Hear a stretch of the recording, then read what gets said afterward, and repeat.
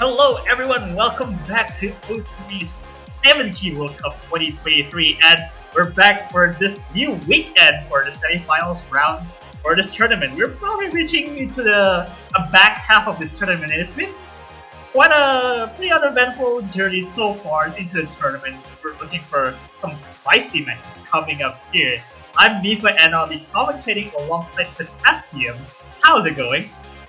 I'm doing really well. Semi-finals this week, of course. This is where the map pools and the matches kind of ramp up quite a lot. We are starting to get to the later stages of the tournament, so these map pools are definitely ramping up quite fast. And to match it as well, the teams are very scary. Every single team here, even in the losers bracket, are extremely strong. And we're going to actually see one of those losers bracket matches up right now. China versus Indonesia. This is seed 4 versus, I believe Indonesia was around seed 7, if I remember correctly. So these are two very high-seeded teams, very strong overall teams, but this is a losers bracket match. Both of them have lost matches so far. So the loser of this is at risk of being eliminated from the tournament right now. Absolutely. The odds are against for both of these teams, especially the fact that Indonesia did gain access to the losers bracket after losing to a tiebreaker against Japan in round of 16, and China lost against the United States on the tiebreaker in quarterfinals. So how how interesting can this get? They just both their tiebreakers and they just met with each other in the semifinals losers bracket. Yeah, actually, now that you say that, that is actually very true. Both of these teams lost two ridiculously close matchups against the USA and Japan, respectively. And now they are fighting themselves to try and stay in the tournament here. We're looking straight here into the picks and bans right away. My kind of predictions of how this is going to go, I believe China is probably stronger with the LNs in general. They have shown a pretty big strength as far as the LN pool is concerned. So I imagine Indonesia are probably going to look towards more of the rice picks and maybe banning one of those LN maps. Yeah, absolutely. I feel like given that you say that China actually very more prioritized towards LN picks in general, and I mean especially given how the difficulty ramps up from quarterfinals to semifinals is a no joke. And at some points, even D1 double S's are not going to be a concern. It's going to be a concern of full comboing throughout the entire pool, and we're going to be seeing Indonesia banning the catching speed. I guess the ludicrous speed it was. Yeah, interesting ban here for Indonesia. So that means that all the LN picks are likely going to be staying up. I can't imagine China banning. Okay, no, they are. And I'm just going to be proven wrong. Okay, China are going to ban the release pick. Interestingly enough, because China actually had the #1 score on last week's release map, as well as the #1 score on the coordination LN from the qualifiers. So I would imagine China are more comfortable with these LN maps than Indonesia are, but it looks like they're kind of wanting to shy away from it, maybe not as comfortable as it might seem from the outside. Yeah, from the banning point standpoint, I feel like Indonesia is understandable banning speed, like 350, yeah, with some sporadic bursts here and there. And Tiebreaker being picked. I don't Let's think go. they're going to pick tiebreaker. Alright, so we'll see how this, actually, it's not a tiebreaker for sure, but they're going to be picking chronostasis. Hang on a second. This is this pick and ban is getting out of hand.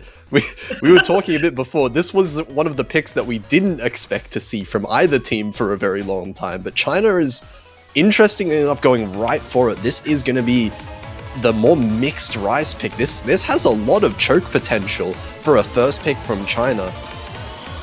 And I mean, considering the fact that we've been discussing about this, like chronostasis being like the more, I guess, the mixed attack pick, these patterns are not, I mean, actable by any means unless if you have the 14 finesse to actually just to manipulate some patterns here and there, you can actually just make sure you're comboing everything. And this one has only 8.5 for a mixed rice pick like this.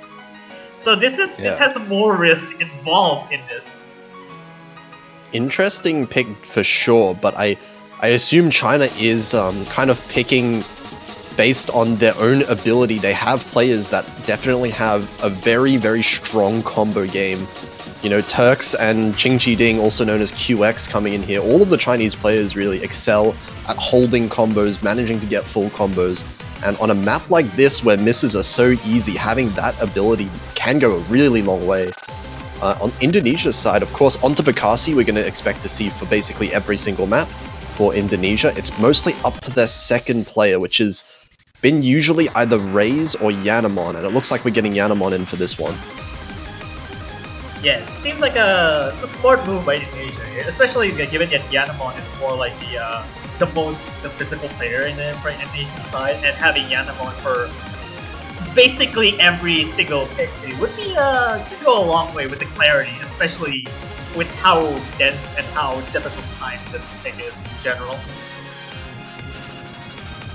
Yeah, so it'll be interesting to see who comes out on top for this one, because I don't think it's so clear-cut, even though China picked this one first. I think on a map like this, onto Bekasi could definitely keep up with the Chinese players. But it comes down to kind of how, you know, whether the players choke or not at the end of the day on a map like this, or whether they can keep up. And you see with China having Turks here is something a little bit of a relief, considering last year Turks has been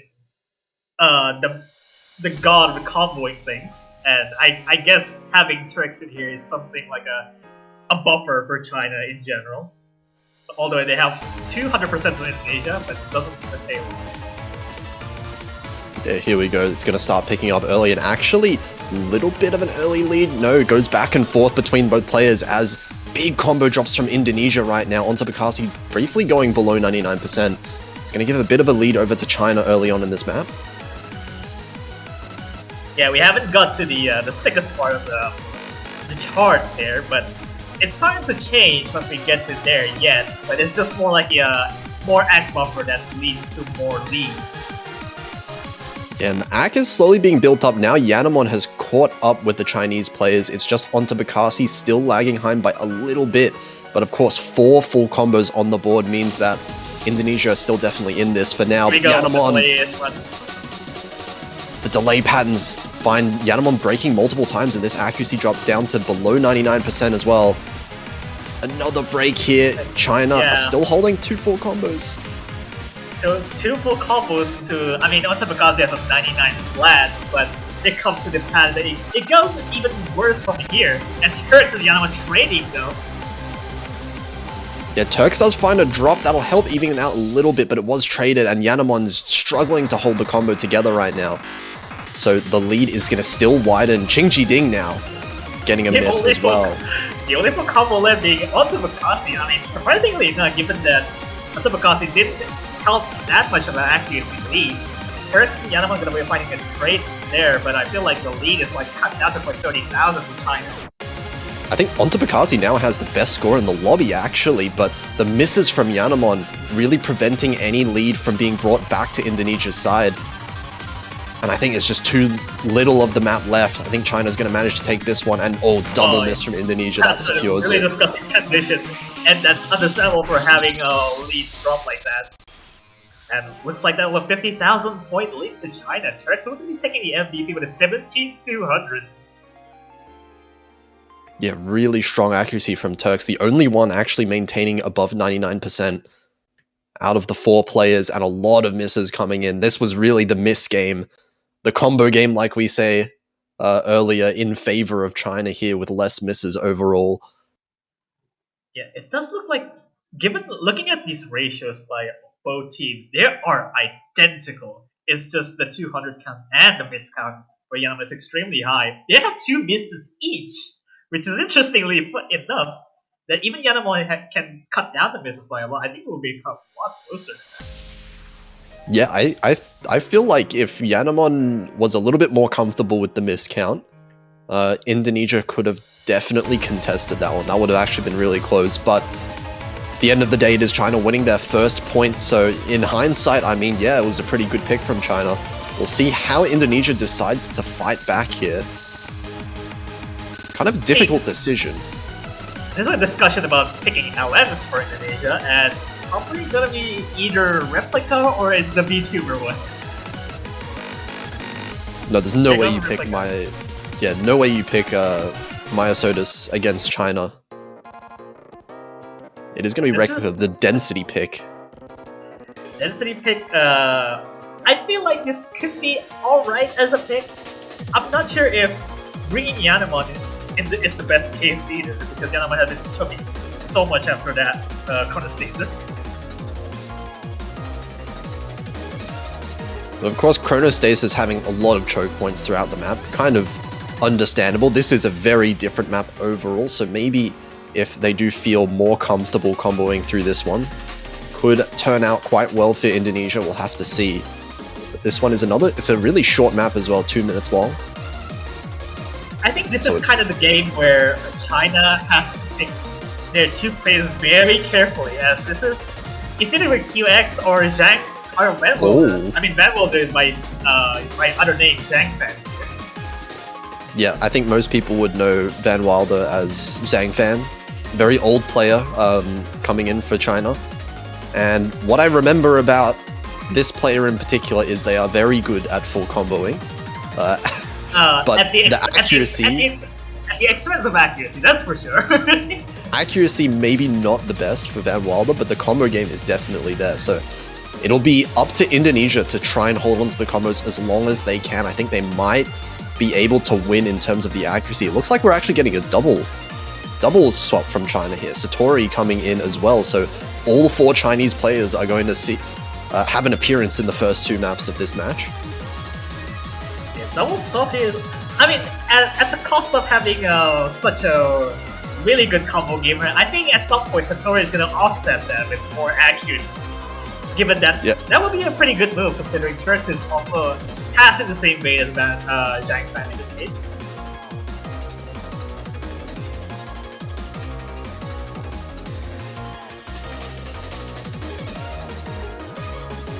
Right, we'll see the start right here should be getting to the map soon. And here we go. This is where seeing Ota with the mirror this time.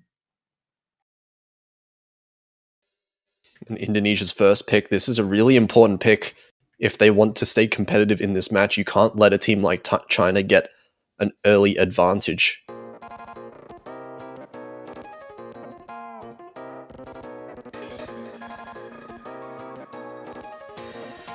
And very early.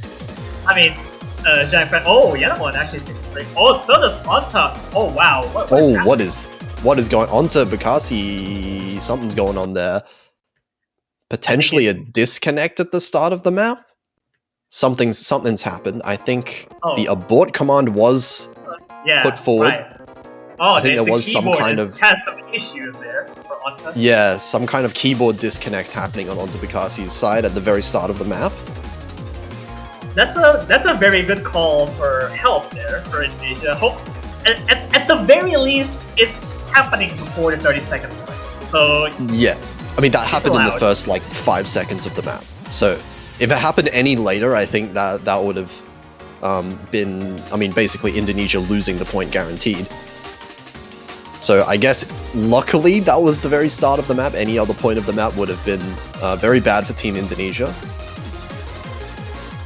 I mean, just by looking at the 5 seconds of the map, I saw Zhang Fan at like a 98.5 at the very 500 notes.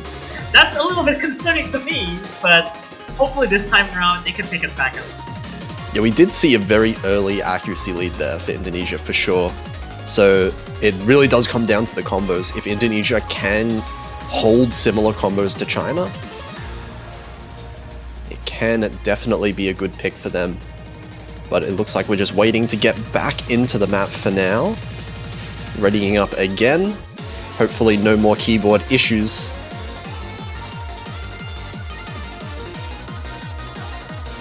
Because we're trying to sort this up a little bit. As that would have been like pretty catastrophic for Indonesia to lose a point just like that if it wasn't for the call for help. But it seems like just to hang on a second. Properly. We've got China just leaving the lobby. Wait, huh? Switching players? Are we seeing a what is- player switch after an abort? I'm pretty sure the same players need to be playing in that played before. Yeah, so it wasn't ruled after all, so we need to play. If they got disconnected at some point, they need to have the same players in the lobby on this particular pick. Yeah, so it should be Van Wilder and Satori coming back in. Yep, okay, interesting. Yeah, so hopefully this does prove as a little bit of a lesson to make sure that if you got disconnected at some point, then you might be sure that you have the same players in the lobby to make things fair. Well, I mean, it's kind of don't really see much reason to switch players after an abort like that, because I mean they did lock in their players just before, so this was the lineup that they chose. I mean, I sort of have a hunch with some players swapping out for China, but I guess that's understandable considering the intro has been a little bit shaky. But hopefully, this does not happen in this second game. So let's see what happens. Yeah, let's see it. So back into the map. Hopefully, nothing goes wrong this time. All 4 players with no issues. Hopefully no more keyboard issues after this time, because that would have been pretty sad after all those fixes. We are seeing once again a little bit of an accuracy lead for Indonesia off of the back of Van Wilder dropping down below 99%. All other players on 99.6 right now, holding really strong, so it's a little bit of an Indonesia-sided lead. Looking all of the screens so far, all packed up nodes. Yeah, I'm just really scared on who to miss first, really. And they're also at 99.6 after that. So the lowest being 99.5 here, that just goes to show these players know how to combo. Yeah, Van Wilder's actually, the accuracy has gone all the way back up to 99.5. This is really close now, and onto Bakasi finding the first miss. That's going to give the lead over to China. All 4 players having basically the same accuracy right now, 99.5. Barely, that's a barely lead. This is a tiny lead for China. Van Wilder finding a miss. It's going to put it straight back into Indonesia's side with a little bit of an accuracy advantage. Onto Bakasi despite the miss. Pulling ahead, even with a miss. Yeah, 99.3, the best accuracy in the lobby. It's not out of the woods yet. It's still only by a mere 4,000 point lead. And even though Van Wilder being the only miss with the lowest accuracy, it could have been like cost them that lead so much further. This is really close. This is still a 1 miss difference between the teams, and Yanamon finding a miss. That's going to give it over to China, I think. Onto Bakasi. Oh no! The double miss from Indonesia. Both of Team China is holding strong with the combos so far. I think there's still enough time. Satori! It's gonna be this might be enough for Yanamon. Finds a trade back. This is going back and forth. All these players need to hold on to their combos as much as they can if they want to retain a lead. Onto Bakasi, he's going to find the miss though. And we're at the end of the map. That's only about 7,000. Satori! Oh my god. Oh my god. Oh my god. That's a 5,000 point lead. Almost cost at the very end, but 5,000 points the difference at the end, and Satori being the MVP. These scores are so close. The difference between the lowest score and the highest score in the lobby is less than 4,000 points. And Yanamon and Onto Bakasi are just 500 points apart. And given that, there's only 2 slider breaks from Yanamon. Oh, so close, but that is going to be the first breakpoint that we see in the match.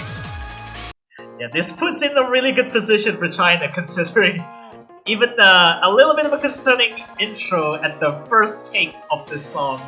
Van Wilder did bring it back up after that. But at the very least for Indonesia, we do see the potential there. On both of these first maps, we can see Indonesia do have the potential to keep up with China in terms of the accuracy at the very least. It's all up to this combo game, and this combo is going back and forth. Rise 6. They're going for full tech. They're going full technical picks now. I don't understand China's picks, but if they work, they work. I mean, go for it, right? This is going to be the technical pick, Uncharted Sky. This is actually the original song made for this tournament, for the 7-Key World Cup this year. I think at this point I'm seeing a pattern from China right now. They're just going for the higher risk just to make sure they can combo a lot longer than Indonesia would. Yeah, they're going for the uncomfortable maps, the maps in the Rise pool that, maybe they feel like they have the advantage holding the combo on for longer. But they feel maybe Indonesia might choke on this one a little bit more than they will themselves. So in that sense, it could work out quite well for them like the first Rise map did. Yeah, we'll see. Yeah, I mean, this surely is not the uncharted territory for China right now, as they are entering for a technical pick that is really what sets the best for China right now. Yeah, we do see the double. That's an early miss from QX. Ultimately doesn't mean a whole lot, since it's one of the first notes. It does result in a bit of an accuracy lead for Indonesia early on, but should be fairly quick to recover from that from Team China. Yanamon did find some 200s from that court mini court decks there, but the lead's not changing that much really. It's just a matter of having an offset miss with the 200. It seems to take a lot of the damage for Indonesia right now, and China has the lead now. Yeah, QX has definitely recovered from that early drop, now at 99.5. So beating Yanamon on the side of Indonesia. And the combo deficit really is negligible when you miss on one of the first notes like that. It's still no lead, so this is a little disappointing. Considering all full combos from Indonesia, so hopefully it doesn't take too much of an effort to regain the lead. I mean, well, that's going to be the first. Yeah, the first big combo break here from Onto Bakassi. That's going to give China a little bit more of a lead, and they're going to start pulling ahead. Just halfway through so far, and the accuracies are fairly close, but Onto Bakassi finding another miss. Oh, that's a break there from Yanamon UX. There's only 4 combos being tricks here. Although that is to say, the lead is obviously jumping up to 20k now. Yeah, these misses from Indonesia definitely causing the lead to go more and more in China's favor. Turks still with the full combo, as you said before, and the accuracy advantage as well. We can see QX and Onto Bakassi both have very similar accuracies, but Turks beating Yanamon and Yanamon finding another break. It's looking like China's running away with this. We're getting towards the end of the map already. Yeah, Yanamon's looking pretty much out of steam here. Like, really quick, the lead is already jumping to 30k. There's a trade from the upper screen right there, but I feel like there's not much to be said to gain from here. There's a lot of mistakes that they would, but Turks doesn't seem to take any mistakes whatsoever. That's the combo king right here. Turks with the full combo. That's the combo gamer right there. Only 150 from a clean full combo, but it's still really clean full combo regardless. Yeah, and that's the kind of level of difficulty that we have here. The overall, looking at the accuracies, they're all fairly similar with each other. It's just the combo.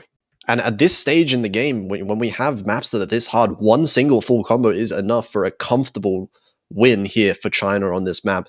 3-0 now. Indonesia definitely on the back foot in the match, but they have an opportunity. Oh, okay. A bit of a different approach this time. Indonesia is going to avoid the LNs for now, and we're going towards one of the Rise picks, but this is significantly more comfortable to be able to combo. Should be more comfortable for these players to be able to play as well. I just not sure what to think of this pick. I mean, in general, considering how many chokes that you can have from such a BMS dense core stream like this, as this is basically what quarterfinals does, except this just has a lot more chokeable, mind-blockable patterns in that sense. And seeing Race going for instead of Yanamon here, I'm not too sure about what Race would do here, but I feel like that would be a good change considering Yanamon has been missing so much more than what players would do. Yeah, Raze has had a fairly good performance so far in the maps that he's played throughout this tournament. So if he is comfortable on this map in particular, it could turn out well for Indonesia. We are seeing Satori swapping in for China. Definitely one of those high accuracy players on the Chinese team, so that makes a lot of sense for a map like this, where we are going to see the players try to aim for that accuracy if they're comfortable in the first place. That is easier said than done. 182 BPM. It's, except for the fact that this is also fairly high risk to make sure you don't lose a big chunk of your business, given that if you try to make sure that you have high accuracy the entire way through. That's true. This is also what combo game does. Yeah, hyper focusing on that accuracy on like the ratio department definitely does result in a lot of misses if you tunnel vision a little bit too much on that. So you can't really afford to, we're reaching the point where you really do have to start focusing a little bit more on combo in general. That kind of has been a trend for, I guess, in 7 key, because you normally would make sure you get a lot of high accuracies than what 4 key would, but 7 key, it's a bit of a different story as the difficulty exponentially gets higher and higher.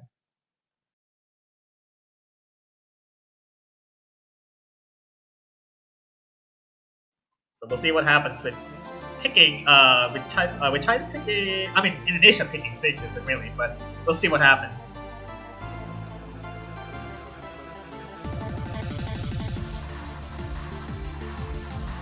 Had a bit of a rocky start for a race, but ultimately it doesn't matter because the intro is pretty trivial.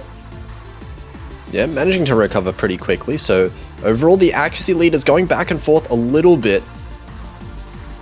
Actually 3 players above 99.8 right now. Raze is a little bit behind 99.5. Yeah, Raze has been hitting really early, so that might have costed like a barrage of normal 300 instead of rainbow. Just to make sure that, I think hitting early in this case might have helped, but Raze already finding a drop right there, but having hitting early makes up for the combo that you get, but look at these accuracies on China, 9.8. For both of them. This is a scary Chinese team score right now. Halfway through the map, both players on 99.8% FCs. Onto Bakasi still with the FC as well, 99.7 just about. But the one miss from Raze means that if Indonesia want to come back in this map, they have to hope for at least 1 or 2 misses from China. There's a bit of rolls after this segment right here, which should be tripping up or most of the players in the lobby, but I would highly doubt that China's gonna miss right here. Mipha trying his best to curse China. Doesn't look like it's happening though. We're getting... it's combo gaming, right? China's gonna miss right here. Yeah, we're getting towards the end of the map already. It feels like even if China misses here, it's not gonna be enough. They have the accuracy lead still. They have the double full combo. And it just looks like they're too comfortable with this map. Onto Bakasi trying to keep up with both of the Chinese players, but at this point, I just feel at a loss for words right now. Look at China go! This is both players 990k pretty easily here, it looks like, from the Chinese side. 992, 993. This is like a round of 16 team score right here, but we're getting it in the semi-finals from China. Onto Bakasi also with a really strong full combo, 989k. And I don't know whether it's unfortunately or fortunately, but that miss from Raze didn't really end up costing them anything, because this would have been a China win regardless. That is some consistency that China bring. Not only they bring up the combo game, but they actually managed to make it through with both of them essentially just about identical ratio. And that is 2 breakpoints now, 4-0. And I wonder if China just keep going with these Rice picks. They're looking very comfortable on them so far. And with China at this point, will probably just gonna pick whatever they want, or they can just pick the highest risk one out of there. Maybe. Yeah, they're not picking plastic girls. They're not picking plastic girls. But anything else, I think, at this point, is fairly justified for China. Or is it the other Kachin course? Yeah, we do have one more chord stream map if they're feeling comfortable on that chord stream, like they, just showed. Or they could go towards the LN pool. I know. There you go. They did pick chord jack. Okay, they're going wild with these picks. China are really picking whatever they want to right now. I mean, at the cost of really making sure you're comboing all the way through, I think this strategy. I approve with the strategy. It's just going to combo all the way through. I mean, that is true. This at this point, the chord jack pick is not necessarily just a ratio battle anymore. This is going to be a combo battle to some extent. 130 BPM is very high. We're not seeing Turks this time. We're seeing QX instead of Turks. Yeah, interesting actually. We are seeing Satori and QX Ching Chi Ding onto Picasso, and it looks like Raze is going to be staying in for this one. Not sure if Raze want to say that right now in the lobby, but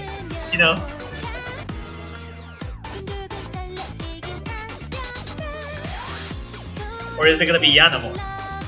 Yeah, there you go. Oh, it looks like it is going to be Yanamon. At this point, when chord jack's like starting at 120 BPM in quarterfinals, in semifinals it just gets like 10 times harder when it's actually at 10 BPM instantly.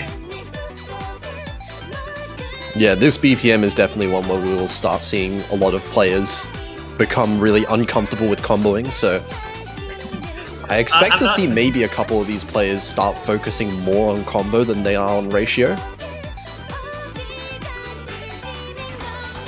I'm not sure why the chat says there's an MP abort after the MP start, but we'll see. Hopefully there's no more issues.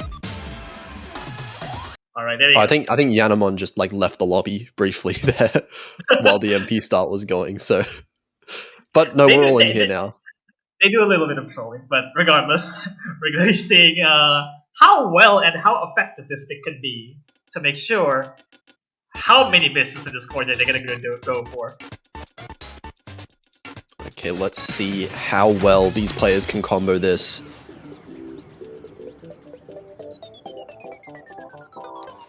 Early leads don't really matter right now, but it looks like they're basically tied either way. I mean, essentially, it doesn't really matter until you get to the middle section. Yeah, everyone looking fairly comfortable at the start here. But yeah, as you said, when it gets into the real section, the real difficulty section, that's when we're going to start seeing potential drops, accuracy drops, all those things coming in. And here we go, starting with the jacks. A bit of an accuracy drop, but by Yanamon, but I mean, it does offset with QX.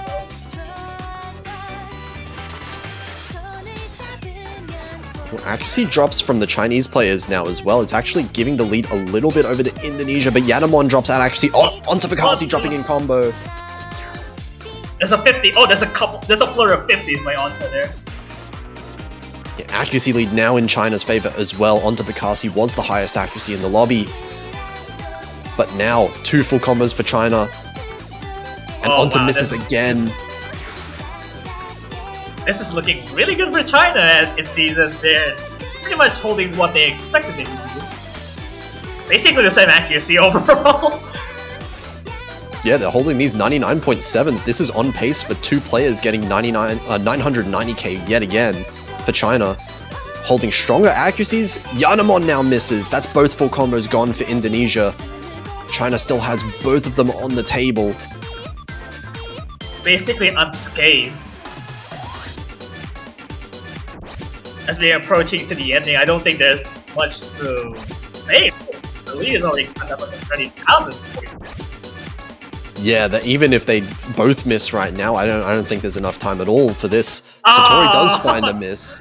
It's not going to That be the double full combo, unfortunately, but it will be the point 1 for China fairly comfortably. yeah. Actually, this time around, we're seeing core jack ratios. I mean, by core jack ratios, I mean there's more 50s than misses. I mean, ratios are fairly similar, actually, between the two teams. Credits 200 to Q, counts a credits to little bit in QK for favor. beating Satori. Credits to QK for beating Satori actually by 500 points, given it that misses.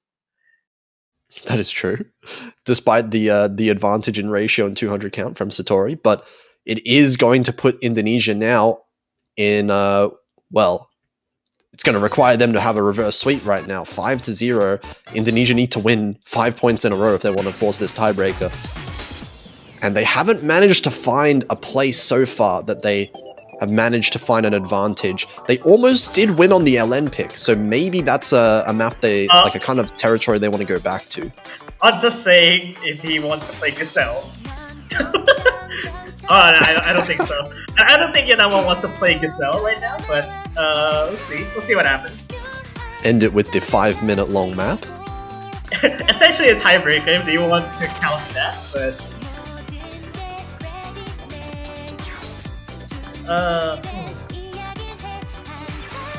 oh, I think it might be.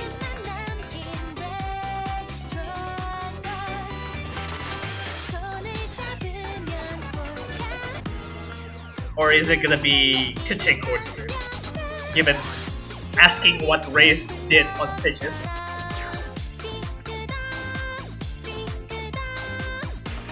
Yeah, a bit of a discussion happening. They're gonna get Gazelle. Yeah, that's the pick. They're going with Gazelle. It is going to be the longest pick in the pool. The first hybrid that we're seeing in this match. We have not seen any of the teams play a hybrid just yet in this match. Yeah. But yeah, this is 5.5 minutes long, so we're in for a long one here, and that means that accuracy is paramount. By paramount, I mean how well can you transition the disgusting patterns in this, or else you're gonna have the worst time into even accuracy this.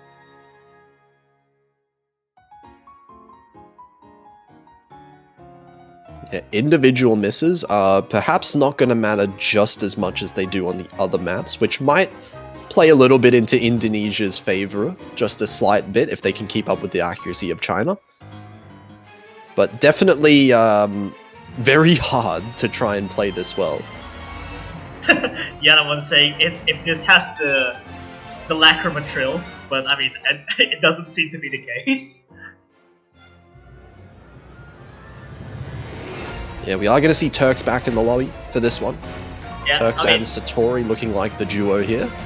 Looking like a duo for basically the combo gamer of all time.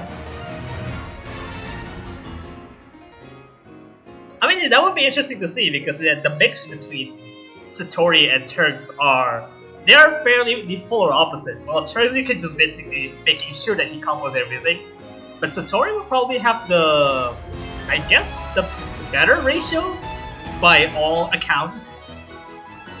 Yeah, Satori I do kind of imagine as generally the AC player of China, so definitely expected to do well in the accuracy side of things, but Turks, I mean, if Turks pulls off some ridiculous combo here, could very well just top the lobby. I mean, if you basically pull combo, then you win.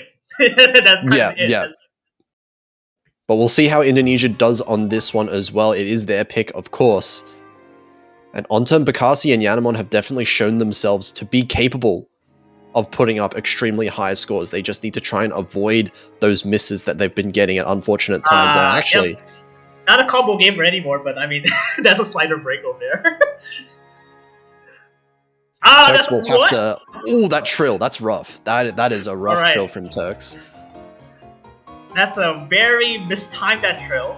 That is pretty catastrophic for Turks, but nevertheless, it should be fine. So, I mean, yeah, a very early advantage for Indonesia. Just off of that intro there, a miss and a few 50s and 200s there. I mean, this has some wacky time signatures that you might have to pay attention because the BPM is not that constant, I feel.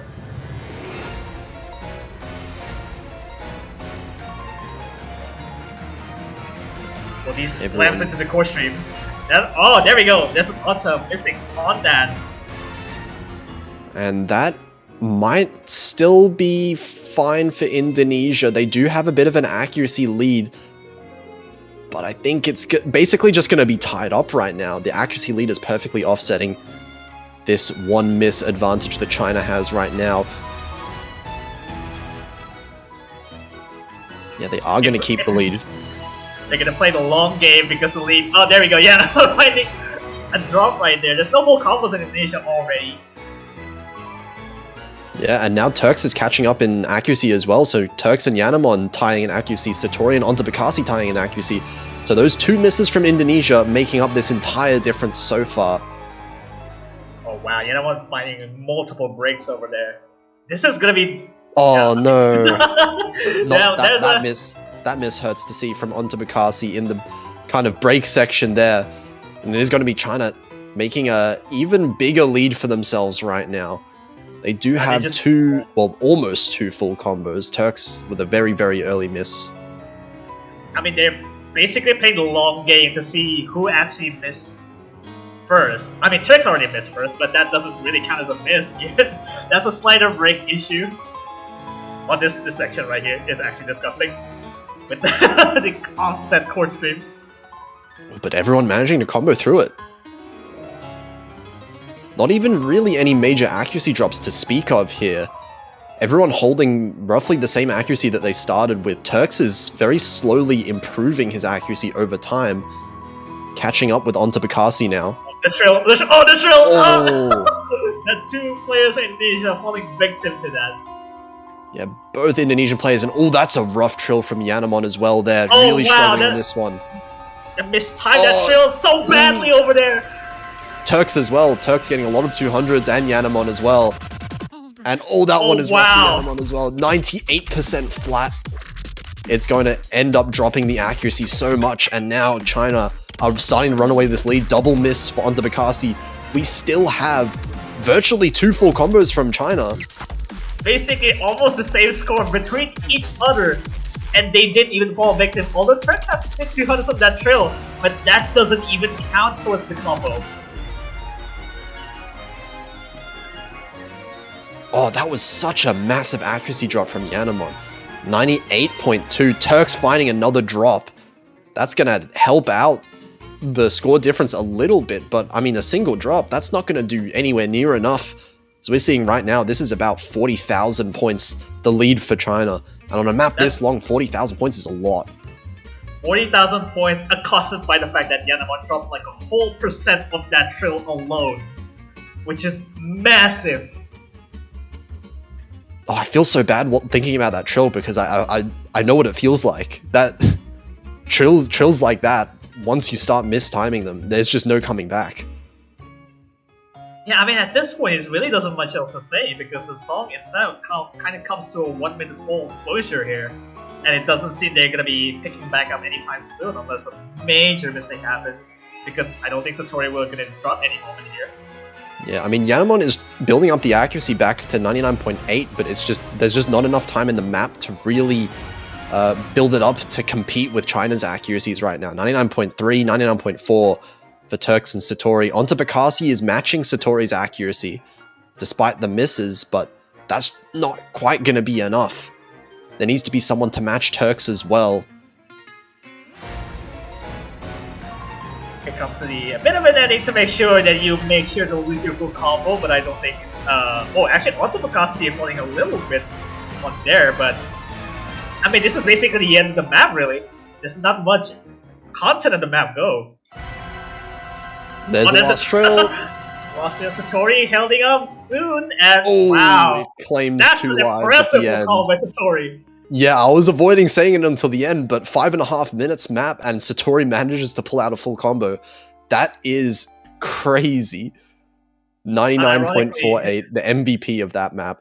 And that is going to decide it. China take the match 6-0, managing to pull off the sweep against Indonesia. And that means that, unfortunately for Indonesia, they are eliminated at this stage of the tournament. And China will be securing that top 8 as well. They still have one more match for China to making sure that they're at the final round.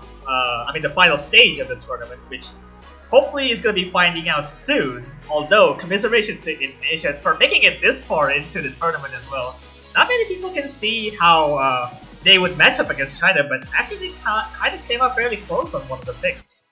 Yeah, some of those picks were definitely close, but of course China are not through to the final stage just yet. They have to win one more match this weekend to be able to secure themselves top 6, and that is going to be against, I believe, the winner of Brazil versus Thailand, which is going to be another one of our matches coming up later. So more exciting matches, plenty of exciting matches coming later this weekend, but for now, I believe we have one coming up very soon. In 15 minutes is going to be the next match, so stick around for this one. Japan versus France, another losers bracket match. Yeah, this one also fairly interesting history about those, because those are the winners of the tiebreakers of basically the last round of matches. Japan winning on the round of 16 against Indonesia, and France winning on the quarterfinals tiebreaker against Chile, I think. We have had quite a few insane tiebreaker matches so far, but yeah, two teams that have won tiebreakers this match, and it could be a very close match once again. So make sure you come back 14 minutes from now. So stick around and we'll see you soon. Yeah, we'll be right back, guys.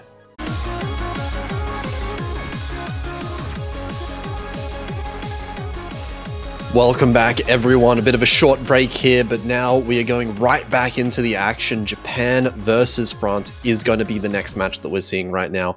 I'm Potassium F, still here, joined now by SurfChew85. How are you doing?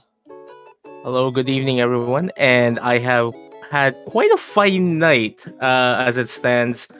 Well, I gotta start flexing my throat for the commentary, because we have quite a match on hand. Yeah, definitely. Japan and France. This is in the losers bracket, so the loser of this match will be eliminated from the tournament, and both of these teams have had quite insanely close matches so far. As we mentioned briefly before, both of these teams have actually won tiebreaker matches of their own so far in the tournament. Japan against Indonesia and France against Chile last week. So these two teams, definitely no strangers to the pressure of the tournament match. Well, definitely no, but then the pressure now is on them trying to survive, because by the end of this match, one of these teams will have to say goodbye. And as well, everything might also depend on who among the players are currently present, if they are able to keep up with the difficulty of these pools. I mean, we are at the semifinal stage right now, and the pools are definitely hard. We see Team Japan banning Myosotis, kind of expected here from the team that isn't really one of the better LN teams in the tournament. This is the most predictable ban out of basically any team possible. Japan is probably the least balanced team in terms of skill sets that we have left in the tournament. They are very heavily Rice focused, so I think these pick and bans are going to be very straightforward. Japan are going to pick the Rice maps, France are going to pick the LN maps if they want to capitalize on Japan's relative weakness. So I expect maybe a ludicrous speed ban or something of that type from France. It might be possible. We might be seeing ludicrous speed, yeah. Another band that I guess might be out of the left field might be Sekos as well, because it's a brackety kind of chord stream, and considering the two of the four Japanese players are using Beat Me the controllers, which, as far as I know, do favor brackets. But yeah, it does appear that they will be banning the 300 plus BPM speed chart. Yeah, definitely a very physical one, so Japan would be very happy to play that one. But of course, as you said, Japan have been very comfortable with chord streams, so I'd imagine that's where they're going to go first. It is going to be France's pick first, though, and they're going to be going with the density LN pick.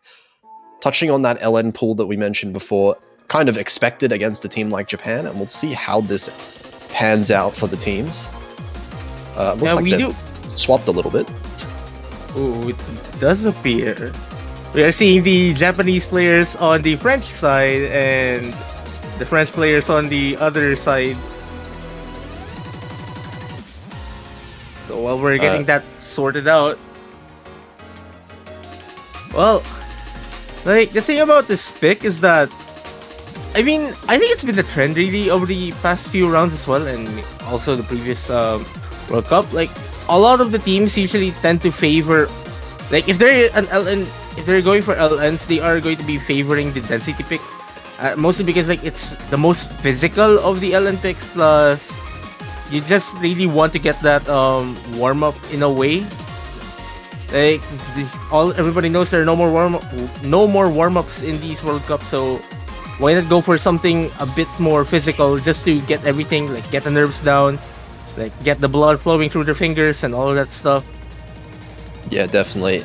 Definitely the density picks as well. If you do have the physicality for them, they are kind of a little bit more straightforward in terms of the patterning than, say the coordination pick, for example, where, that can be extremely uncomfortable. So maybe slightly more comfortable if you can keep up with the physicality. And that's kind of a big if when we're getting to this stage of the tournament. Well, let's see if both of these teams are capable of keeping up with that physicality, because we are about to start in a few moments with the first pick in this match. Yeah, so we are seeing, of course, My Angel Koishi for Japan should be playing just about every map. Clamati, I think, has been playing most maps for France as well. And we're going to see a lot of switches for the second player for both teams, I believe. So Ensana and Miller Maxwell coming in as the second players of their respective teams. And we'll see how this first pick pans out. Early miss, it looks like, for Ensana there, if that was a real one. So very early lead over to France. Ensana is immediately recovering though. We do notice that Ensana is also carrying the mirror mod, which is just flipping the stage or the other way around. Clamati getting the first drop on the French side, so that gives Japan the lead. It does appear that the Koichi has dropped their full combo as well, so no full combo stuff in the Japanese side. Yeah, switching back and forth as far as the combo goes so far. Everyone holding fairly similar accuracies across the board, and another trade of misses here from Clamati and My Angel Koishi. Japan, for now, are going to end up with a little bit of an accuracy lead. The French players dropping down to 99.2. Well, Maxwell kind of dropping accuracies as well, and My Angel Koishi and Maxwell trading misses, but trades do favor the team in the lead. Yeah, it is staying close. There is no real misadvantage for Japan right now. Miller Maxwell does find another miss. Ooh, and both French players trading with My Angel Koishi, but Ensana is the difference maker right now, holding on to that almost full combo after that very early miss. And these French players are just struggling to hold combo through this. Yeah, these patterns are definitely physical already. This isn't the same as the other density charts that we've seen in the early rounds. We are seeing like a bit more, like pushing it a bit more in terms of like the amount of chords that you're pressing, basically the amount of reverse shields as well. Clamati and Maxwell getting yet another sequence of misses, which is helping Japan pull ahead. Yeah, these combos really need to stay together for France, but they are still struggling to hold, and this lead is getting further and further out of reach. Ensana does finally find a miss, but it is the end of the map just about, and there is too much of a lead for Japan to lose at this point. And Japan is just taking this point home now, and they'll be getting the first point in this match. And actually a very solid team score from Japan overall, managing to combo that quite well, showing that even though they're relatively less comfortable with these LN picks, they do have the physicality required to go to late game LN picks like these density picks here. So early breakpoint for Japan, and now Japan get to pick whatever they want here. Yep. And it's a really good sign for Japan here, because they basically got the most physical LN pick out of the way, which is arguably one of the more straightforward LN picks as well. The other stuff, like Japan basically got like enough room to breathe now. Yeah, they do have a little bit of wiggle room, a little bit of room for error if they do happen to lose one of their picks, but they should be fairly comfortable. I would imagine a Chord Stream pick coming out, one of either Zekis or Electromagnetic Retribution, given what Japan have been excelling at so far. I won't be surprised if we'll be seeing either of those two picks. Either of those two charts being selected by Japan as their first pick of this match. And Plastic Girls is also kind of on the table there if they want to go for the chord jack, but I feel like in general now that's a little bit of a less comfortable option. It's kind of too early to pick the chord jack map for this match. So now we're waiting for whatever Japan is going to be deciding on, but meanwhile we're waiting for that. Just a reminder to everyone, the Osimania 7K World Cup team support banners are live up on the Osu store. If you want to support these teams, feel free to purchase them. But anyways, Japan will be picking the chord jack pick, which is, I guess, out of the left field based on what we've been seeing from them. Yeah, I mean, they have been performing quite well on the chord jacks. We are seeing Rain Lily in, of course. This is one of their main Rise players. Actually, that we're seeing a double swap from Japan. Lulu M and Rain Lily. These, if I'm not mistaken, these are both of their BMS controller players. Yep, they are, and I think just a reminder for everyone, like who has been following 7K for quite a while now. We did see Rain Lily almost getting a pass on Stellium on a BMS controller, so yeah, both of these Japanese players, no slack at all. So let's see how we go. Actually, a rough start from Lulu M at the very start here. That's going to give France a little bit of an advantage. France having the same two players sticking in for this map. But that's a really rough accuracy start as well, down to below 98% for Lulu M here. Lulu M is kind of hitting a little bit too early, I would think, especially at the beginning, but we'll have to see if both the French side is going to be maintaining this, because this is still fairly early into the chart and the density of these chord jacks will definitely be picking up. We'll have to see if they can maintain the lead once everything starts to pick up, which we are seeing right now. Miller Maxwell finding a miss there. That's gonna almost even it up, but the accuracy difference from Lulu M is still gonna keep France in the lead for now. Rain Lily is going hard on this. Ooh, Lulu getting another drop. Maxwell trading both. Ooh, team break from France, so that gives Japan the lead that they do need. Yeah, everyone's struggling to combo. Miller Maxwell actually dropping in accuracy quite a lot. That's what's really given the lead over Japan right now. And Rain Lily also maintained at 99.93. That is definitely helping Japan right now, even with Lulu M's misses as it stands. Yeah, Lulu M trading.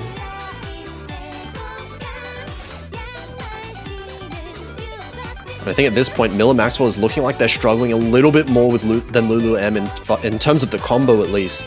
And Clamati is finding a couple drops as well. Really, the only one that's looking comfortable on this map is Rain Lily, and that is the difference maker so far. The Rain Lily is still maintained at 99.93. That is extremely ridiculous. I saw a 200 as well. This isn't even a Scorpion 1 double S. This is ratio. This is pure ratio right now for Rain Lily. And everyone else missing in the lobby. This is ridiculous. Yeah, wow. Yeah, oh wow. Oh god. Yeah, look at the difference in ratio. I mean, look at the Japan team ratio. That's 111, 111 compared to like 1,150. The ratio difference is just absurd. This is the difference between struggling to combo and going for these insanely like high ratios. But yeah, this is just a reminder. We are watching the Osimania 7K World Cup, not the Osimania 4K World Cup. Yes, 7K ratios are not supposed to go that high. That's not a thing that you're supposed to be able to do. Much less with a BMS controller. So yeah, I mean, very strong performance there from Rain Lily and Japan, managing to bring it 2-0, and now France are going straight for Lake Valor. This is a really good pick, I think. And it's indeed a really good pick from France. This is extremely heavy on the release timings, and overlapping LN layering. So definitely taking advantage of what Japan lacks, I would think.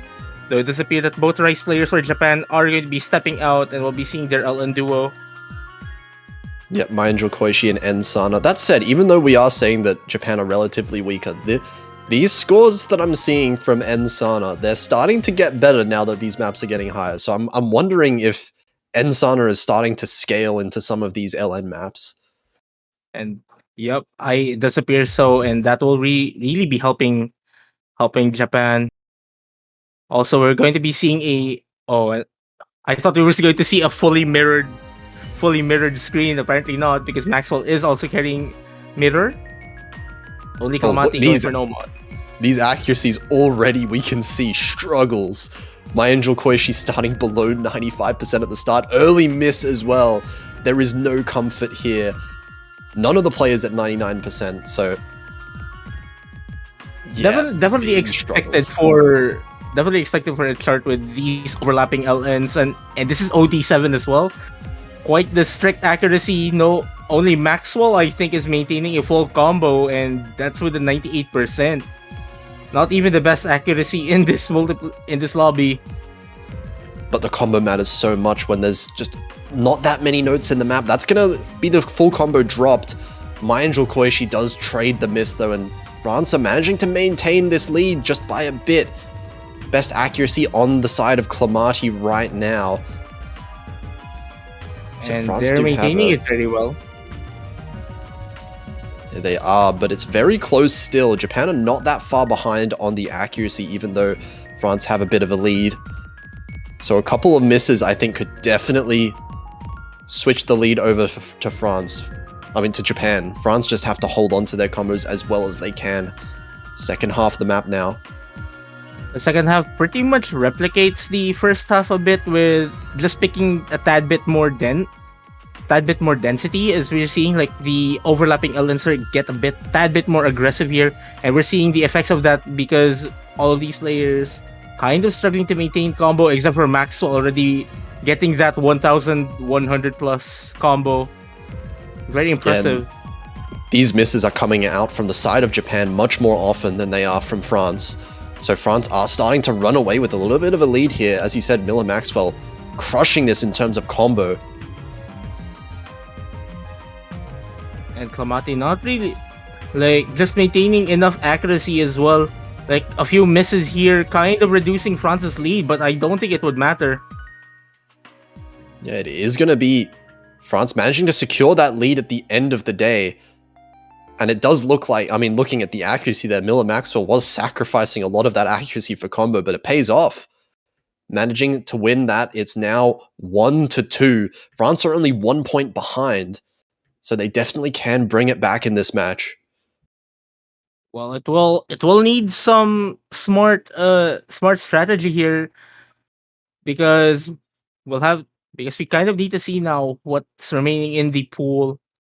Like France might have to start considering, like, I'm pretty sure they only have LN4 left and the hybrids as well. And Japan still has practically the entire rice pool to their perusal.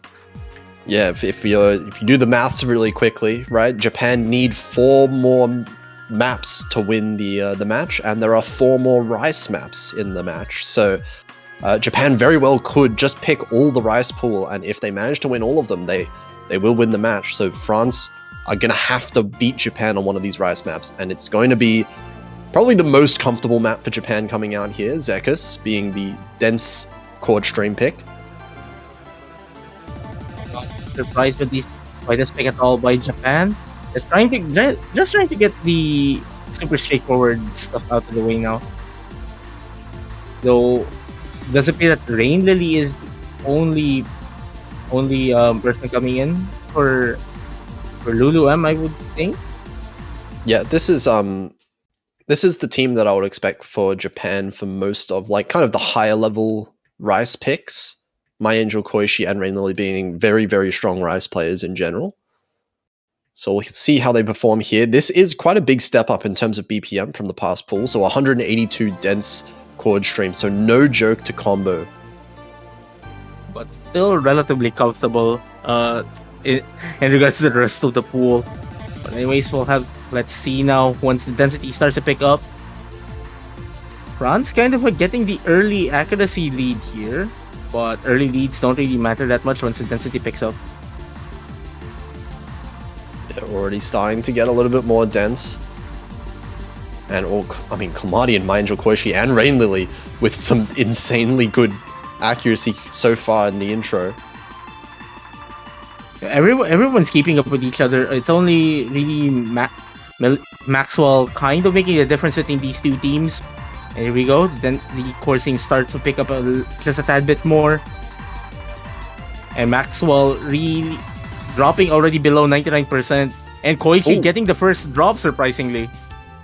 Yeah, that's going to be a miss for My Angel Koichi. Miller Maxwell does drop below 99%, so I feel like Japan still will be in the lead in terms of score, but it's going to be a very close point lead. Well, Japan just has to maintain this, because as it stands, they are doing very well. Maxwell trying to get that accuracy up, but they're currently dropping, and there you go. They get the first combo break in the French side. Only Clamati and Rain Lily, the only full combos left in this lobby, and it does appear that Clamati has the better accuracy between these two as well.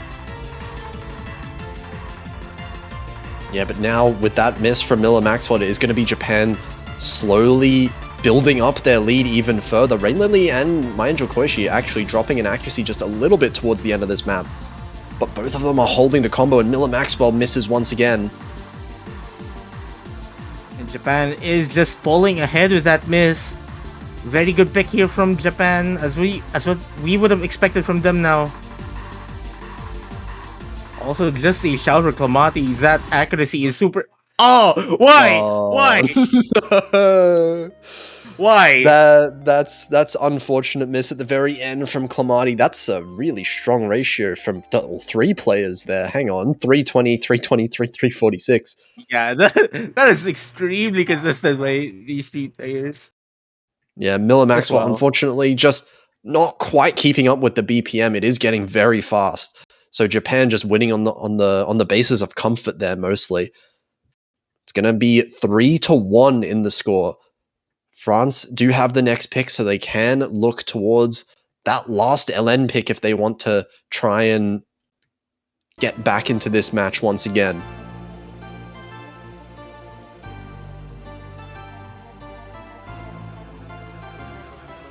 Now let's see. France is still LN4, I would think. Might be their safest pick. I don't want to see them picking Giselle, because I'm pretty sure among the hybrids here, Giselle is the most Rice biased among all of them. So I don't think it's safe for them as well to pick that. We are going to be seeing one of the hybrids, yeah. So they're not going to go for the other LN pick. They're going to go for the Sixth Sense. We're starting to dip into the hybrids. A bit more of a technical one, this one is.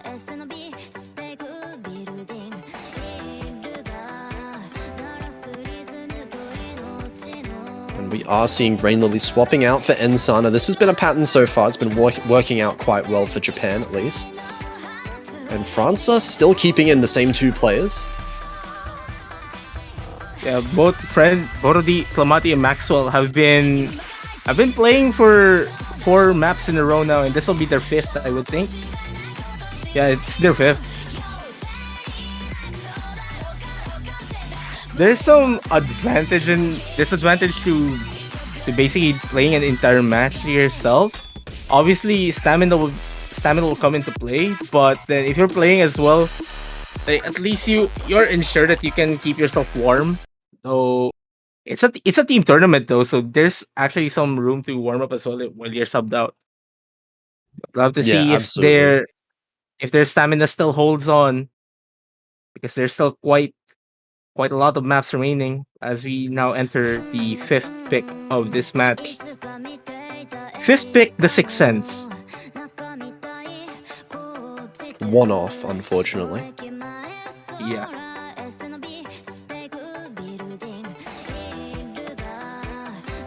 200 from Lil Maxwell in that intro. But more accuracy drops on the side of Japan. It's Clamati the only one. Okay, never mind. Clamati drops a couple 200s as well. Pretty difficult one to maintain any kind of decent accuracy on this map. Ooh, Clamati kind of struggling with that chord jack. And that was still before like this main section here in the start. The another first shield. Accuracy from Ensana right now is taking quite a dip as well, 99.0. So, below 99 now. So actually, France might be able to take the accuracy lead if they manage to hold their accuracy up a little bit higher. Maxwell kind of dropping below 99%, which is not a good sign as Maxwell already drops. Also, Maija Koichi kind of showing some impressive form with that 99.3, and Sana doing just enough really to keep Japan up as well, especially with France dropping these notes left, right, and center. Koichi already dropping their full combos, so no more full combos left in this multiplayer room. But yeah, Japan really having... but still Japan having quite the advantage here. Yeah, France just missing more often here, and we're repeatedly seeing both Clamati and Miller Maxwell fighting these misses, struggling to hold 400 combo for very long. Ensana does find a miss, but these misses from Japan just feel way more spread out. Yeah, and it's really helping Japan just pull ahead. And we're just entering the final third of the chart. So there's still quite a lot of notes to hit. Yeah, another pretty significant thing right now, My Angel Koishi's accuracy being the only one above 99%, really helping Japan in terms of, the accuracy lead that the team has right now, as well as these misses. And that's 3 players. The only one not getting faced with a triple spacebar mini jack. Yeah, the triple jack is brutal.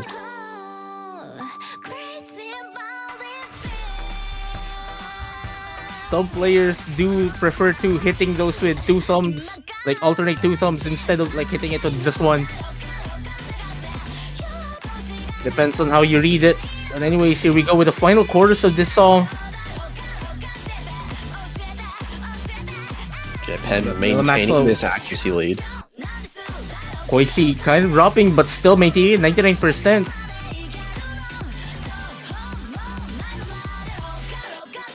Sana getting yet another drop, but I don't think that would matter.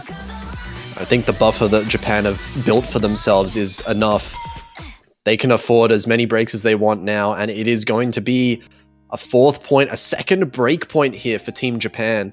They're going to go up 4-1, and now it's their own pick. They get to pick whatever Rice map they want.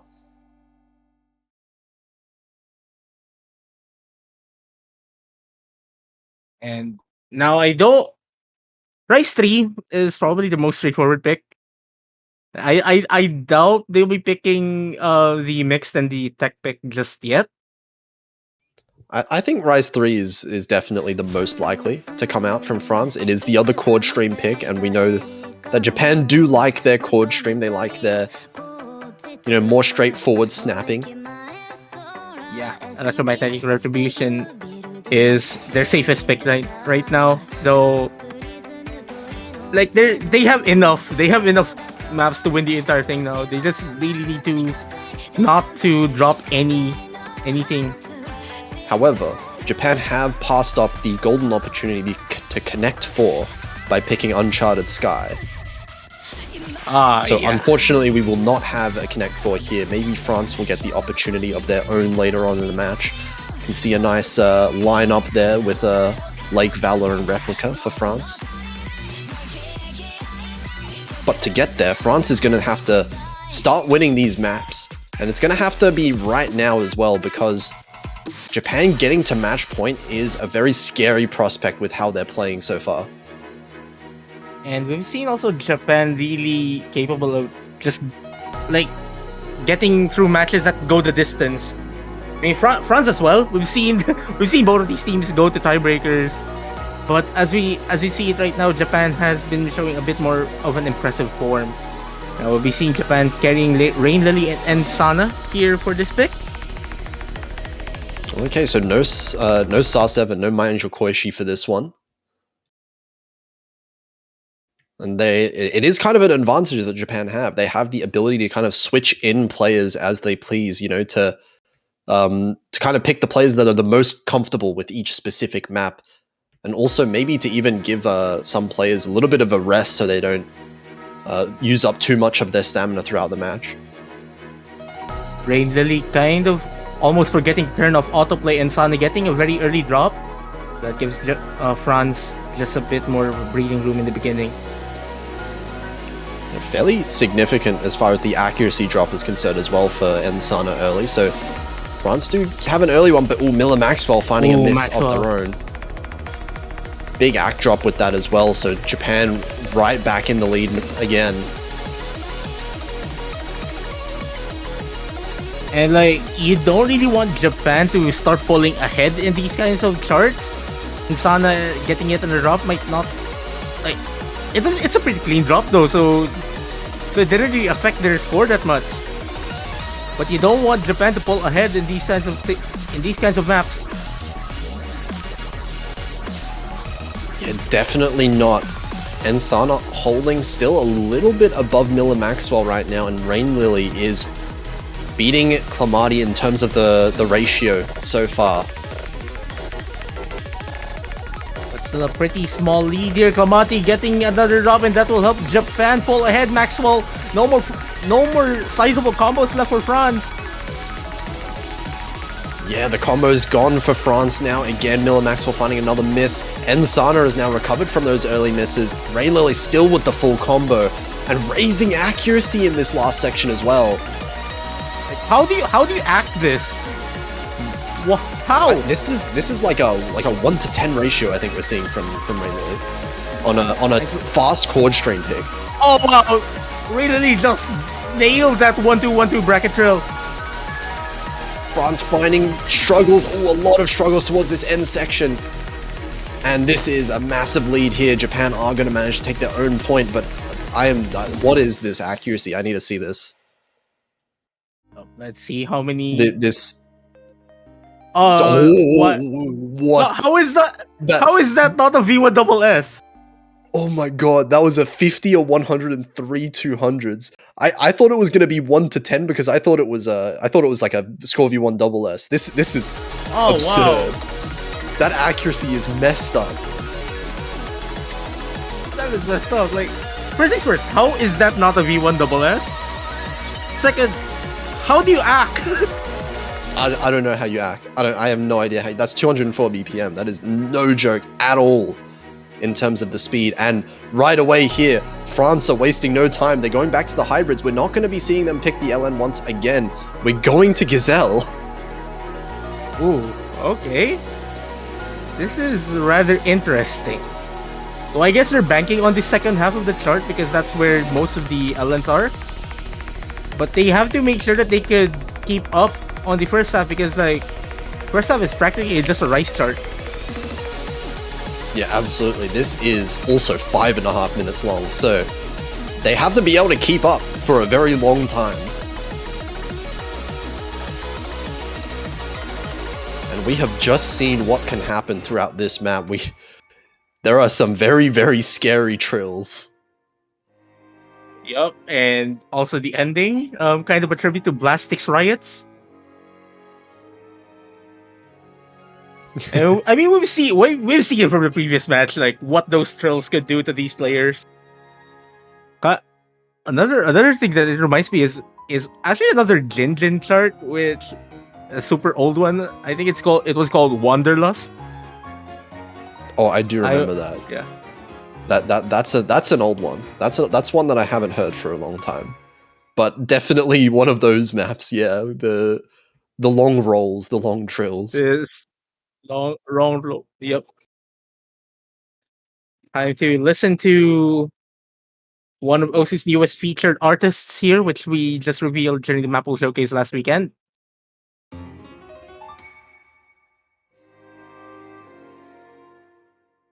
We're in for a long one. The accuracy is going to matter quite a lot when you have a 5.5 minute chart like this. Early misses here. Clamati getting might have something to do with a few things. We're not going to mention it here. But yeah, Alan coordination just being a bit tricky. Yeah, it happens. It's very early on in the map. Plenty of time to recover in the accuracy and the combo. I mean, that was like in the first 50 combo of the map, so it's not really going to affect the score a huge amount. Definitely, but here we go. Some of these patterns starting to pick up. Like some of these race notes, some broken chord streams. And does appear that Japan will be getting a slight lead here. Though a 200 Ensana's from accuracy. Ensana. Yeah, Ensana's accuracy is not doing so well, and that's actually going to give France the lead, even though they missed twice. The accuracy lead is definitely in the favor of France right now. And Clamati getting it in a drop, so the scores are kind of flickering between these two teams. Clamati with a consecutive drop, so that gives Japan some breathing room. Yeah, now Japan have managed to kind of tie up the accuracy due to Clamati dropping down to close to Sana's accuracy. Maxwell and Koichi being the ones getting on the accuracy fronts between these two teams. Does Koichi having the better of the two though, so that gives Japan. That's basically the difference between these two teams now, aside from the recent miss from Clamati. Yeah, also double full combo for Japan. That's helping quite a lot. That was most of the advantage right now is just through the combo advantage. And Clamati is actually bringing up their accuracy close to 99% now. So once that happens, I think France is going to have a little bit of an accuracy advantage. And Sana kind of getting a drop there. Clamati has already brought up their accuracy to 93%, so just a matter of time maybe for France to pick up the lead. But they need to maintain this. Yeah, if they manage to maintain this accuracy, or even raise the accuracy up a little bit higher, I think this lead, we can see it slowly going towards France. But Insana has already passed the 400 combo cap, so Japan might... Oh, forget what I said though. Yeah, that's a big miss as well. And now that shot France all the way in the lead, and Ensana misses once again. Accuracy now in favor of France by a little bit. Yeah, but it's a little bit alright because like Japan is just there, Maxwell getting a drop, so Japan kind of showing some fight here. These trills kind of giving these players a bit of a trouble. Okay? Maxwell getting yet another drop on these trills. Ooh, that was almost really scary for Miller Maxwell. It wasn't a complete collapse on the trill like we saw earlier. So a couple of misses for Miller Maxwell, but the accuracy stays intact. Ensana finding a drop now. Miller Maxwell trading it. It's Japan in the lead for now, but it's not a massive difference. Maxwell kind of struggled with that with those inverted chords just a bit earlier. So like Japan has a bit more on the advantage in terms of like the miscount. But the accuracies are still super similar. Well, but now Ensana has actually recovered the accuracy, now above Miller Maxwell. So Japan have overtaken the lead in terms of accuracy at the very least. Although at the same time, Clamati has also caught up with My Angel Koishu, whose accuracy has dropped just a little bit. Ooh, Clamati getting consecutive drops, however. Now this lead for Japan is starting to widen as we're in the last quarter of this map. Maybe we'll have to see though if Japan can maintain this because there's still that super long trill in the end. But yeah, this really is like, the combo game. If the previous trill section is showing us anything, Japan does have the advantage on it. And also just noting, Maya and Koichi, can they maintain that full combo still? Yeah, these combos from Japan are really making all of the difference. We can see the accuracy very similar still between the two teams, but the misses are coming from France's side. It's even more. Clamati finding another miss there, and we're already approaching the end of the map. France have to hope for some kind of collapse from Japan's side, possibly on the trill. The trill is their last hope, really. Ensana finding getting a drop. Well, just a few more patterns here. As we are now bracing for that super long trail, Maxwell getting yet another drop that is not going to help them. This super wacky chord stream here. Super clean for both Japanese players. And here we go with the trail. Oh, No, everyone nails that. And that's going to mean that Japan manages to take it with a full combo here from My Angel Koichi. That is a very beautiful run there from Koichi. And Japan will be advancing to tomorrow. They still have one more match to determine if they are definitely advancing to the finals week. Unfortunately, France will have to say goodbye to the tournament. But what a fight they've shown. Yeah, France did extremely well. Winning on a tiebreaker against Chile last week was insane. And they've shown that they can absolutely put up good fights even in, the late stages of the tournament. So I think they've done a very good job so far, but Japan will be the ones moving on. They're going to face one more team tomorrow, which is going to be the winner of Spain versus Canada. So there are some extremely tight matches that are coming up this weekend. This losers bracket is looking terrifying with all of these teams in there. But for now, of course, I think there's going to be a bit of a break before the next match. Yeah, the next one is in just over an hour from now, I would think. That is Brazil versus Thailand. And that is yet another match to watch. Yeah, that is going to be another losers bracket match. So both of those teams, two really strong teams, once again fighting for their lives in the tournament. It's going to be in about an hour and 20 minutes. So make sure you stick around for that one. That is actually going to decide who versus China tomorrow in the losers bracket. Yep, and we've seen how China has performed. So both of these teams kind of wanting to just gauge as well if they could keep up to China as well. Obviously, you don't really want to show too much as well. This is the dynamic of these conditional matches. You want to perform well, but you don't want to show everything. So this is definitely interesting to see what both of these teams are going to be showing. Yeah, absolutely. So make sure you stick around for that one. In the meantime, we will take a bit of a break, so we'll see you later.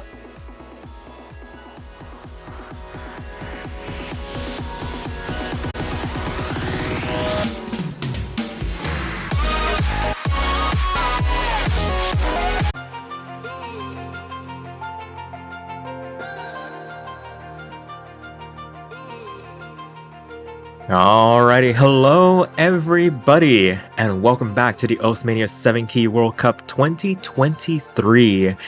Just settling into the afternoon hours of this fine Saturday. We have another very exciting matchup for you guys here today. We got Brazil going up against Thailand for their tournament lives. Got some conditional matches to work our way towards, and this is going to be the first for these two teams.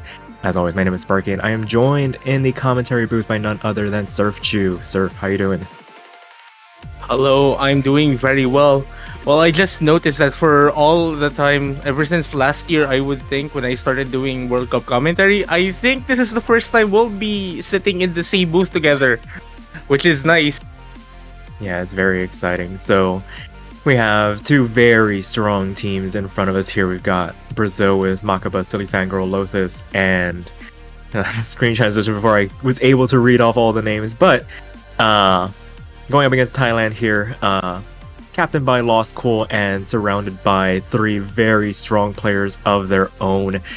It's going to be very interesting. This matchup could prove to be very contentious compared to the other ones we've had to start off the semifinals. Some very conclusive results to start things off, but this one I think has the potential to go the distance. What do you think? That is definitely indeed what I'm thinking of. Though I've heard from a few people that I've been working with, especially during the Maple selection team, that I've heard that Brazil might be a bit favored in this match, especially with how consistent they have been throughout the entire thing.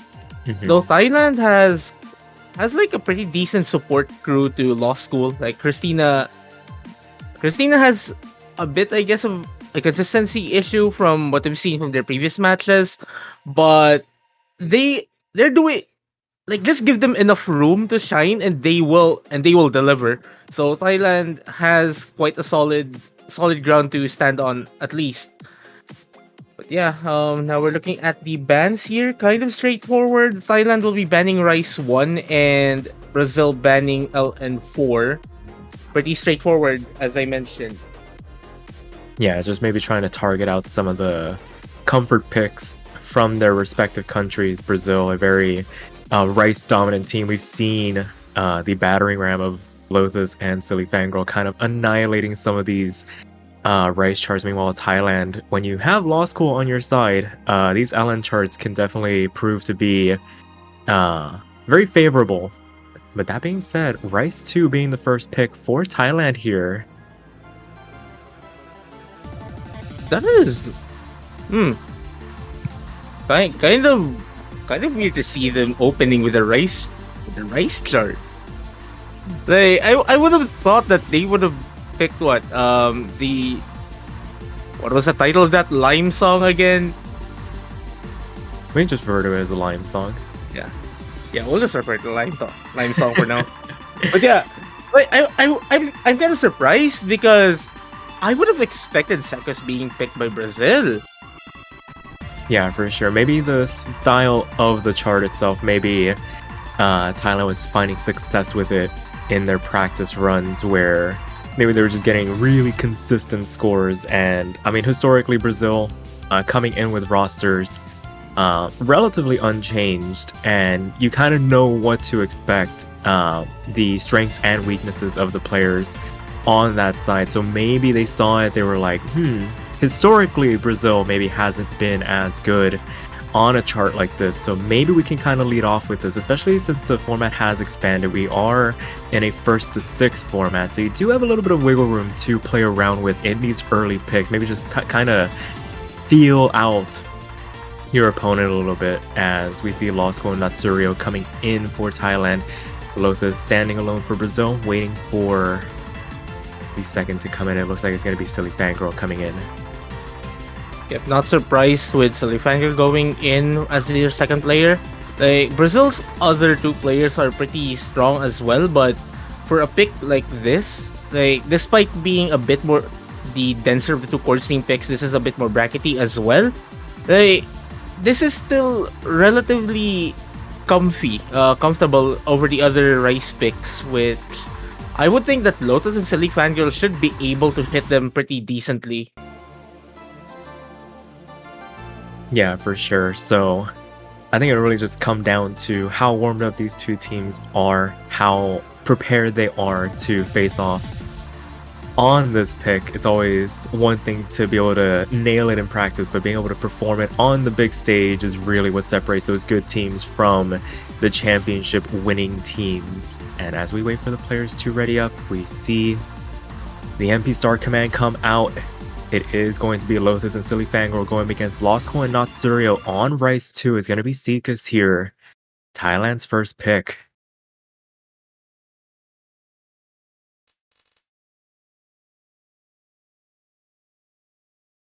Immediately the tension is building up with this slow start. Ooh, Law School. Okay. Yeah, just completely missing the first note there from Law School. It is the first note of the match, so not going to do as much damage as if though it were somewhere in the middle, but it is going to hand this relatively small lead to Brazil to work with right out of the gate as Law School starts to build up here. Law School should be able to get that accuracy up as pretty much quickly. I mean, we're already seeing them at 99.69, and Natsurio just behind Law School. But both Brazilian players, like, their accuracy is pretty cracked. Yeah, that's one way to put it. Natsurio gets first drop. Finding the drop on the transition. Lotus trades it back, so no harm, no foul here, but the battle between Silly Fangirl and Law School is being won by Silly at the moment. That's really cushioning this lead that Brazil has built up while both respective players start to climb back up to that 400 combo cap. Natsurio going to hit that first, maybe going to be able to make a bit of a dent in this lead as we make our way into the back half of the chart now. the second half is a bit more straining on the stamina front, especially that this is a bit denser than the first one, so Natsuri has to be careful. And there you go, like everyone here has to be super careful with this part, because like the stamina here is going to be draining and draining. Like there's no breaks now. Yeah, for sure. Just non-stop action here. Last quarter and the next transition, catching out Natsurio a couple of drops more. And I think the density is starting to catch up to him a little bit. Lotus does eventually trade it back, but the damage is being done at the moment. Brazil kind of running away with it, but Lotus finding a substantial drop. Gonna shrink this lead just a little bit, able to stay ahead for the moment. But right now, Lost Cool is winning that accuracy battle now against Silly Fangirl. So any more drops from Lotus gonna be doing some significant damage at this point. And there's another couple. Oh. It's coming down to the wire here. Last sliver of chart. But Silly Fangirl just doing enough to keep Brazil afloat. And there you go. They get the first breakpoint. Oh, that is way closer than it needed to be. Lost Cool doing everything in their power to try a V1SS bar. That one singular drop at the beginning. You wonder if maybe they hadn't found that miss, they could have taken it. It was inside 2,000 points there. Well, as Law School already mentioned, it meant just pressing the wrong key. Oh boy, it's those little things that make a big difference. And it will be Brazil taking the first breakpoint in this match to go up 1-0.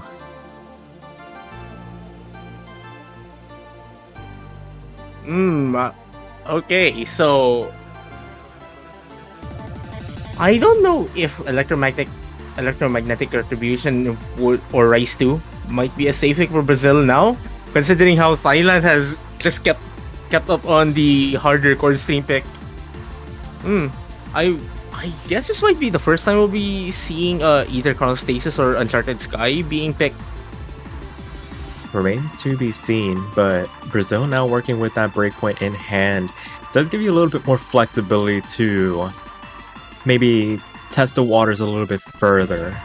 We're saying that the Rice pool, the upper half of the map pool, going to be maybe Brazil's next pick, just a matter of which map, but maybe you take a chance on either the LN or the hybrids, see if any of those stick out.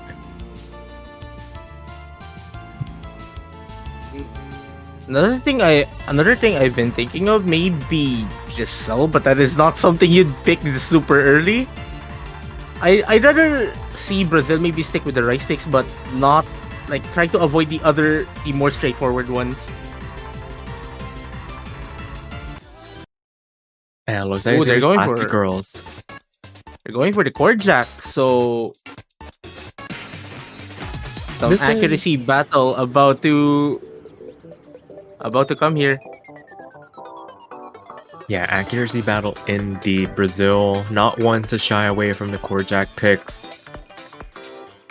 It's just a matter of, can they maintain the consistency to overcome what is probably going to be Lost Coin Natsurio staying in for Thailand. That last pick came down to the wire, despite Brazil building quite a substantial advantage at one point.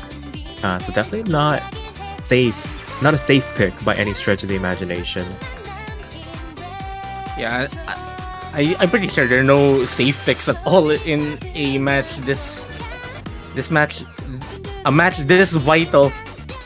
But like, fair enough. if we're working on with expectations, maybe we might be seeing something from Lotus. Maybe, who knows? Yeah, that's the player I have my eyes on at the moment. Anybody that's watched the last couple of rounds Brazil has played knows just how good Lotus can be on charts like this. Remains to be seen though. It takes two to tango on picks like this. Gotta make sure you have the backup lending you the support, and as you make our way through this introduction, basically all square as the players start to settle in. 99.9s on the side of Brazil, 99.8.7 on the side of Thailand. Not insurmountable by any stretch of the imagination. And what's concerning is that like this is just the intro. I'm kind of interested to see how they will be able to maintain those accuracies once once the chords start to pick up, which is happening right now. Yeah, you start raining down.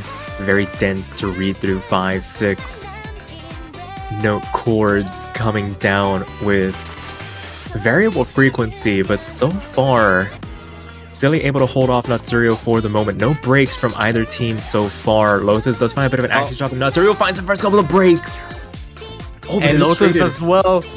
But Natsurio kind of having troubles with those anchored chord jacks.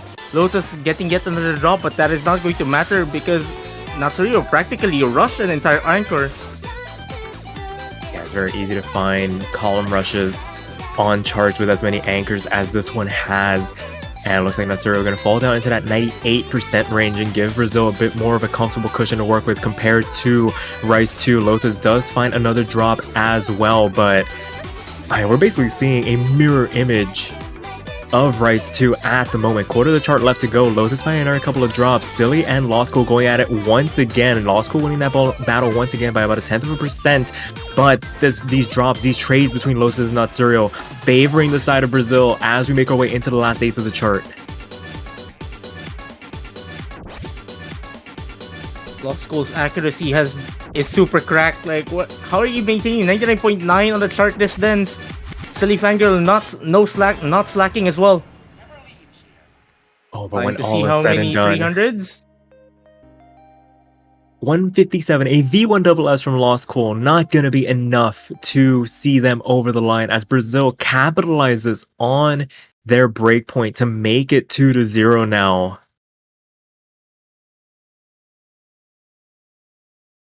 Oh wow, the margins. Yeah, this is basically core jack maps summarized. You either get incredible ratio or you just find yourself hitting some of these chords just willy-nilly sometimes. And on 7K, chord jacks are not the most straightforward to hit at all. Like the amount of finger independence you need to make sure you hit those chords that are a bit more spread out. Yeah, it looks like Thailand gonna opt to change course a little bit here. Gonna go LN3 with Replica. Lotus is going to be going out for Brazil, and I think Makiba should be the one going in, considering that this is LN, or we might see the other substitute. Yeah, remains to be seen at the moment, and still no substitutions on the side of Thailand.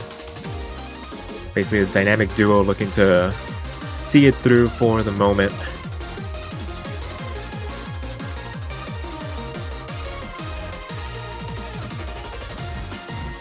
Have to see though. Anyways, this is the LN density pick, which honestly, this is the one pick I would really expect Thailand to be showing up. Yeah, for sure. They're definitely a very good LN-oriented team. And with LN density, it's one of those where at certain points you can kind of get away with playing it like a rice chart at certain instances. Maybe at the cost of some of your accuracy, but with how close some of these matches can get, maybe just holding on to the combo for just that little bit longer can see you through in certain instances, but remains to be seen. Looks like Makaba getting the invite, appearing in the lobby as well. I imagine we're going to get this third map underway relatively shortly. As I'm kind of surprised that Thailand is maintaining this duo they have right now, especially with, as far as I know, I think they have a complete roster from like not comparing to last weekend where they didn't have Kenzie, if I'm not mistaken, on their match last week. I would have expected maybe them going in for this one. Might just be a compositional decision, maybe a bit more comfortable just sticking with these two for the moment, but we are going to get into this third map, see how Thailand do, and Makaba with the early drop here, gonna lend them an early advantage here. Another one to boot. But Natsurio also trading one of those, but is carrying way better accuracy than Makiba. Like practically just like a 1.5% difference between these two. Lost School and Silly Fangirl carrying similar accuracies, which is what we kind of expected from both of these two. Yeah, for sure, holding each other at bay, but it is still the same story of slots 1 and 4. Regardless of who's in it, it is going to be very contentious. Makiba finding another break. As we transition into the second third of the chart, are recovering back up into that 98% range, but Natsurio, even despite that drop, traded back by Makiba, a full percent ahead at the moment, and Thailand, reversal of fortune here now with quite the substantial lead on this pick. Silly Fangirl kind of dropping their accuracy to 99.5, but still super decent. Lost School, just kind of still, like, how are you maintaining that high of an app? Lost School is just chilling right now as we transition into this next section. Both Makiba and Natsurio just continuing to trade back and forth. Natsurio winning this battle compared to their battles against Lothus, and that is helping extend this lead for Thailand at the moment. Last quarter of the chart left to go. Still 2 FCs left on the board, one on both sides. Who's gonna blink first? Natsurio does find the next drop, only puts a tiny dent in that lead that they have built up. Silly's gonna be the first one to find the drop. Both Brazilians finding misses here at the very end of the chart, and this lead is going to skyrocket in favor of Thailand. This is exactly what they needed. A bit of a change of pace, working out tremendously in their favor as this chart comes to an end. Lost School definitely not losing their cool, maintaining a very nice accuracy of 99.69%. And that is a very impressive full combo. That is ridiculous, 990ing something like that. And Thailand notches a point on the board, makes it 2-1 now. So definitely everything is just starting to heat up in this match. And it does give Thailand some confidence as well. At least like they know that they are capable of getting an edge on the long notes. Especially that there is still quite a few long note picks left in the pool. Also some hybrid options as well. Like it just opens that door for them. Yeah, we might see a bit of that L and Rice dichotomy begin to rear its head in this match. Maybe Thailand finding an avenue in against Brazil here. Would not be surprised we see Brazil opt to go back up into that upper half of the map pool. Still 3 Rice charts left on the board here. Enough to get them to match point if everything works out in their favor. And it is going to be Electromagnetic Retribution coming out. Rice 3.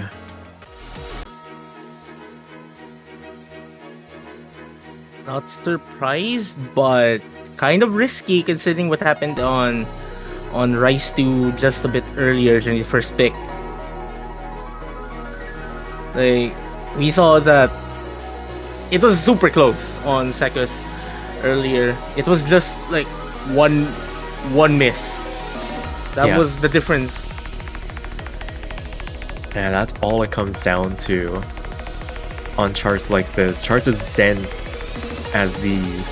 Man, we are in for some, dare I say, electrifying finishes. It does appear that we'll be seeing a swap here from Makiba, and entering will be Lothus as what we have seen on the other Rice picks. And Thailand still maintaining that duo. Yeah, dynamic duo. Able to get a point now, notch themselves on the board, give themselves maybe just a little bit of confidence moving forward here. Not that they're lacking any, but it's always difficult finding that first point. And Lotus does check back in for Brazil.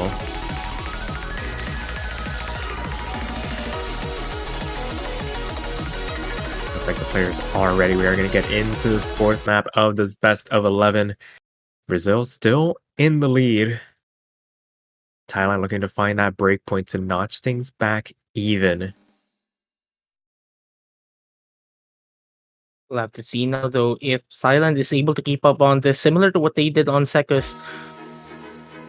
This is a bit more comfortable compared to the other one, especially this is more leaning more towards the double stairs, triple stair kind of thing, instead of the brackety hell the other chord scene pick was.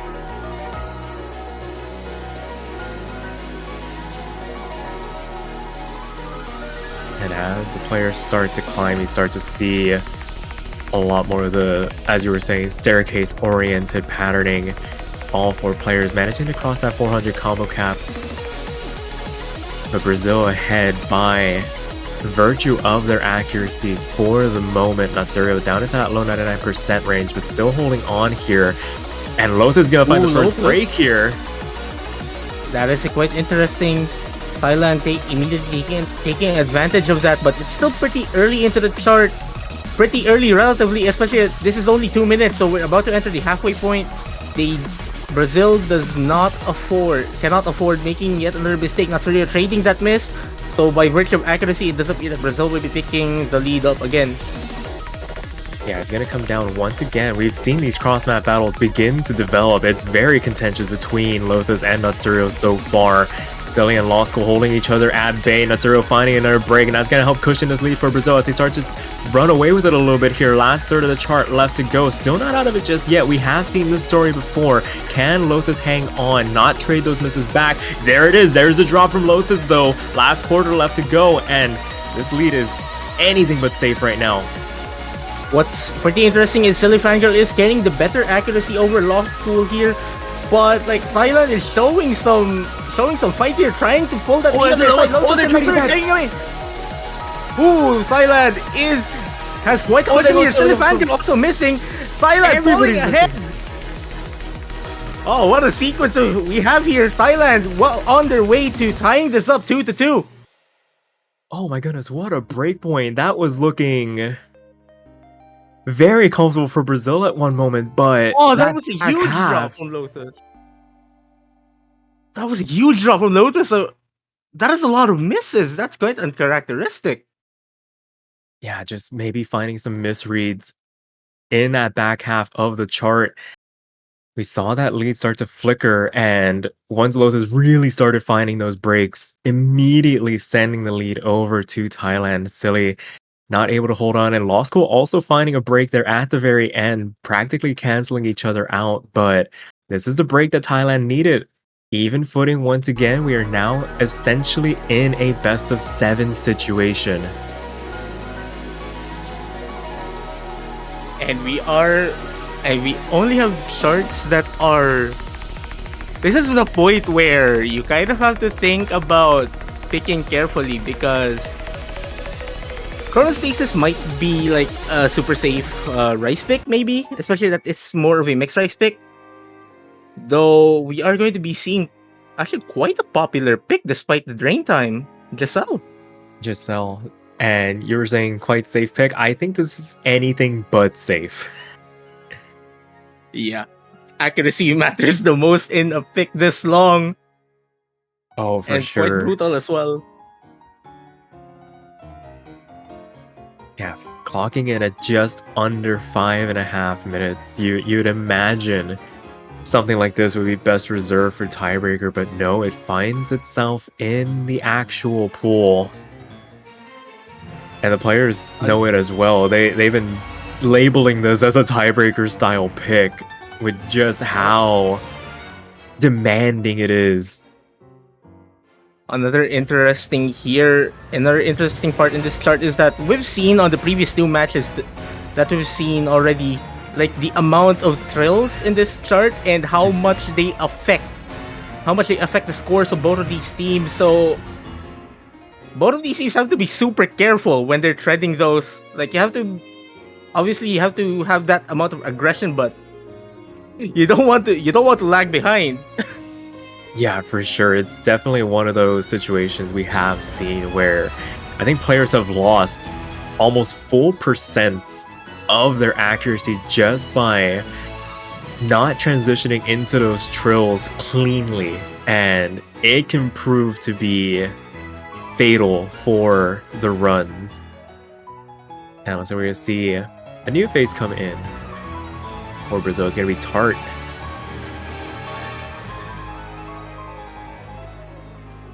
And Thailand's still holding on with their dynamic duo here.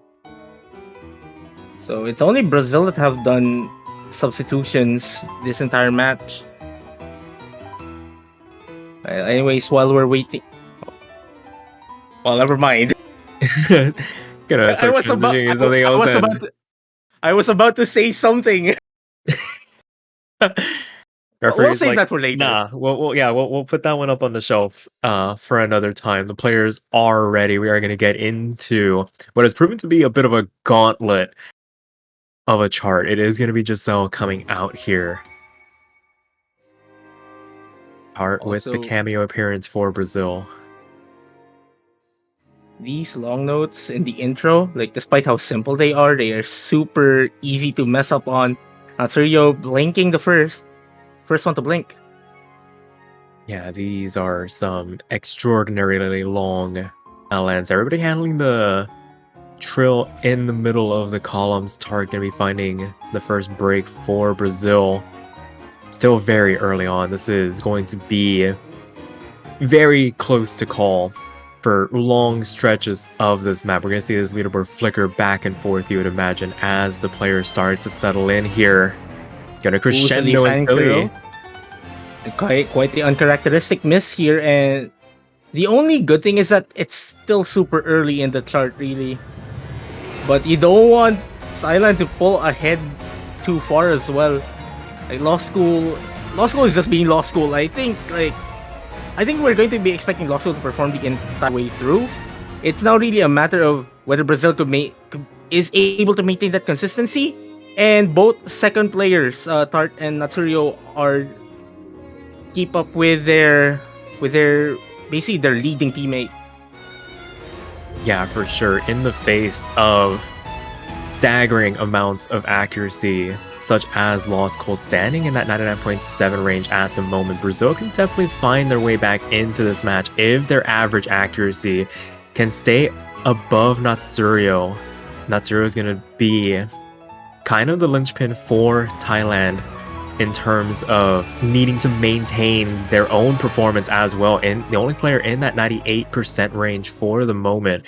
If they let it slip a little bit too far, can inadvertently lend Brazil a bit of a way back into this map. We're only a third of the way through at the moment. Everybody settling in, and as I say that, Tart finds a break on the transition, gonna hold off this advance for the moment and keep Thailand ahead.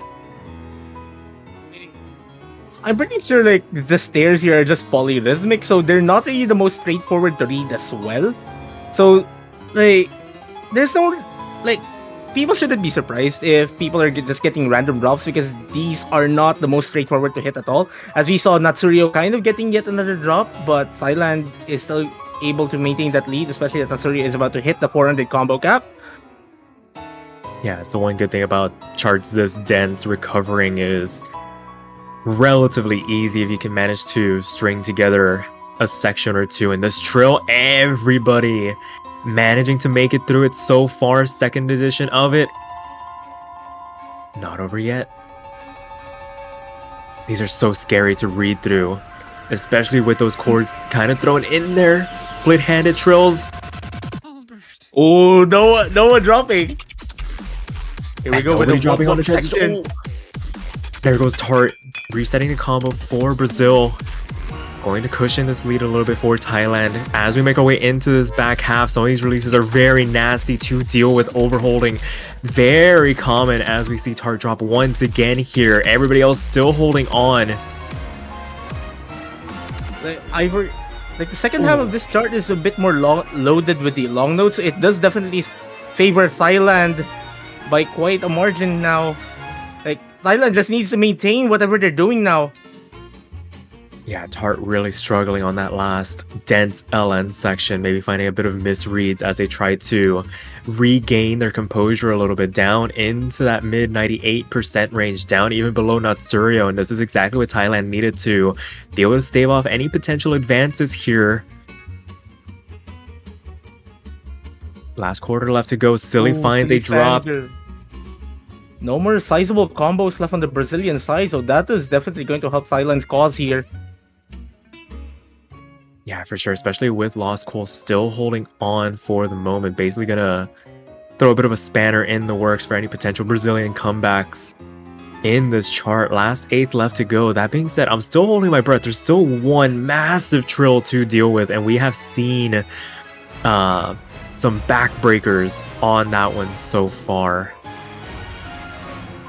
But before they even get to that part, they need to build up something because you don't want a disaster to happen.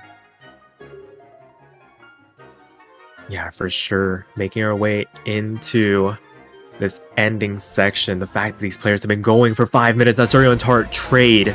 These trades only help Thailand though. As some more drops coming out. Drop Silly Fangirl as well. Full Brazilian reset. This dumpy section not really helping any of these players except for Lost School. Lost School, the only survivor. Here we go, final trill. Oh, everybody makes it through. And it will be Thailand taking their next point and taking the lead here. 50 200s. 50-200 full combo. Oh my gosh. That is ridiculous levels of consistency coming out from Lost Cool here. And Thailand take the lead and make it 3-2 now. Oh my goodness. That is absurd. But whatever Thailand is doing right now, they need to maintain that. Anyways, here we go with Brazil's next pick. Honestly, oh man, I'm not sure what would be their best pick between these two rice charts now. Probably both. It's just a matter of which one you want to do first in this regard.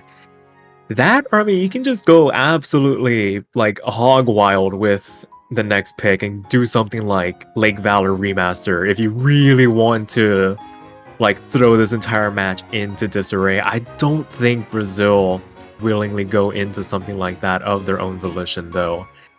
It'll probably be something like Chronostasis coming out, but remains to be seen. Lake Valor is something that you'd expect Thailand to pick instead, and yeah, if we're talking about Thailand's next pick, I would be picking Myosotis. Not Charter's bias, but it's their safest pick coming. It's gonna be Lake Valor. Oh, they're going into LN1. Okay, hear me out. Okay. You lost Electromagnetic Retribution. Seekus was a 2,000 point clencher. This has been a nightmare for players to deal with so far this weekend. You bring in somebody like Makaba. You have Silly Fangirl as well, who is probably going to play this. What's the worst that could happen? Actually, now you mention it, yeah, it does make sense. Like, Makaba and Silly Fangirl are super decent at long notes. Mm-hmm. And like, if there's anyone in the Brazilian team that are able to keep up with both of these Thailand players, it's both of them. So yeah. I don't. It's a good pick in a way. Like, this is their safest LN pick, if anything. But it's so risky. It is so risky. Like, I don't know if this is a good pick strategy wise. Like, mechanically, yes, it is. Mm-hmm. But I mean, at some point, this is probably going to come out, so might as well like rip the band-aid off while it's still viable to do so. And really, on a chart like this, maybe combo can see you through at the expense of your accuracy.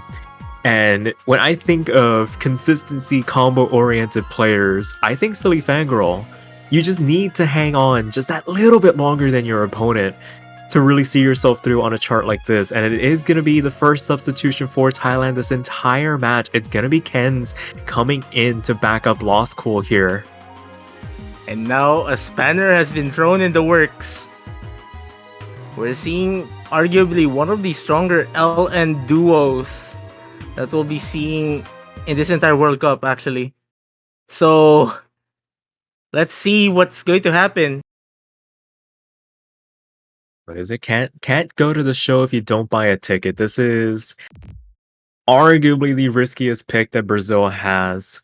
Gonna roll the dice here, see if they can maybe pull a fast one over Thailand as we make our way into the chart. And we can already see the damage being done. Okay, but 98% act like it's not going. It's going to be super hard on them to keep up because like Lost School and Kenzie is basically Thailand at 100% strength. Yeah, and a couple of drops across the board. Silly being the first one to find one. Makaba and Ken's trading back here. And stop us if you've heard this one before. Lost Cool kind of just chilling right now. 99.6, highest accuracy in this lobby by a long shot, accounting for a majority of this Thai lead as we make our way out of this first quarter of the chart. Makaba finding another drop. It is eventually traded back by Ken's, but Silly trades in return, and that one's probably not going to get answered back as we see the density start to ramp up just a little bit here. It's just Lost School and Kenzie just having a bit more synergy in this pick. Like Makiba has been getting a few drops here and there, and Silly Fangirl doing just enough really to keep themselves afloat. But like, how do you keep up to someone maintaining a 99.5 on this? And that's with Kenzie also getting a few drops here and there as well. Yeah, despite all the drops from Ken's, they are getting traded by Brazil. Another full team wipe on their side. Not going to help matters here as we make our way into the last quarter of the chart. Makaba and Silly Fangirl once again finding some more breaks, and I mean, we called it a risky pick at the start, and it looks like that risk isn't paying off at the moment. Lost Cool really holding down the fort for Thailand at the moment, basically assuring a breakpoint right from the get-go. And as this chart comes to an end, Thailand has shown enough valor in this pick. For sure. I just had to drop that in. What is that score from Lost Cool? That is disgusting levels of accuracy being shown. That is arguably one of the hardest LN charts in this pool. And Lost Cool just FCs it like it's nothing. And Thailand take the breakpoint and make it 4-2 now, really putting the pressure on Brazil. Now I want to see Myosotis. If there's any time that you want to pick Myosotis, it's now.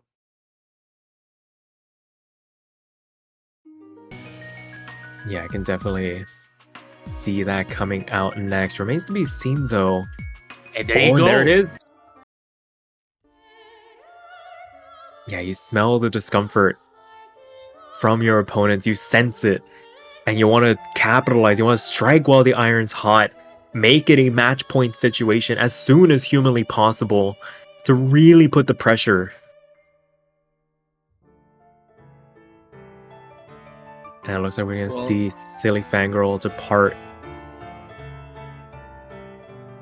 Now, finally, I can say it. Like, while we're waiting for the action to pick up again, just a reminder, everyone, the Osimania 7K World Cup 2023 team support banners are up on the Osu store. If you want something on your profile that shows which team you're supporting in this World Cup, please feel free to purchase them over there.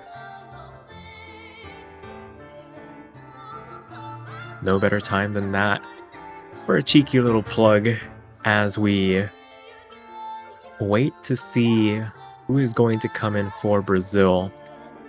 Based on the team composition so far, you wonder if maybe Silly Fangirl is maybe restarting their client to maybe deal with any lingering issues.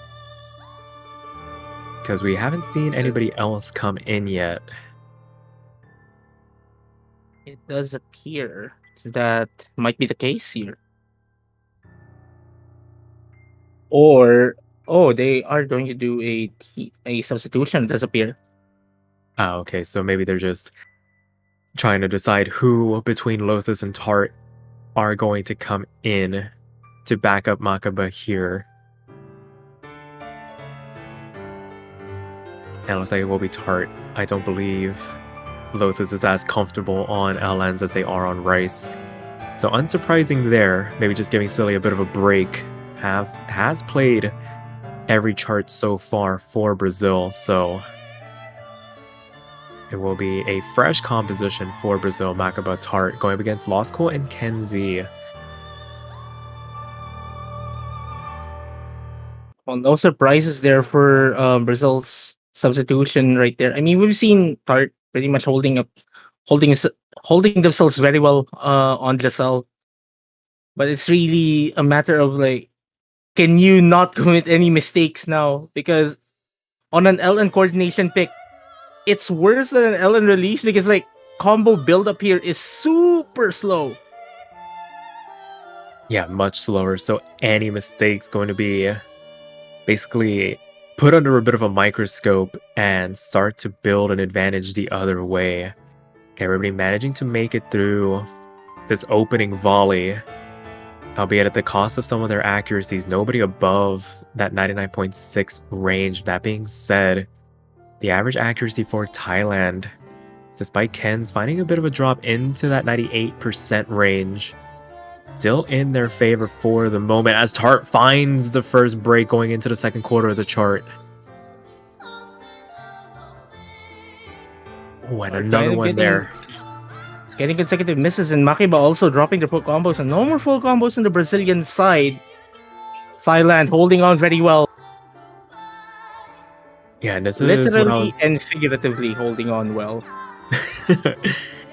Yeah, and this is what I was referring to earlier with Atlanta 1. If you can just hold on to the combo, you can kind of spare some of the accuracy. Ken's down into that 97% range. Tart finds the miss, traded back here by Ken. So one FC gone on the side of Thailand, but Brazil definitely faring worse overall in these trades. Half the chart still left to go. Lost Coal still up in that 99% range. The only player in this lobby that can hold on to that claim. I mean, these releases are so painful, especially if you find those breaks. And now here we go with the final part of the chart where just the pattern gets a bit more abrasive, really. Like semi-bracket like movements. Kenzie getting a drop Tart as well, not finding this chart easy at all. Makiba as well. And Law School just destroying this. Yeah, they have been inhuman so far in terms of their level of performance. Really just stamping their authority on this match and driving Thailand all the way up to match point. A quick 2-0 immediately answered 5 in a row for Thailand to really put the pressure on Brazil now. How do you have 6 200s on this? No, at this point, Oh man. you can just put your finger over the 200 column. They V1 double S that. There were just 6 little hiccups. You're good. Yeah. I'm in awe. Yeah, that's one of those. You look across the screen and you're just like, you just tip your cap. It's like, okay, you know what? Fair, you got that one. And it's gonna be Uncharted Sky. And this is, I think, the first time we'll be seeing this Osu original song. This song has been specially composed for this World Cup. So quite a nice thing that this gets featured in a match. Yeah, for and sure. Law School is the only one left. I think this can just take a screenshot of this. This has been this match personified. Just Lost Coal standing head and shoulders above everybody else so far. Who on the side of Brazil can answer back? Silly checks back in after taking a map off. You imagine they've been able to keep it close. They have been able to match the accuracy Lost Coal has had for moments, and it has counted for some of the points Brazil has gotten. Definitely do not count this roster out. There is still opportunities for them to make this a tiebreaker situation, but Natsuri are going to check back in to round out this tie composition. You imagine Lotus will be next to follow to round out Brazil's. Yep, it should be Lotus that's coming in, and hopefully Brazil starting a campaign to mount a comeback here. As much as it is an uphill battle, but a climb. That first step has to start now. Yeah, what better way to do it than on an original composition, as you had mentioned earlier. And Silly just 987k on my Osodas. That's pretty much the reaction we had here. Just I'm pretty sure I already commentated on 2 of Thailand's matches and also a few ones from last year as well. Like, I always get surprised with Lost Tools' performances. It's so beautiful to look at. Yeah, definitely a mainstay. And Makaba coming in just asking for Lotus to be brought in. Yeah, before they swiftly depart. Don't want anybody thinking that Brazil's taking some extra time than needed. And there is the force add for Lotus. Oh, does seem that everyone is locked and loaded for this pick. Also, before somebody mentioned, let me be the first commentator to make this joke. If this song is called Uncharted Sky, why is there a note chart for it? So it should be called Charted Sky. Yeah, there you go.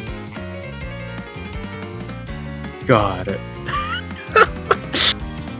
Oh, I can't keep a straight face through that one. Good one. Good one. But with that being said, it looks like the players are ready. We're going to get into this 8th map of this Best of 11 Thailand, on the precipice of punching their ticket into the second half of semifinals weekend. Brazil fighting for their tournament life now, needing to force a tiebreaker here to keep themselves in this match. And it's going to start with Uncharted Sky here.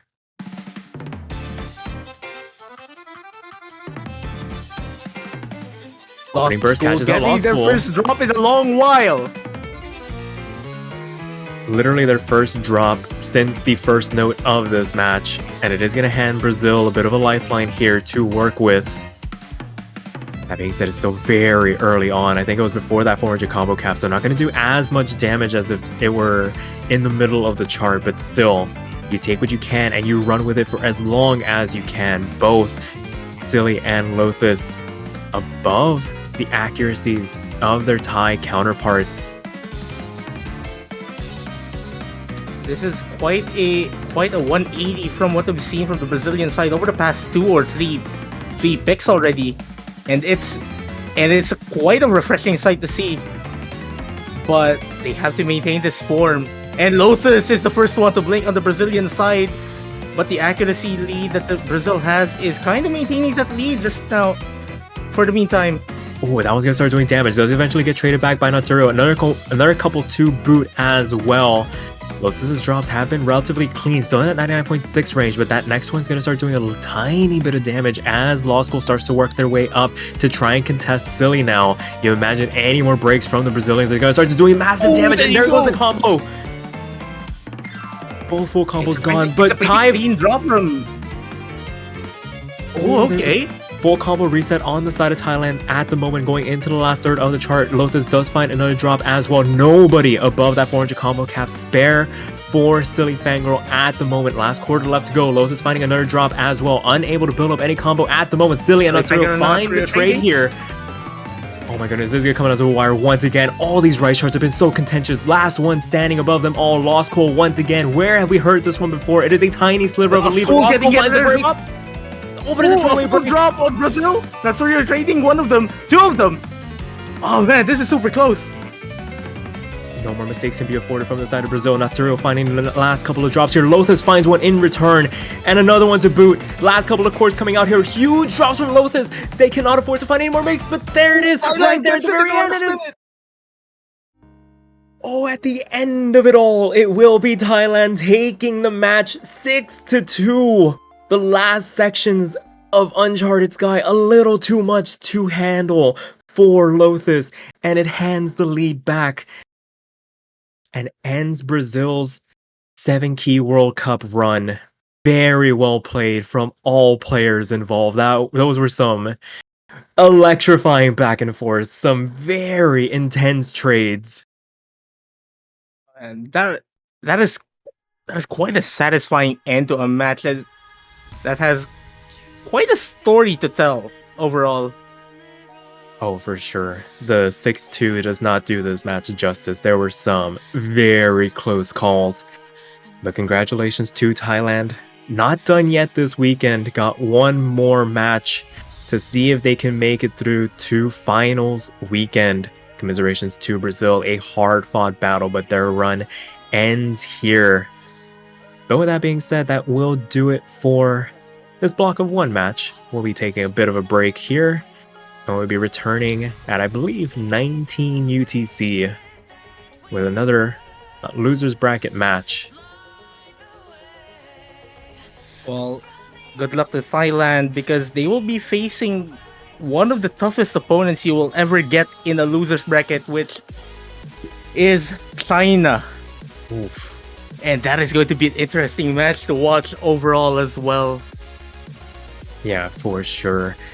But yes, we will be back at 19 UTC. It will be Spain taking on Canada for the right to play in the second half of the semifinals weekend. But Surf, outside of the banners that you plugged in the middle of the match, did you know that there's another way you can contribute to the prize pool for this tournament?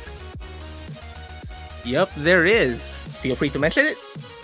Yeah, absolutely. So we do have the Open Collective, an initiative started last year, where if that $250 for the banner is not enough and you're feeling more generous and want to help grow the prize pool for the players, you can donate as much or as little as you want to ensure that the players are rewarded for their efforts. This is a very grueling tournament. These map pools are going to get so much harder. So outside of that, you can also buy banners to support the countries that you support, even if they have been eliminated already.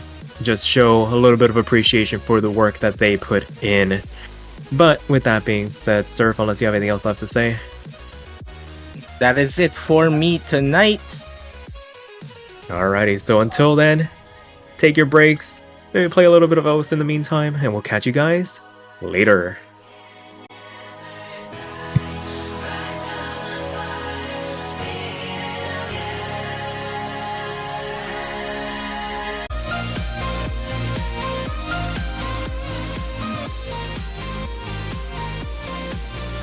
Hello everyone and welcome back once again to the Mania 7-Key World Cup 2023, this time for the last match of the day. This losers brackets encounter between Spain and Canada.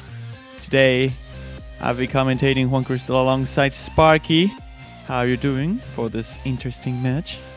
I'm doing absolutely fantastic. Gotta love seeing teams as stacked as these two going at it for their tournament lives. As you mentioned, we got Spain going up against Canada here. iTor98, Moxie, Crew K Fanboy, and Not PX going up against the roster of Lel Pop, Mr. Moo, Harambe Fanboy, and Dale940. Both squads fighting really hard for their place here so far, but one of their runs will come to an end in the semifinals. It'll be very exciting. It really is. It's Europe's last hope, as France got knocked out earlier today. So did Brazil, so no more South American countries either. Canada still have the United States to root for in case they are eliminated for their own sort of continent, if they will, the North American one. But I mean, if you're Canadian, you're surely hoping to go through this stage and still have chances to win it all. Although Asia is looking really solid this tournament, as they always do for the 7-Key World Cup.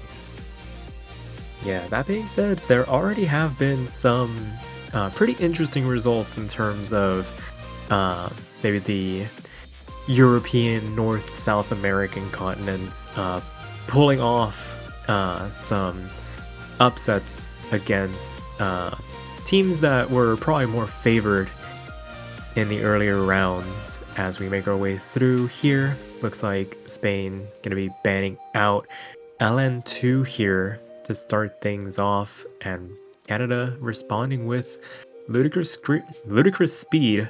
Rice 1 being eliminated right out of the gate here.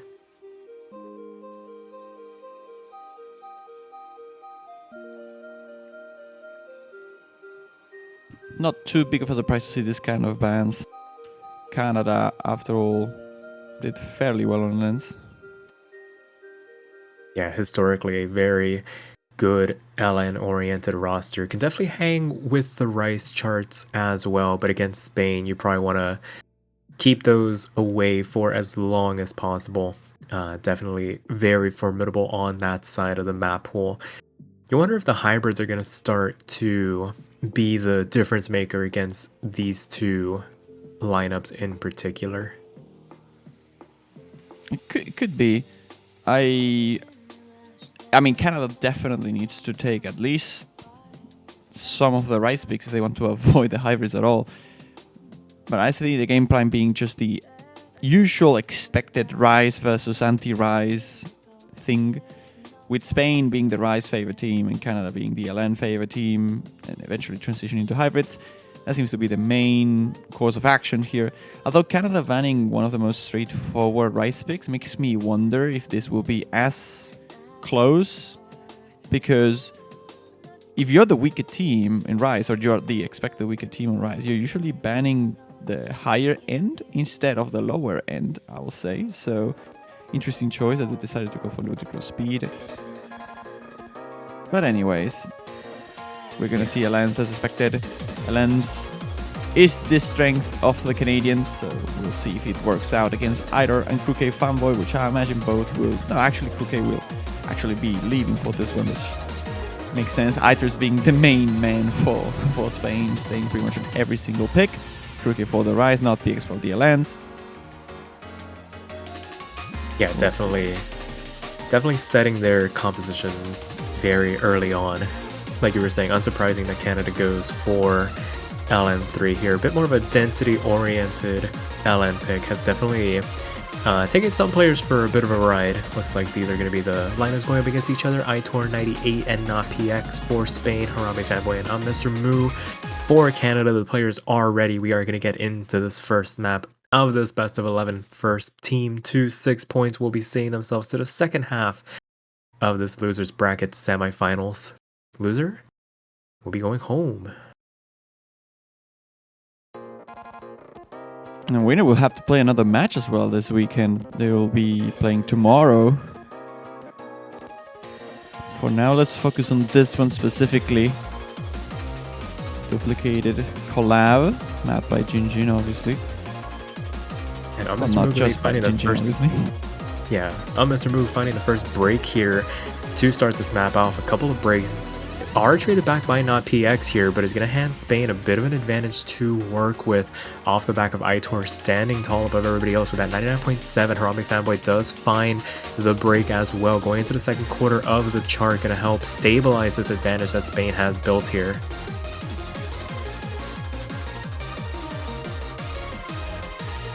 Single are missed by Mr. Moose, the main difference maker here, but that's not PX is dropping quite a bit of accuracy and drops in between. Scores are getting closer and closer, and Idor's consistency certainly paying off for them. Harambe and not PX trade a little bit more. Score seems to be stable, but so only for so long really, as they are both struggling, not PX and Harambe. Mr. Moo, who's the highest accuracy of Canada, finds a break right before the break too, so Spain looking a little bit sharper in this pick, despite the, well, I was about to say the full combo from Idor was keeping them afloat. But even with the miss, they still will be in the lead for a bit. They need to hold this accuracy that they have, this advantage in that regard, and the combo won't matter too much so long as they don't fully collapse, I think. Yeah, for sure. And now with a full combo reset on the side of Canada, going to help extend this lead for Spain. It was looking a little bit dicey there going into the back half of the chart, but I think this density pick is starting to catch out Canada a lot more. Finally traded back eventually by Itor, but the damage is being done both Harambe Fanboy and Mr. Move finding multitudes of misses, not able to get back up with that 400 combo cap, able to stabilize here, and as this chart comes to an end, a final drop by Aitor, followed closely behind by Mr. Move and Harambe. Yeah, not going to change anything, and Spain going to pick up the first break point in this match and make it 1-0. I was about to mention that Aitor's misses were very, very clean. His accuracy is really high there with only 14 200s. 977k on a map like this is very, very strong. Yeah, for sure. Able to keep Spain ahead, backed up by Not PX on the couple of drops they did find. Able to work their way through, almost able to make it back over the 99% mark. But it will be Spain's pick, and unsurprisingly, they're going to go straight for the upper half of the map pool. Rice 2 coming out, Seekus going to be their first pick in this match. Yeah, going for Sekus, like we said here. And I mean, that was a good start for Spain. You always like to start with breakpoints. Yeah, for sure. It would come down, I think, to mostly Aitor here on this Rice department. Of course, they have maybe a better upper hand that they have on the LNs. Like on the LNs, they really depend on Aitor to do well. Although you could argue on the last LN pick, Notpix also had a better score than both of the Canadians, but his accuracy was a bit more comparable. So it could be sort of a coin flip. It's just that Aitor is such a big name in the 70 scene as well, a big veteran of tournaments. I remember him having some injuries in the past who hindered him on previous 7K World Cups, but he's in full shape this time around, and that's certainly helping Spain produce the results they did across this tournament so far. Yeah, for sure. Able to stay injury-free for this go-around, and it really has been paying off in spades. And we see substitution on the side of Canada, Dale checking in for the Canadians to contest on this Rice pick. Unsurprising, they have been the Rice backup for Mr. Moo in most of the Rice category. So we'll see how they do here. Same duo for Spain, Aitor and Not PX. Interesting not to see QK Fanboy for this one, but Notpix will be the man for the job. We'll see if it works out. So far we see double 100% there by Aitor and Dale for a little bit. Actually Dale, not Dale, but you know, I get mixed when I see Spain and then try to do Spanish. But in any case, close start for now. The map's not picking up too much intensity just yet, so it makes sense that the scores are a bit closer, with the sharp shooting accuracy from Canada being a little bit better. Yeah, paying off for the moment. A very slender lead, but a lead nonetheless, as Spain starts trying to make some inroads in it. It's going to come down to who can keep consistency, and Dale going to be the first one finding the drop as the density starts to crank up just a little bit here. Going into the second third of the chart, both FCs still intact on the side of Spain. It is Mr. Wu trying to do a bit of damage control at the moment. Highest accuracy for the Canadians, 99.74, but Aitor 2/10 ahead at that 99.9 mark is going to make it very hard to make some inroads in this lead that Spain has built up. This is the thing with Aitor and this kind of maps that you can tunnel vision through. With the Scorch streams, he has played so many, he built so many muscle memory, he just powers through it all. And although Notpix is struggling a little bit with accuracy, a miss or two from him could definitely swing this score lead pretty much instantly, as the third of the map still remains.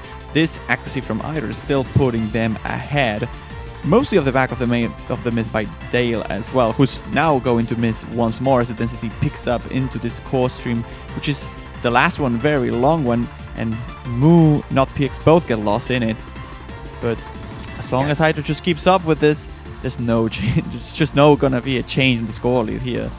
The Spanish team will be taking this point as well. Yeah, last sliver of chart left to go. A final draw from Not PX. Not going to make much of a difference here. The damage was done in that middle portion of the chart. The Canadians finding the combo resets were able to get back up with their 400 combo cap, but not going to be enough here on Mr. Moose, sealing the deal, and Spain capitalized successfully on that breakpoint to make it 2-0. And oh boy, what a score from Aitor there. That's not just an amazing score, but also an incredible ratio. Like that's the most important part of that score. It's not just the 4 200s. He has half the 300 count of pretty much every player in the lobby, if not better. And that's apparently a PV. It seems Idor is claiming that much on the multiplayer lobby. 994.5. It's ridiculous. If there was ever a time to get the PB, it definitely better be in the match. What a run there. It's amazing what nerves can do to a performance like that. But it is going to be Canada's next pick. I wonder if they're going to change things up a little bit here, or if they're going to stick to their guns and go back down into that LN hybrid pool here. That is what I'm talking about when I mean a tournament better and who can perform under this big pressure situations. That scores just like even better than Lost Schools, who was absolutely destroying the match against Brazil. Like every single map he was being the MVP by a mile. So Spain definitely proving they're still up for the task. We'll see if Canada can shrug this couple points they lost off a little bit and get back into it.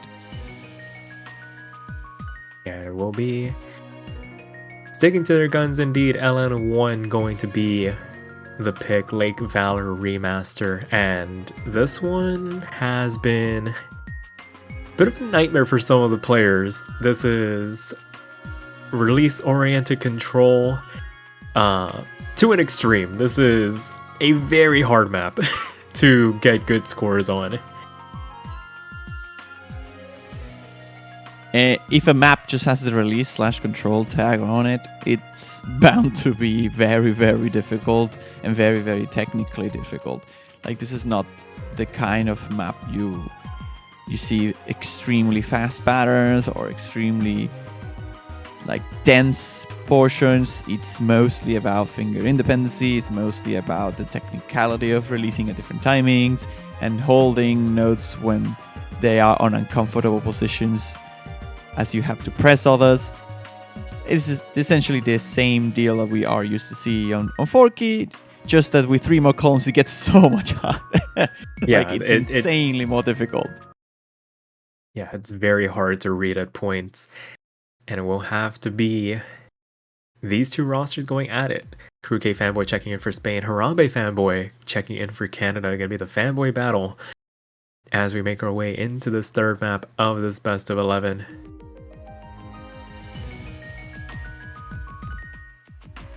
Already right out of the gate, like sure, the accuracies are going to start to settle as the map progresses, but just seeing 98 right out of the gate, 96, 97s as well, just prove how hard it is to get your footing straight on a chart like this. You just have to be paying attention so much to pretty much everything at the same time, because there is no release timings that are at the same time. Every single release is on a different timing signature, and that is so hard to keep up with because you have so many columns to take care of that you can just misread it and release the wrong finger quite easily, especially when it gets denser like this. You see people like Crew K Fanboy start struggling and find misses every now and then, and that's putting Canada on the lead. Despite the accuracy deficit they are currently holding, Harambe Fanboy's full combo is putting Canada on the lead. As long as they hold on. Performance, which is insane, by the way, 99.2 FC. It's very, very, very good on this. Yeah, and Itor next one, 2 falls. So no FCs on the side of Spain for the moment. Going to help balloon this lead for Canada. They have built up. Still a third of the chart left to go. Not out of the woods yet by any stretch of the imagination, but this is the healthiest lead that they have had so far this match, as Crew K Fanboy finds yet another drop going into the last quarter, and it has been very hard chart to basically stabilize on. Harambe Fanboy does finally find the drop, but the damage is being done. So long as Mr. Moo can hold on to this FC run, highest accuracy in this lobby, and the full combo reset from Canada here. Oh and my now, god, do they have enough time? I think they do. There's an eighth of the chart left to go. Crew K Fanboy about to hit the 400 combo cap, but they find the break as well. And that helps stem the bleeding, but this density starts to come back out. A chance for recovery. Harambe Fanboy. Twice! But it rates! Oh my goodness, this is way too close to call. Canada's starting to grow their lead again. And as the chart comes to an end, oh my goodness, that was too close to call. So intense. Arguably the calmest song, but has led to some of the most intense endings. And Canada managed to hold on to make it 2-1 now.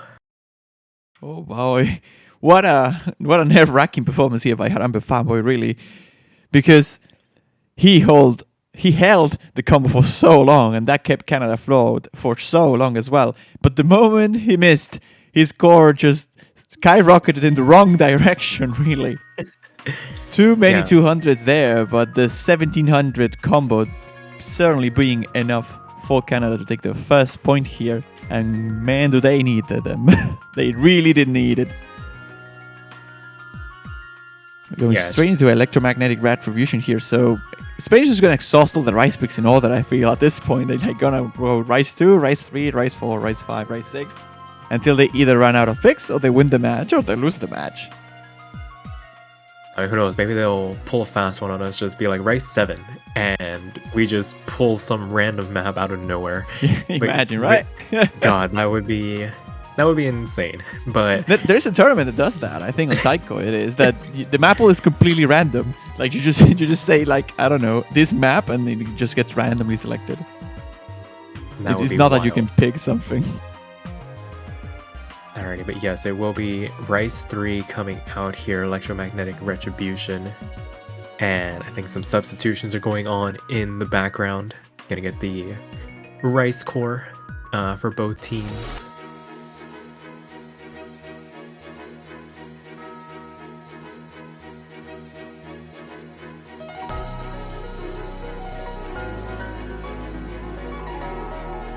Getting a little bit of a faster choice compared to the previous rice pick rather we saw at 180.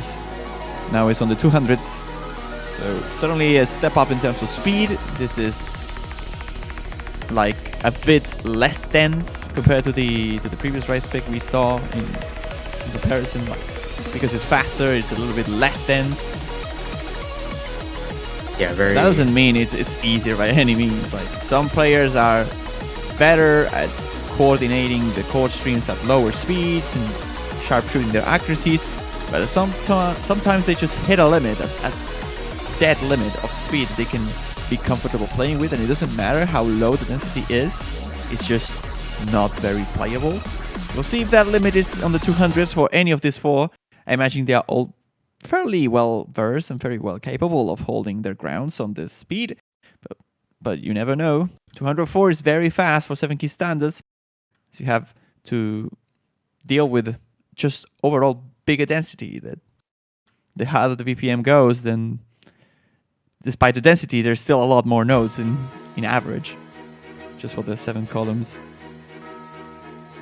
Yeah, for sure. So we'll see how they hold up here as we get into this fourth map. Not PX missing on the burst. Yeah. Very early on in the chart, so not going to do as much damage as if it were like halfway through. Everybody still trying to get up to that 400 combo cap, but Canada gonna take that and run with it for the moment. 99.8 for them, but Dale trades that miss back, and now that Not PX is over that 400 combo cap, gonna be able to take some of this lead back. You'd imagine once Dale starts to recover. Oh, Aitor finds the break as well, though. Have a little bit more gaps here to recover your stamina in between the streams, but that sometimes kills your potential to tunnel vision through this, and I believe that's what happened to Aitor over there, finding a break on those sort of broken chord streams. Certainly not good for Spain, as they are losing their lead that they once had at the start. They may be breaking themselves and tying the series. If Canada can keep up this performance, Mr. Moo certainly doing very, very well. Pretty much every map so far, but this one being the important one. They need a breakpoint to get back into this, and with the miss by Not PX, there's no full combos left on Spain, but Mr. Moo trades it, and score gap is still minuscular. Yeah, everybody finding a break now. Dale and Aitor highest combos in this lobby for the moment, but as Not PX starts to climb back up, starting to going back and forward. Ooh, but Not PX gotta find the break, and now the ball rolls back down the hill. Gotta climb back up once again. Last quarter of the chart left to go. Dale, Dale, that's a big miss. Oh, it's back on Spain's hands now. but there's still some char left as the combo caps are getting reached. A miss by NotPX can swing it, and it does! Will Canada take it? They need just a little bit more time for it. And there it's is shrinking enough and time. shrinking. Oh, it's Cannot afford flipping. to- Oh, it's my Canada. goodness. It is Canada. They just They're need to hold the playing- combo. They're playing tug of war with this leaderboard. It is too close to call as we get down into the last couple of minutes. That is going to be Canada. There's the breakpoint. 600 points. 613 points, is it? Or somewhere around those lines. It's certainly in the 600s. Wow. Oh, what a shocker there. That's a breakpoint and a half for Canada. They really needed it. Absolutely needed that, and we are now tied 2-2 off of a heart-stopping performance from these 4 players, and we are now essentially in a best of 7. Oh my goodness. That was way too close to call.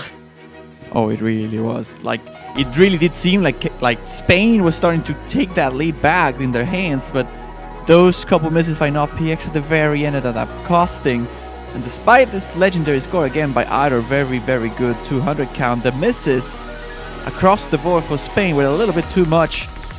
Canada back in it now with 2 maps won, one on the LN department, one on the Rice department. They're essentially equal to Spain as they did the same. But only one LN map remains, 3 Rice ones still up for grabs for Spain if they can keep them. It will come down to the hybrids, as you said, but instead of going for Pecorando, they are going for Kojaks, I think. Yeah, I think they're gonna go for, I think that's Plastic Girls, our Korajak-oriented chart. So Rice 4 are going to be the pick here. Interrupting the Rice chain by Spain with a breakpoint and now a pick by themselves. Yeah, they just didn't want the potential for a Connect 4 to occur, so they're just putting the blue square in the way.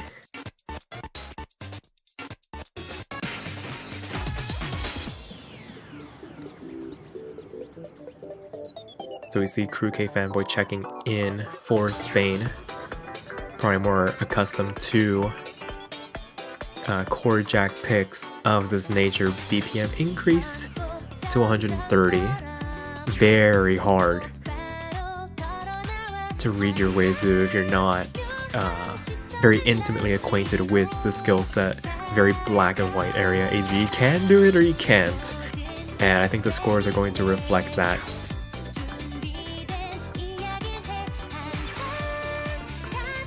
I mean, now that the SVs are not a thing on 7 key, Korjaks might just be the most polarizing skill set that you can see between teams.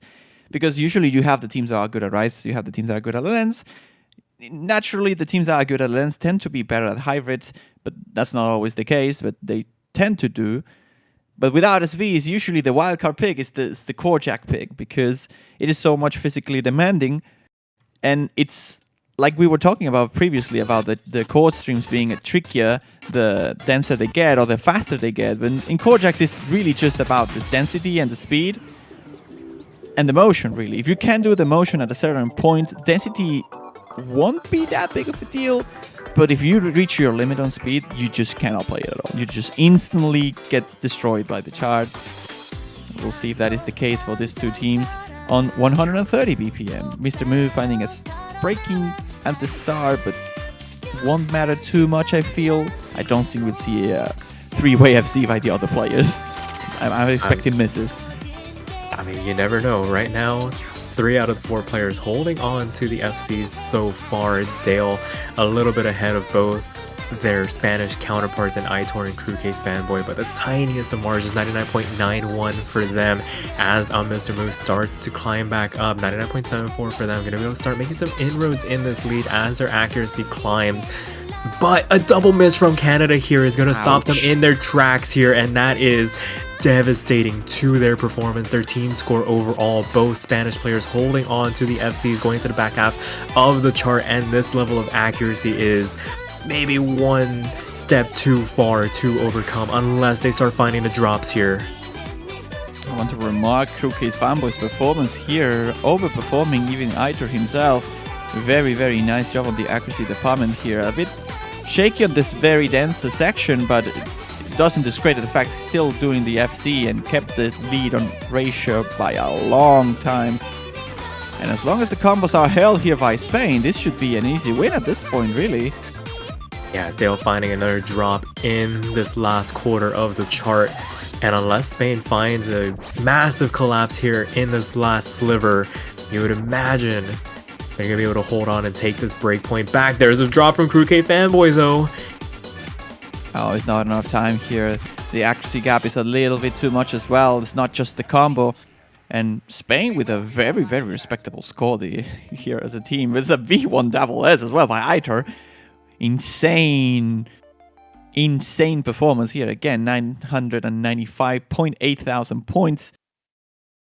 Insanely good time for a PV here by Aitor, as he's claiming. And very, very good score by Crew K Fanboy too. Yeah, PVs across the entire thing, it seems.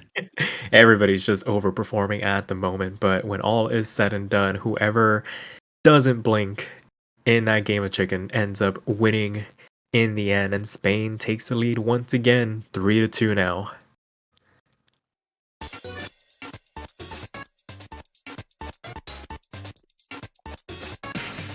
Well, now we're back to square one, really. This is essentially how the match started, just that it's a best of 7 instead of a best of 11.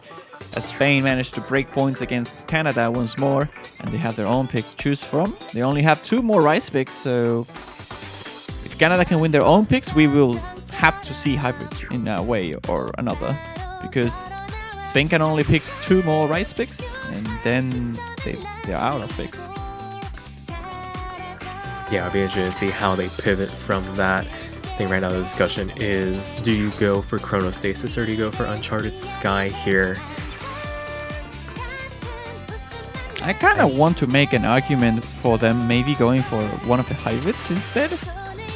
But no, they're just going to go for Chronostasis. Yeah, if it ain't broke, don't fix it. I mean, Electromagnetic Retribution can probably be written off a little bit. This one, gonna be interesting to see. I don't think anybody's picked this yet. I'm trying to recall the last couple of matches. I'm sure somebody will correct me if I'm wrong, but regardless, it will be Chronostasis coming out here. I don't think there'll be any substitutions. All 4 of these players very adept at a chart like this. I think this was picked once, and it was China versus Indonesia. It was the first pick of the match, and it was by China. They won it, but the best score on the team was 968,000 points. So certainly one of the most challenging Rise maps in the board. Alrighty, we'll see if the players are up for it. MP Star Command comes out, 6th map of this best of 11. Canada looking to try and get that breakpoint back. And Spain looking to try and capitalize once again like they did to start this match off. Bring themselves 1 point closer to that coveted 6th point. And this is a very challenging one. This is very harsh, very tactical, and it's OD 8.5, which doesn't sound like it's that big of a jump from OD8, which is the standard, but trust me, at this point, even 8.3 is already so much harder. Yeah, especially when charts get as dense as this. Dale gonna be the first one to find the first couple of drops as this chart gets underway. You can tell the tricky nature catching the players. Nobody above that 99.7 mark like we're used to. Aitor gonna be trading that miss back, but very clean miss overall. Still able to stay ahead of Dale, but Dale's gonna be able to get back up with that 400 combo cap first and gonna be able to start making a dent in this lead if they can pick up their accuracy just a little bit. But a full team wipe from Canada. Crew K Fanboy does fall as well. There are no more FCs left in this lobby as we transition into the second third of this chart. That was a huge drop there by Dale, though. And on the 98.6 really, hindering his team a little bit and also struggling with this sort of breakcore-ish bursty section. Very hard to read, very hard to time properly. And as though everyone is falling quite a bit, it is Spain who's taking advantage mostly off of it. And it's because Dales is a full percent behind the top performer of Spain here. And as many misses as Spain can produce, it won't really matter all that much with this accuracy advantage that they are holding. Very, very nasty patterns here. The trails being very, very tricky to call, combo through. and this technical burst, insanely difficult to just coordinate and hold combo through it. But as we're through that main course, it's only the last quarter which is a bit simpler in comparison. Some misses will still be produced here by either. It won't matter really, this difference is so big. Like Spain is about 35,000 points ahead, and with barely any map left, and considering how challenging this is, I don't see Canada going very, very hard on this very ending. Although the rackets are tricky, every player is just completely getting destroyed by this part. Yeah, it won't matter at all. Very hard pick overall, and despite all the trades, Spain come out on top and capitalize successfully on that next breakpoint to make it 4-2 now, with Canada up to pick next. The good thing is for Canada, they don't have to worry about that map anymore. Again, it's solid performance here by Crew K Fanboy. I want to remark that much. The MVP for this one, and so is Mr. Moo. Mr. Moo is doing so much work here for Canada to have the chances. And they're surely getting some opportunities. It's just that Spain as a team is being a little bit more consistent. And Canada's just going to pull out the last bullet on the LN department. It's going to be LN4, the last LN. And Harambe Fanboy is going to join, of course, for this one. This is the cap's name, Pecorandom Brain. Nice difficulty name. I think it's a bit... it makes me laugh every time I say the difficulty name. Yeah, very true. It's prone to doing that, and will be coming out here.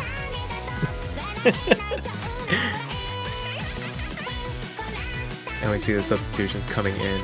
As you said, Harambe Fanboy can be looking to You made Idol laugh here, see? Oh my god. It's just a funny song. Funny song, funny diff name. Yes.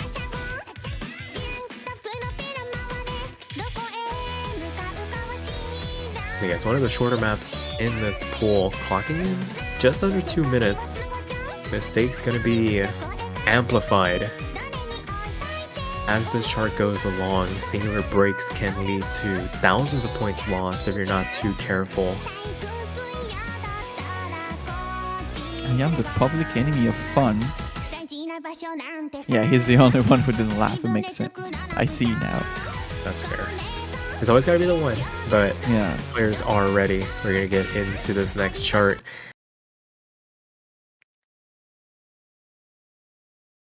Of course, the mandatory carrot background.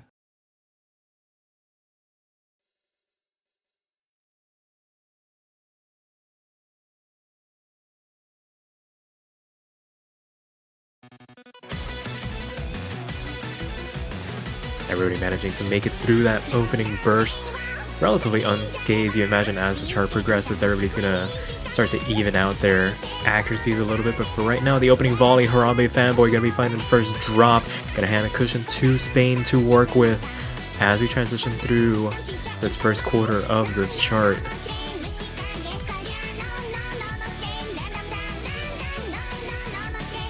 A very dense chart to read through. So many staircases, everybody doing very well. Mr. Moo gonna be the next one to fall. Harambe Fanboy falls as well. Full team white for Canada to work with, gonna help expand this lead for Spain. Both Aitor and Crew K Fanboy up above that 99.4 range.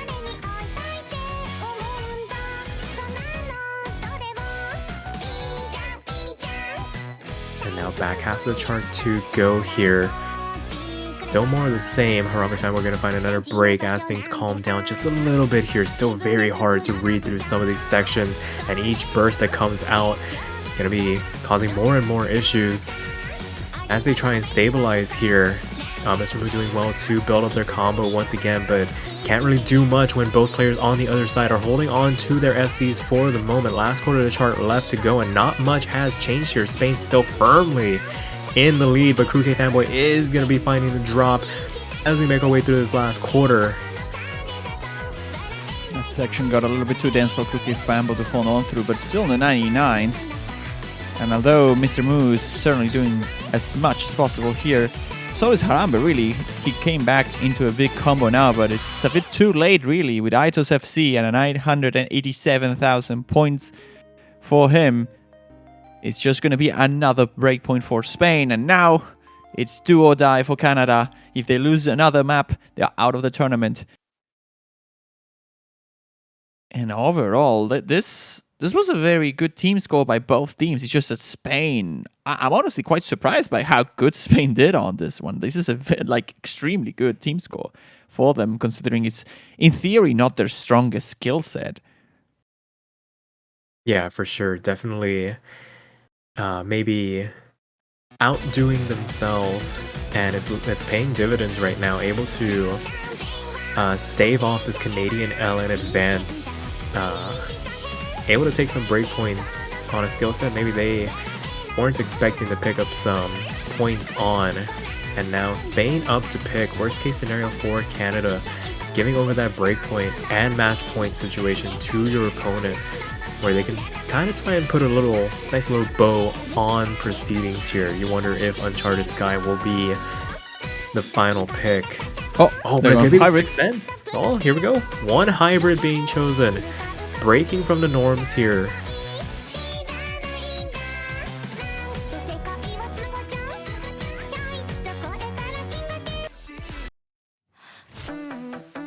As we get it loaded up here. Nobody opting to go for Giselle just yet.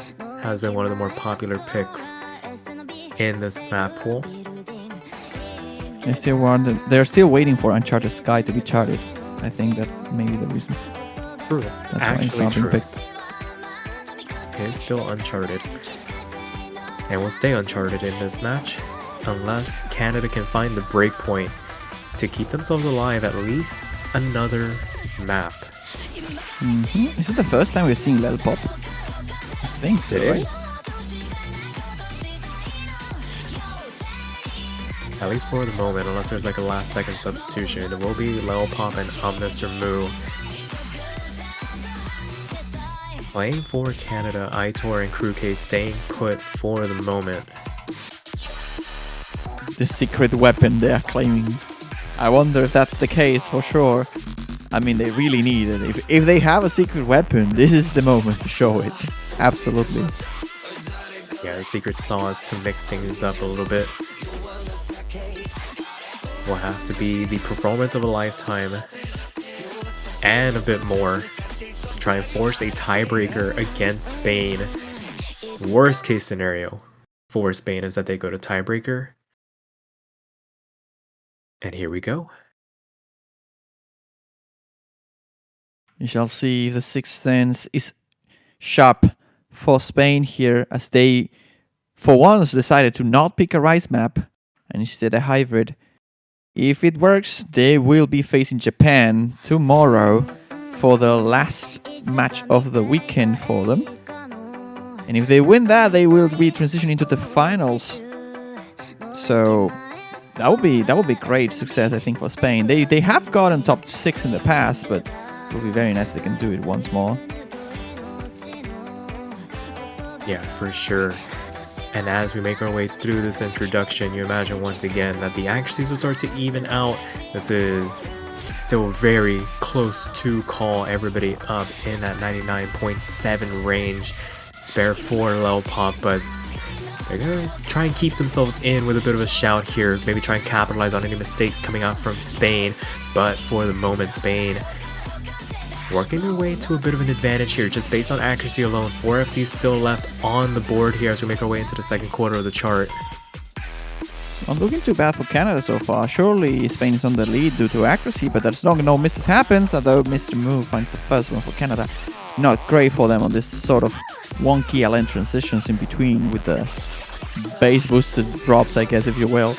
But Mr. Move, a bit of an inconsistency here. He was performing very, very well on previous picks. Of all maps, this one being the one he drops when his teammate FC. Not great. There's a miss as well from Lel Pop, and this hope for the Canadian team is starting to vanish a little bit as we enter into the second half. This difference is still recoverable. Eider and Kruke are just not looking to be showing any signs of mistakes happening anytime soon either. Yeah, Playing out of their minds. If they were to hand back this lead, it's going to need to happen sooner rather than later. Canadian reset once again. Lil Pop and Almasru finding some drops here as things start to calm down. Just a little bit of chance to catch your breath.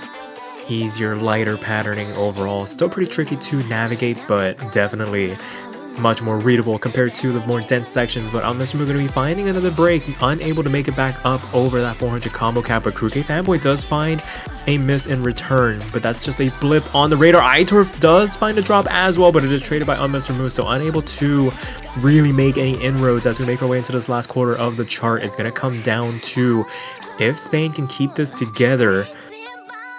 Lil Pop, highest combo in the lobby for the moment, might be able to make some inroads, especially with that drop here. I mean, they're so short of a song remaining. It's very, very hard for Canada to recover here, but if they want some chance, they need to find Mrs. Valladolid right now. And it doesn't seem to be happening. The score lead is shrinking a little bit, but Kruke Fanboy finds the combo cap again, but a full wipe there again by Canada. Double miss by Lil Pop and Mr. Moo. That's pretty much game over at this point. It is Spain once more who reigns triumphant against the Canadians. In this exact stage, Spain has performed the best before and bested Canada too to reach top 8. But with Spain this time make it to top 6, it would be Japan, the test they have to succeed through in order to get there. But for now, that's all for Canada. They certainly did great. I'm a big fan of that team. Unfortunately, they couldn't best Spain. It's just too much. Yeah, a step too far to overcome. Commiserations to them, did very well to capture the points that they did. Very contentious maps overall. But congratulations to Spain. As you said, a date with Japan later on this weekend to see who punches their ticket into the finals. Definitely do not want to miss that. But with that being said, that will do it for this match and this block in general. We'll be back at 5 UTC to kick off the second half of the semifinals weekend, and you definitely don't want to miss this one. It will be a winners bracket matchup between South Korea and the United States.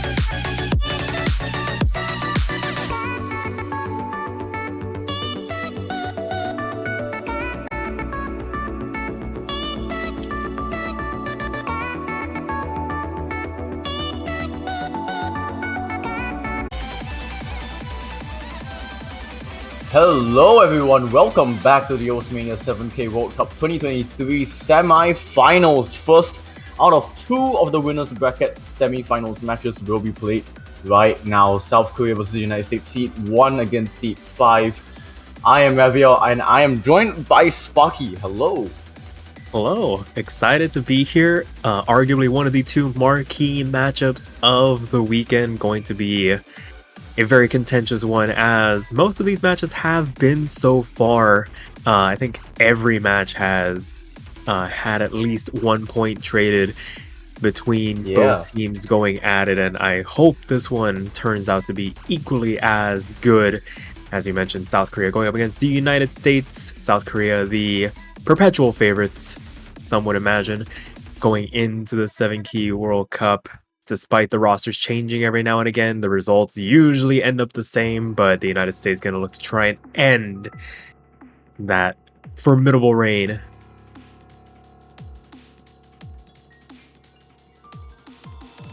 Yeah, South Korea fresh off a 6-1 victory over Brazil, and United States managing to triumph over their seed 4 counterparts China last weekend 6-5 on tiebreaker.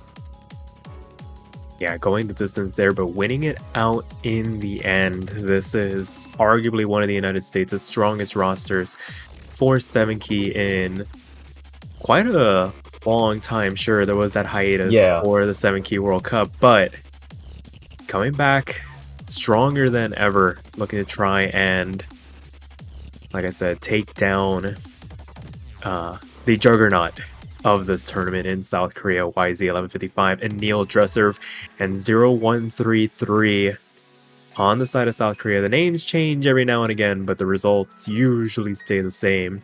That being said, they have been pushed before. Recall to last year, being taken all the way to tiebreaker by the Philippines.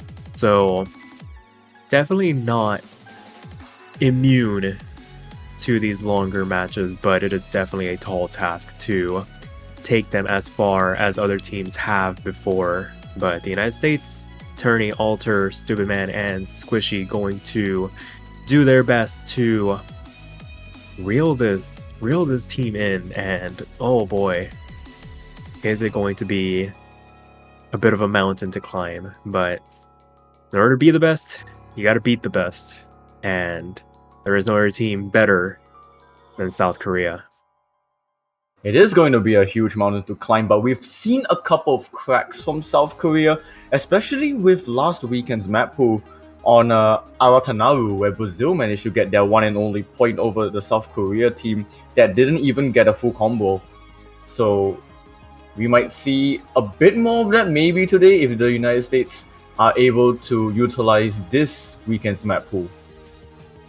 Yeah, for sure. Definitely an order of magnitude harder than last weekend's. But that being said, as the map pools get harder, sure, one team may fall off, but you got to make sure your team is in check as well. So it'll be interesting to see how the United States scales as we make our way through this mid game and into the later game map pools. Alluding to them, they will be coming out relatively early tomorrow, just by sheer nature of the round ending at 12 UTC, the other winners bracket matchup between the Philippines and Malaysia.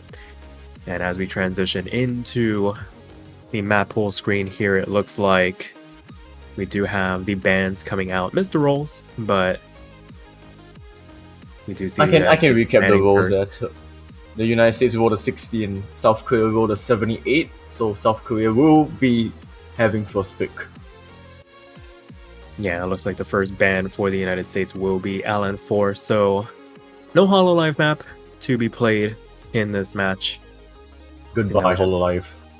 Goodbye, Hololive, and we wait on South Korea to answer back here. You wonder what the ban might be here.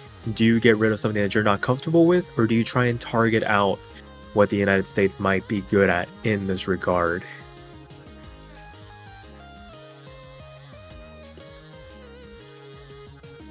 Definitely a couple of options to pursue here as we wait for that ban to come out. Definitely a lot of avenues that can be pursued, and this might give us a little bit of insight as to what the headspace for South Korea is going into this match. I think the United States making their intentions clear. Probably going to want to avoid playing this lower half of the map pool, if at all possible. I believe South Korea banned the Rise map for the quarterfinals against Brazil, which was Rise 6. Okay, so changing Okay, the they tone a are little gonna ban another Rise map, Shekus, which is Rise 2. Yeah, getting rid of some of that chord stream. I think more bracket oriented in general. So that will do it for the bans here. First pick gonna go the way of South Korea, see what they decide to start this match off with.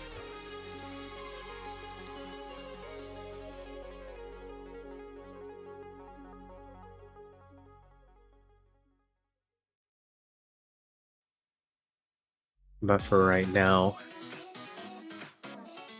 just speculation at the moment. Given the rice ban, you wonder if they might want to dive down into the LN hybrid pool. There's definitely some very difficult maps of their own accord down there. Stuff like Lake Valor Remaster or Giselle.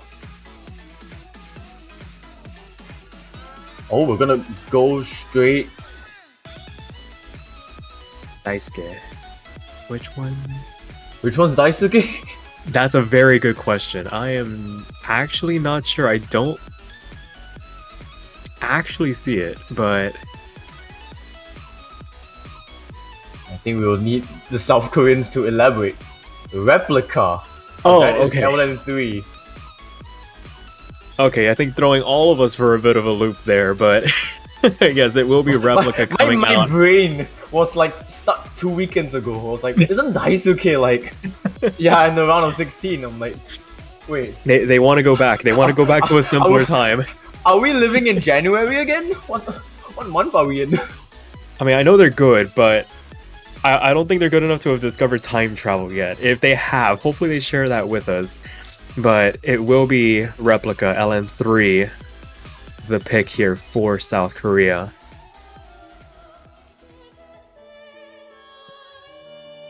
As we wait for the official map to get loaded up here. I think that Squishy is gonna come in for this one. And on the other side, Dresssurf and YZ currently in the lobby. Yeah, I feel like for the South Korean roster, any of these four can come in interchangeably. And we are still waiting for Replica to get loaded up once again. LN3, the pick as we get Squishy into the lobby to round out this United States composition. Alright, there we go. There we go. Albeit the wrong team colors, but at least the map's loaded up. Yeah, And so have that switched quickly. very quickly. It's the subtle things that can make all the difference here. So we'll wait for the players to get readied up. The There we go. Very official nice. color gets changed over. Everything is set in order, locked into place. As a referee gives one final check to make sure everybody is ready. Before we dive into this first map of this best of 11 first team 2-6, we'll be moving on to finals in the winner's bracket. Not going to be the end of the line for the loser just yet, just going to drop down into what has turning into a bit of a shark-infested waters. Some very strong teams in that loser's bracket remaining to give a challenge to whoever ends up falling here.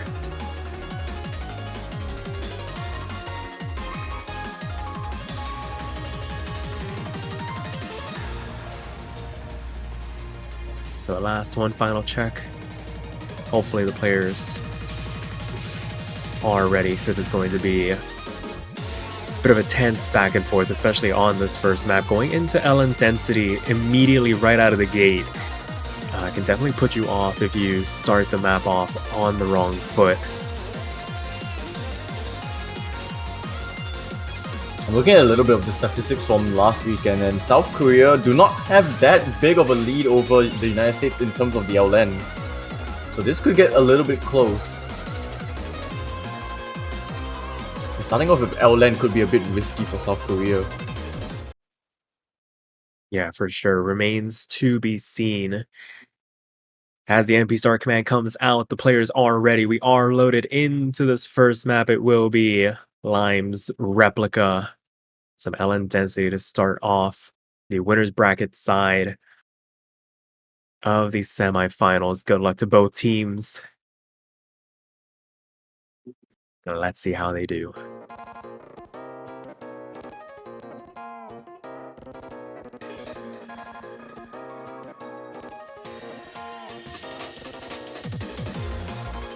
Strong starts right out of the gate from both teams. All 4 FCs left intact as all 4 players cross that 400 combo cap, but Turney's going to be finding the first drop, going to hand an immediate lead over to the side of South Korea. A full combo reset to start this match off for the side of the United States. Squishy really having a tough time getting their bearings straight down into that 97% range. The only player below that 99% mark, Turney not too far behind, teetering on the precipice of that 98%. Meanwhile, on the other side, Dresser and YZ1155 holding on to that 99.6 on average.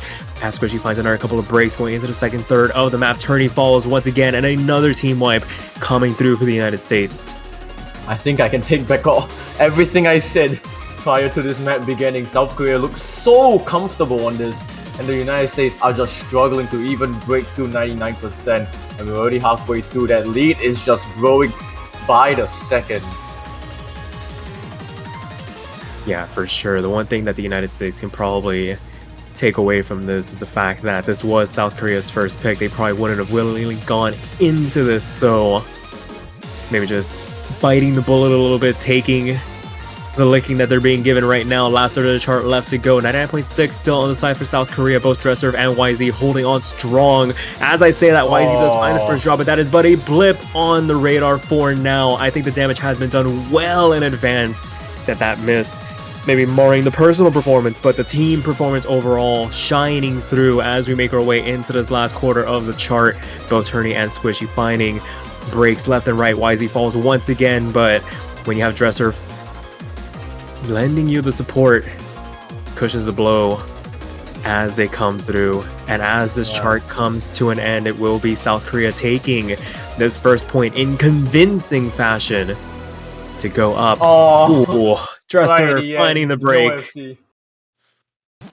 But they will go up. Very dominant point, like you mentioned.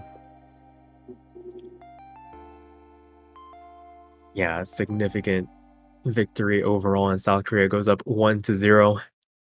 As I mentioned during the map, not something the United States probably would have willingly picked into, so glad to probably get that out of the way as soon as possible. Won't have that be used against them later on in the match. But the United States up to pick now. Probably going to dive back up into that upper half of the map pool.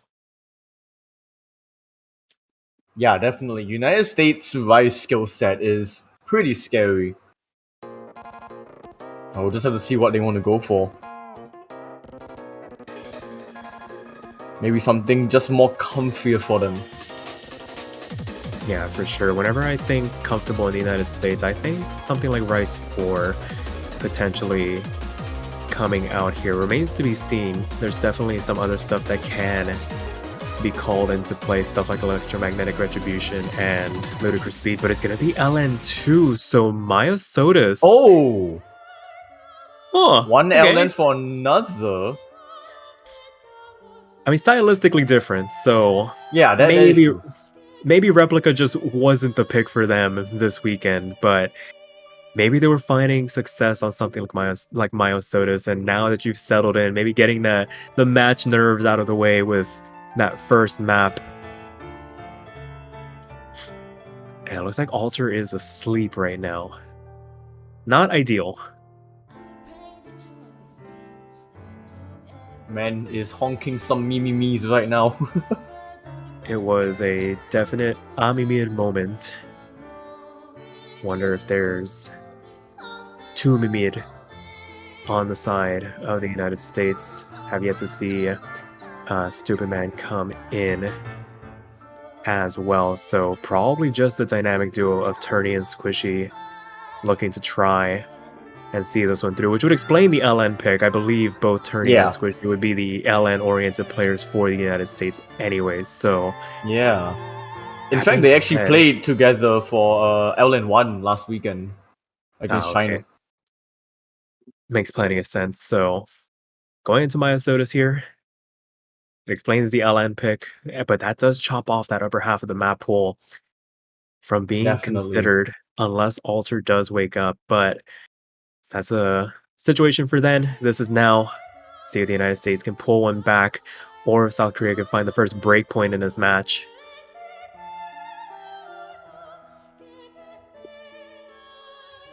So, like you said, very contrasting maps between Replica and Myosotis. Replica extremely density heavy. This one kind of tests more on your releases. Yeah, releases and coordination, but Oh. Turney going to be the first one finding the drop here. Lowest accuracy, but still ahead of YZ for the moment. So maybe not going to hurt as much. The player's only just now crossing that 400 combo cap. But with these coordination picks, Squishy soon to follow.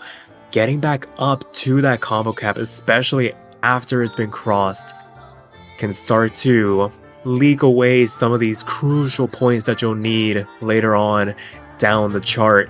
And as we make our way into the second third here, South Korea with a healthy advantage right now off the back of this double FC on their side. Oh, as you were Right saying from about that- double FC, Dresser with the miss, and why is that dropping below 99% accuracy?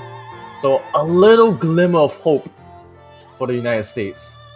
Yeah, now that both Turney and Squishy have recovered for the moment, that little bit of a dense section, Oh. Squishy dropping on the end of that transition, just letting go of that LN. Ends up being a 50, not a pure miss, so maybe not as much damage as what could have been done, but that will stop this advance for the moment. As And Dresser, oh, this section is so brutal, you can tell.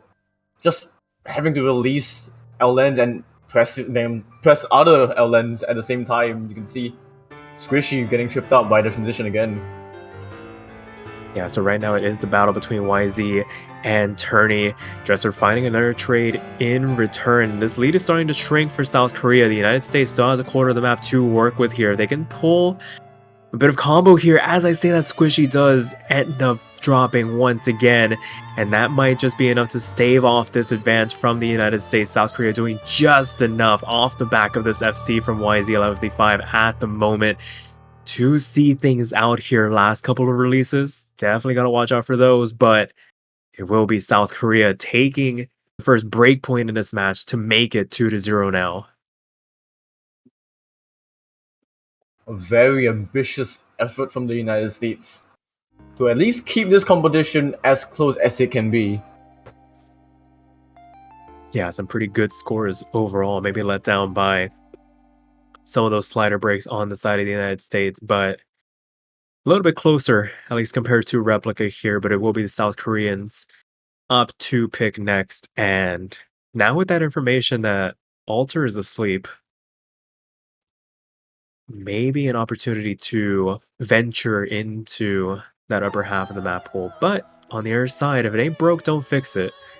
Oh, if Okay. that is true, from what we're seeing in the chat, maybe South Korea will have to rethink if they want to dip their toes into rice again. Yeah, for sure. Definitely does give you a bit of pause knowing that another player is back for the other team, especially one that can kind of balance out this composition for the United States.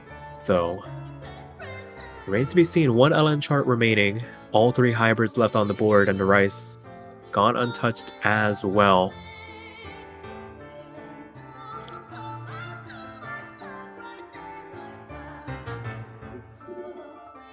South Korea really taking their time to think about this. I have a feeling that maybe they just also got the information that Alter's awake, so having to rethink on what they want to pick next.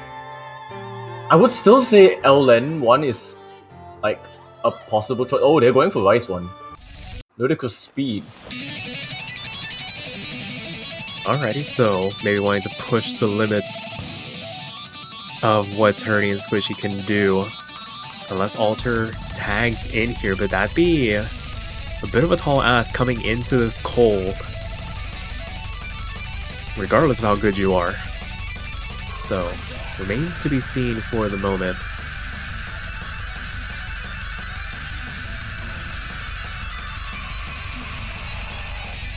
No substitutions on either side just yet. Timer is out. Teams do get 2 minutes to make their preparations, so we'll see if we have anything coming up at the last second, but as it stands, players on screen are the players going into this.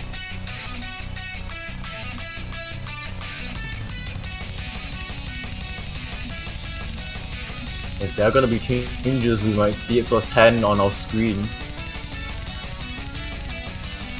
Yeah, for sure, but not seeing anything just yet, so maybe just exhausting the timer a little bit, waiting for the players to ready up.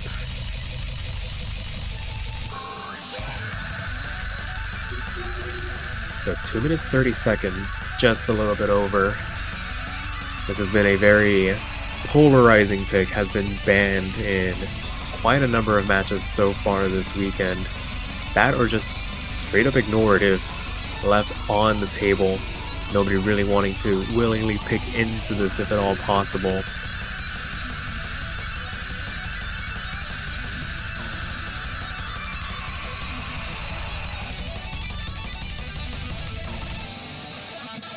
Yeah, it looks like this will be the two compositions, Dresser and YZ, going the distance for South Korea at the moment.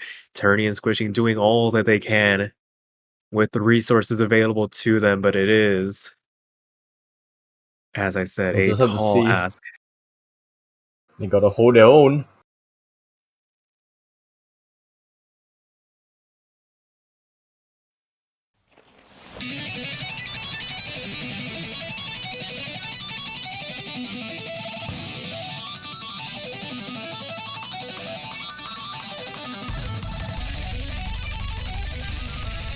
And as we get into the main speed sections of this chart, very staircase oriented, very rolly overall.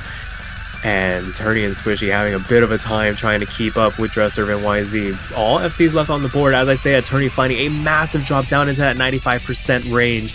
And this is quickly spiraling out of control for the United States. South Korea with a very healthy lead to start this map off.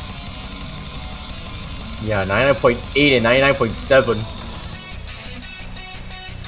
Yeah, not much you can do to make any inroads. I think South Korea can afford to basically hang on to the combo at the expense of their accuracy. But I mean, to be fair, with how good both of them are, you imagine it's not going to deviate much from there. Squishy does fall as well. Both combos now gone on the side of the United States. Turney doing very well to make it back up over that 400 combo cap. Going to be able to mitigate some of the damage, but the damage is already being done. Squishy finding yet another drop here going into the back half of the chart, and this lead is spiraling once again out of control. It is growing to over 100,000 points at the moment. Yeah, and South Korea just crushing this, and I feel like even with Outer playing for the United States, you might not feel that there's going to be too much impact. But Jessup does find a miss. Yeah, but those were very clean drops overall, only putting a tiny dent on their accuracy. YZ finding a bit of an accuracy drop as well, but holding on to the combo. Only FC left in the lobby, so all eyes on them. See if they can pull it through here. Last quarter of the chart left to go. This is turning into a little bit of an exhibition between these two squads. Yeah, for the United States, it's now just thinking about what to go for next. Yeah, for sure. This is definitely not playing to Turney or Squishy's preferred skill sets, just staying in here out of necessity over anything else, so can be forgiven having to play through something like this. Dresser does fall as well, but traded back in spades by both the United States players. Hanging on to the S for the moment, 95s for both of them as this chart comes to an end, but it will be South Korea taking a third point. And FC from YZ as well. But the Very accuracy well from done. Dresser, what, 4? Okay. 4 I and was 2 expecting misses. a single digit, but not 4. Wow. That is a ridiculous run overall. Unfortunate to find the breaks there, and the United States going to call a timeout. Unsurprising here. So Yep. they do get the 2 minutes for the map pick. After this, they'll get the 2 minutes for the timeout. So 4 minutes overall to basically regroup, reorient themselves. Maybe give Alter a bit of time to get warm enough to get into the competitive setting that is this match.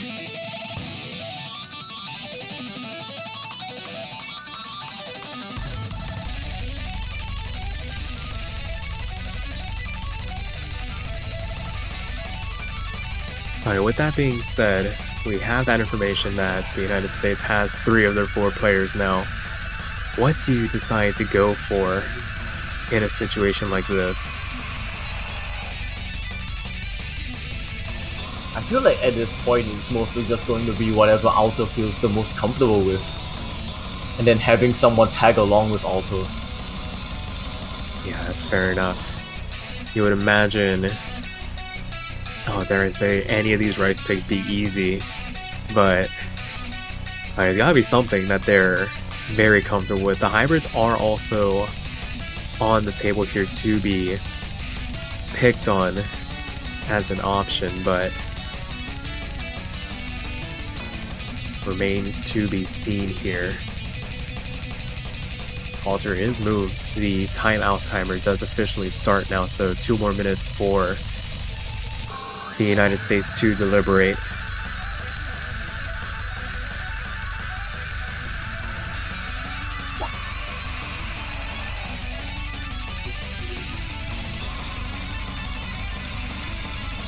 You'd imagine that the United States will probably still avoid the rice section, still kind of hover around the bottom half. Yeah, that is true.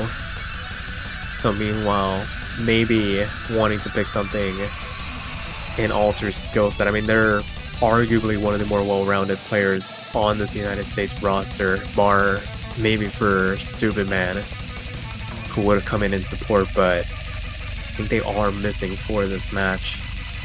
So maybe those hybrids do come into contention. Maybe not Giselle. Giselle is a tiebreaker in and of itself that will probably not be considered unless absolutely necessary. Yeah, like a last-ditch effort. I think it's probably gonna be either bouncing or the Sixth Sense. Unless Alter is capable of playing Lake Valor.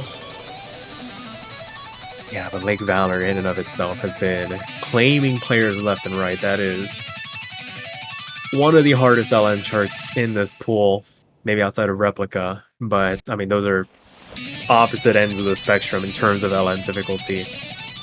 Maybe Plastic Girls? I mean, Korjak is like the old standby for a lot of these players when they're trying to settle in.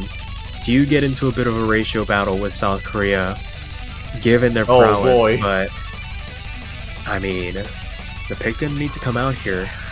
Timer is up. And it's gonna be electromagnetic. We're still gonna go for out. rice.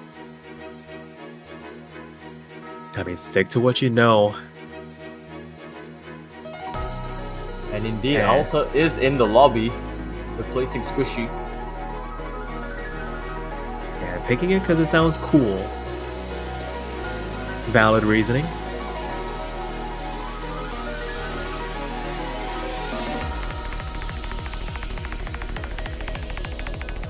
So will be the first substitution for either of these teams coming out. Alter tagging in for Squishy. Joining the World of the Waking, thankfully. See if they can wrangle back some control in this match, or South Korea will just chug along as if though nothing is wrong. And as I say that, YZ will be departing. Ooh. Will it be 0133 or Annual? You're replacing strength with strength at this point. Yeah. But I will feel be in this Anil. situation... Okay, yeah. I was about to say it's most likely going to be Anil. Anil's accuracy over the last couple of rounds for Rice maps in particular has been abnormal. We'll see if it comes to play here. So, Dresser for Neil for South Korea, Turney and Alter for the United States. South Korea up 3-0 on the United States' second pick here. An opportunity to take that second break point. Or can the United States right the ship a little bit here?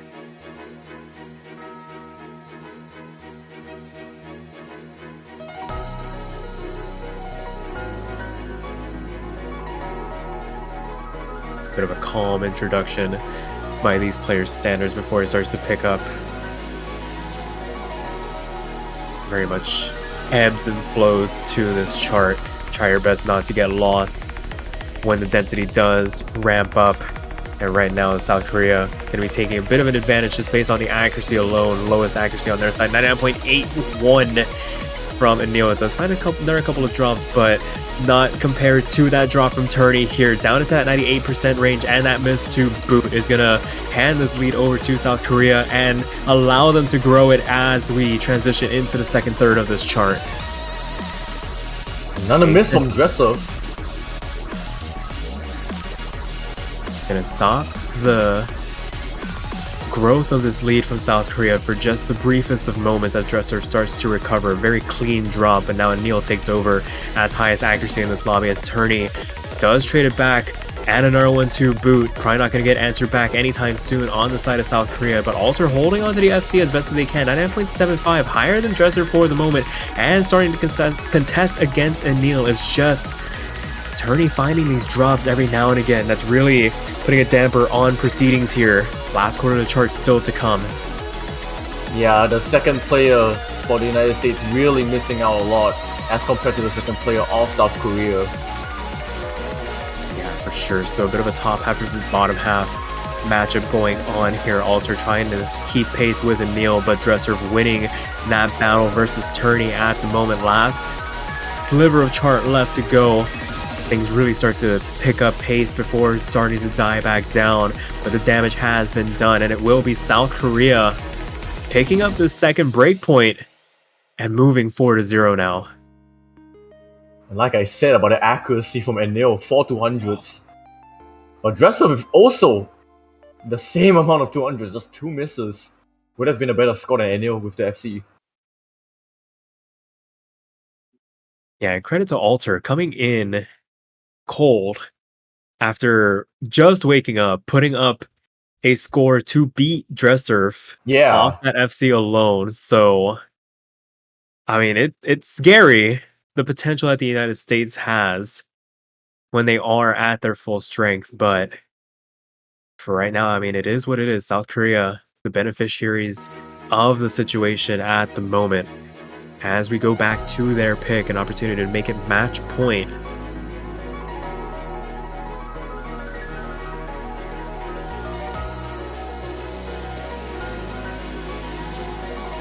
Now you do kind of have to pay a little bit of respect, knowing that Alter is now in play for the United States. Don't want to get a little too lackadaisical with these picks. Don't want to hand over any point and build on any potential momentum for the US here. But Rice has worked out, LN has worked out. Have yet to explore the hybrids here in this match. Probably don't need to with the way things are going at the moment, but gonna need this pick from South Korea soon.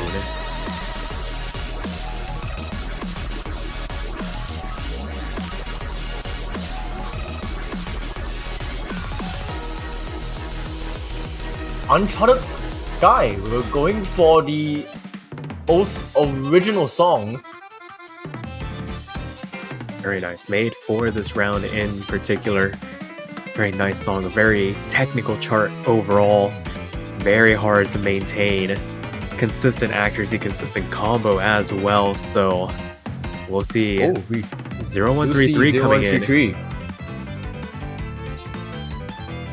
So all 4 South Koreans having their time.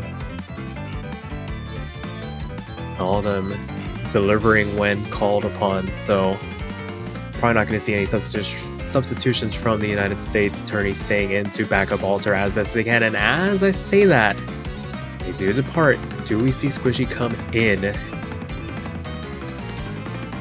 it will be Squishy. Immediately readied up. MP Star Command comes out. Going into map 5 of this best of 11 in South Korea. 4 to the good. At the moment, an opportunity to make it a match point situation. The United States looking to try and mount some sort of a comeback here. Gonna need to start it off with this original song.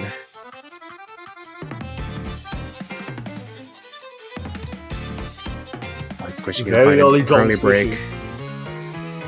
Down into that 98% range. Very early on though, haven't crossed that 400 combo cap just yet, so not going to do as much damage, but similar story, 0133 does trade it back here. But Dresser's accuracy, oh my gosh. 99.92 for them to start this map off. Next closest would be 0133, also not too far behind, trying to keep it close in that bottom half. But battle at the top, Dressurf and Squishy. Dressurf winning it by over a % margin at the moment, accounting for a majority of this lead, despite the fact that 0133 did find that drop. Squishy is returning those in spades at the moment, going through this first third into the second.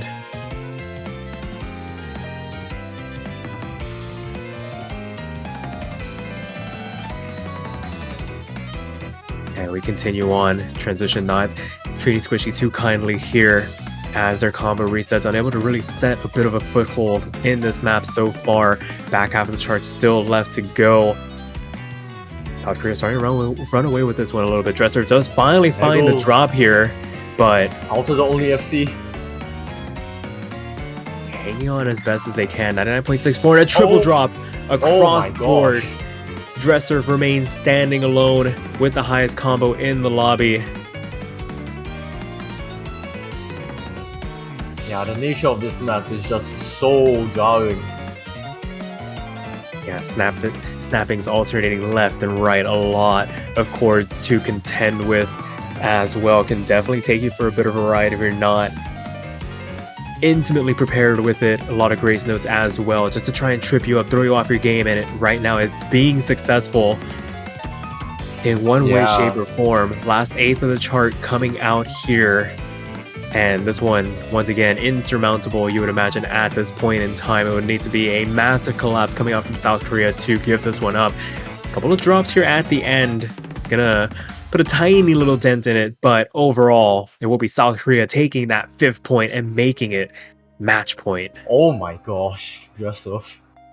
That one miss, still 990. That's unreal. When you don't Unreal. FC and you still 990k, and United States are going for the final LN map that is pickable, Lake Valor.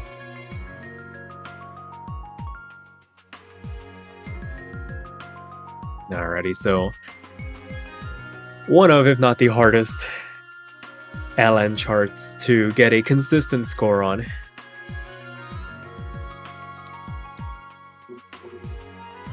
And even the South Koreans are kind of dreading this one as well. Yeah. They know what's in store for them. And I'm very sure the United States know as well, knowing that this is match point for South Korea. If they lose this, it is done. So it is a do or die from here on out. Yeah, gonna need to reverse sweep to force that tiebreaker to come out.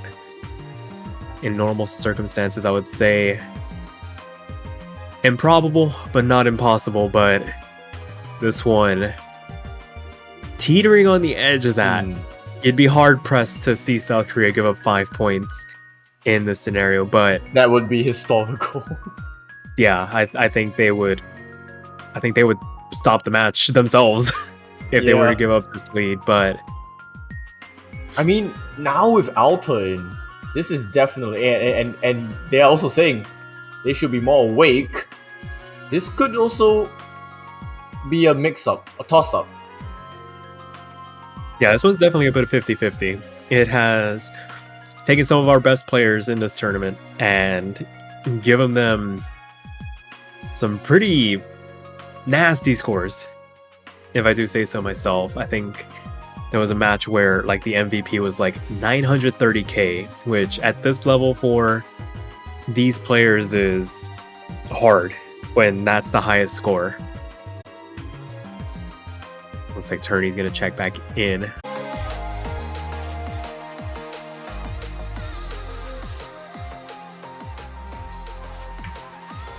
Welcome gamers, and welcome back to the MWC 7K 2023. We are right now in the semifinals, and boy do we have a banger of a matchup coming towards you. I'm one of your commentators for today, Cryolian, and I'm joined in the booth by none other than Potassium F. How are you doing? I'm doing really well. I'm excited once again for another Japan match here. Always goes to tiebreak as usual, so I'm expecting another one, of course. Oh, yeah. Spain versus Japan is a very interesting match overall. I would say Well, of course, anyone who's seen a Japan match so far knows Japan is very Rice-sided, at least throughout this tournament. Spain has a very strong roster for LNs, I would say, so this could actually be a little bit of a back and forth. Actually, I would say Spain, they can also hold their own in the Rice portion of the maps, but yeah, they are pretty much one of the all-rounders that is still left in the tournament. Like, Japan is specialized more towards Rice, but Spain, they can play pretty much anything. However, that said, this is a bit of an interesting match. This is the first time we are seeing in the tournament that both teams actually do have some pretty concrete information on the other team.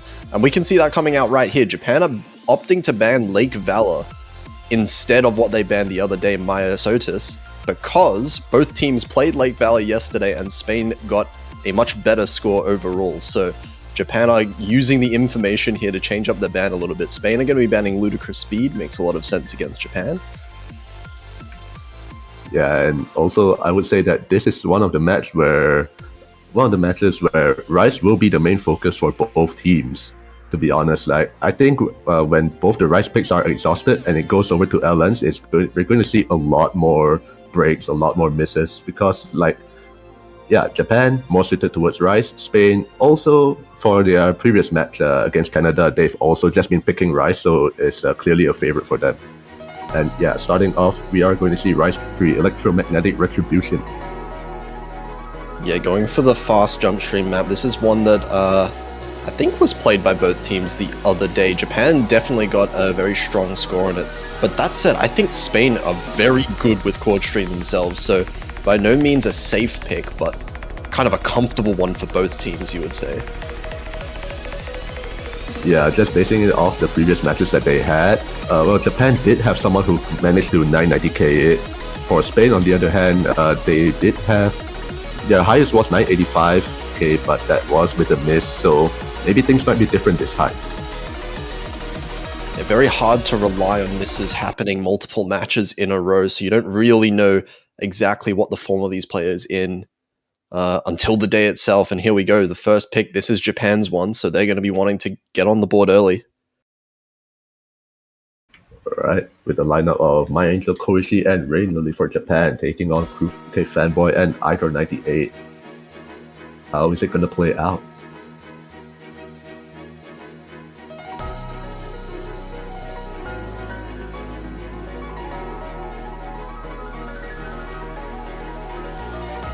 Throughout this opening section, everyone off to a pretty good start. Actually, My Angel Koichi dropping a little bit of accuracy. Not going to matter too much until we get to the real sections here.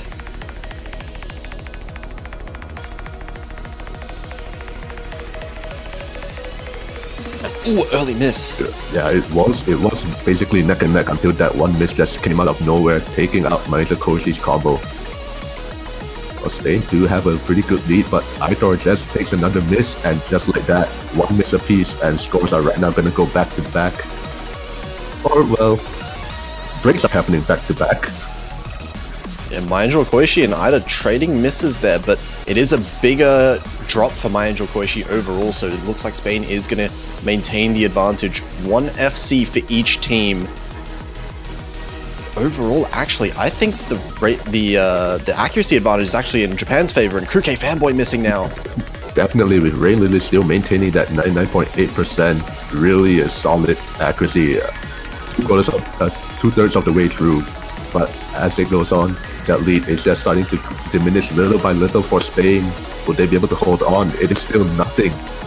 200s will change the tides. A break will change the tides, definitely, for sure. But will anybody be finding that one break? Aitor does, and it does send that lead over to Japan. So does Kuke Fanboy also finding that break.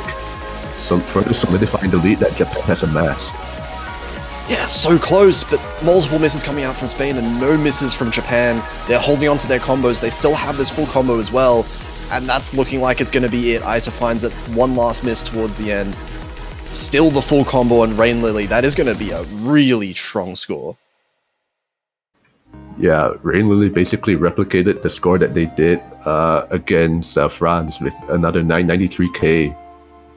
Really, really good play, but look at Look at Aitor though, only 200s at 3 misses, and that's so unfortunate for them.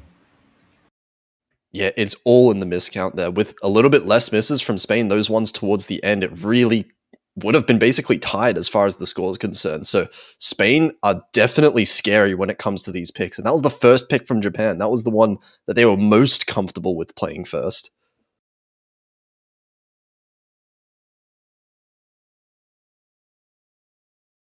And oh, this is an interesting first pick, actually. Spain are going with Replica. Replica, yeah. This also kind of ties back into what you said earlier, like where both teams do have concrete information about what the others, how the others played in certain maps. This is one of them. Both teams have already played this before, and just looking at the scores, Spain did pretty much better in terms of like score accuracy compared to Japan. So hey, I had a look at this earlier. I'm pretty sure Japan got the higher team score on this. Oh wait, hold on a minute. Yeah, that's why I was saying this is an interesting pick because of the information I'm looking at, Japan did beat Spain on this map by a little bit. It was a small bit. Okay, yeah, alright, yeah. This is completely my bad. I just mixed it up. But yeah, the difference between both scores were barely anything. So if scores from other matches are to determine what's to come, yeah, this is probably going to be another close one. This will be very close. It is going to come entirely down to these misses, just like the last one. If there is a player that's able to hold their combo through these dense LN patterns, then that can carry a team completely here.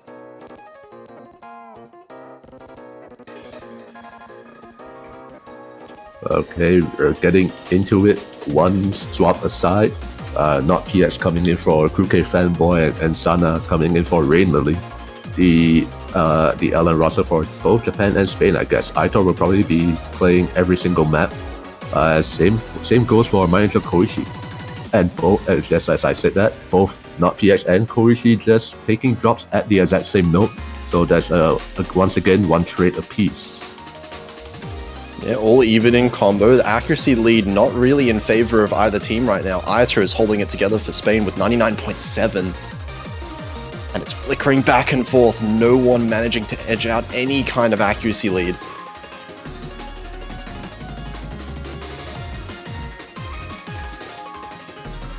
Yeah, just that one single mistake from, oh, okay. I was going to say both Not PS and Angel Koichi traded at the beginning, but right now Aitor is doing Japan another bit of a favor by taking a miss of their own. But Manager Koichi right now, once again returning the favor, same day shipping, and now Not PS is also going to help with that. Trading back and forth, Manager Koichi again, but this is favoring Japan a little bit because we still have Sana in Japan, still has not missed yet, full combo for Japan, and that's the only one on the board. And there it goes, a miss finally coming up from Japan and Sana, rest in peace full combo. But with this LN density pick, it's so easy to bring your combo back up to 400, and just like that, it's all going to be accuracy now, and it's still accuracy both sides, pretty much even across the board. They're both pretty much averaging the same thing. Oh, it is so close, flickering back and forth, but Not VX finds a break. Aita and Ensan are both finding a break. Ooh, this is Koichi's holding on. He's not Koichi. That's a big break, and actually now Spain takes the lead. Spain takes the lead at the very end, but Aita finds a miss. It's flickering back and forth. And Not PX. Oh, those misses. Okay, those at the end just pretty much destroyed any sort of hope that Spain had to come back in the last second.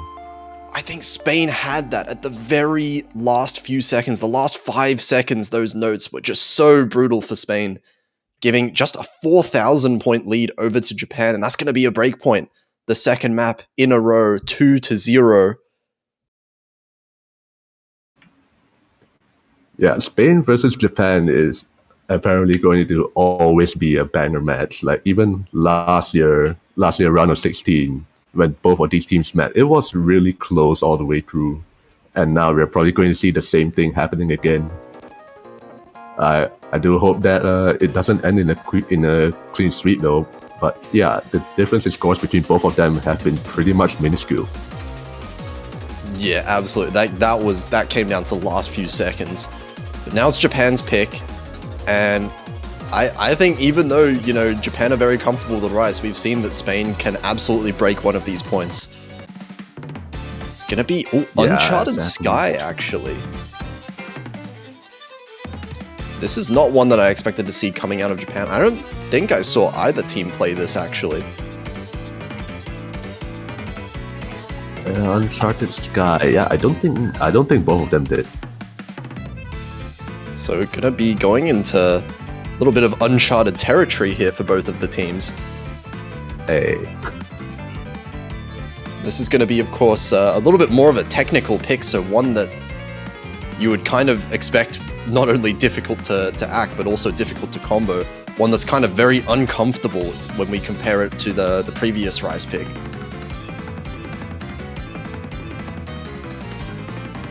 We are going to see the swaps, as we expect, back in Rain Lily and Kruke Fanboy for Japan and Spain, respectively.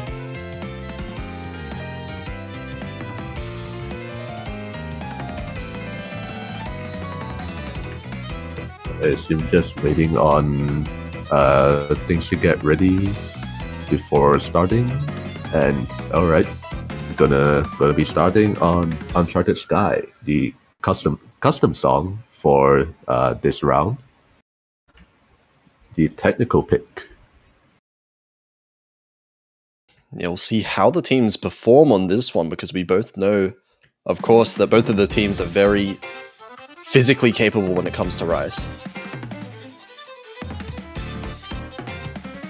Yeah, but with this being a tech map, you can imagine like a lot of things will be catching players off guard. We already see Rain Lily picking up the first break and sending that lead over to Spain, who does manage to hit everything so far pretty cleanly. Like this map, it's like mini jack heaven. You're gonna see mini jacks left and right. Yeah, accuracy actually pretty tied up between both of the teams, right? Rain Lily finding another drop, though. That's going to give Spain even more of a lead right now, struggling to maintain the combo.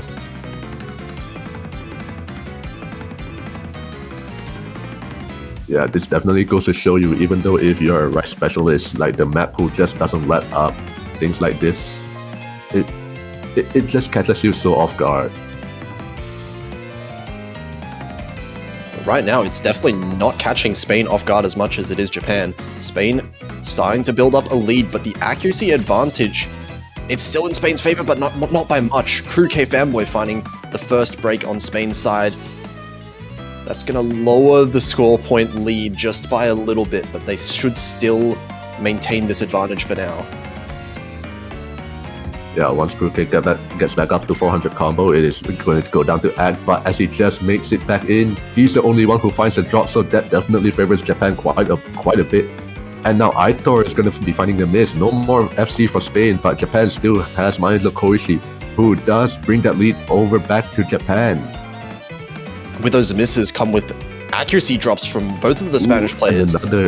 And another team miss, just wiping out the score that Spain has built. And now Mania Koichi is still holding on. Even Rain Lily just taking that couple of breaks in the start, but now getting his bearings and just tanking everything all the way through and through. Well, it is the opposite for Spain. They did really well in the intro, but towards the end, they're starting to lose their bearings. Yeah, definitely starting to get lost in these patterns towards the second half of the map, while Japan really started picking up. Rain Lily is no longer getting any of these misses that they got. Okay, never mind. But This one. except for that one. But last note, doesn't matter at the end of the day. That is going to be a solid win for Japan with that full combo from My Angel Koichi. Ooh, 3 picks down, and Spain's hopes are actually starting to look a little bit bleak. Japan is already halfway through of their points. They only need 3 more, but Spain, they have to start amassing some sort of comeback. I definitely think there's a good pick that Spain would have somewhere in the LN pool. I would say Maya what was it called? Maya Sotis? Maya Sotis, yeah, I think that's the one. That is the map that Japan, the LN coordination pick, Japan has been avoiding it all tournament. But Spain are not going to be going for it right now. They're going to go for the Sixth Sense. This one, looking at both teams' scores, actually Spain did have the higher score on this one from when they played yesterday. So this one still does make sense to me. yeah, I can definitely see this pick probably being the saving grace for Spain. This one is something that they absolutely have to win. Otherwise, things are looking really, really rather bleak.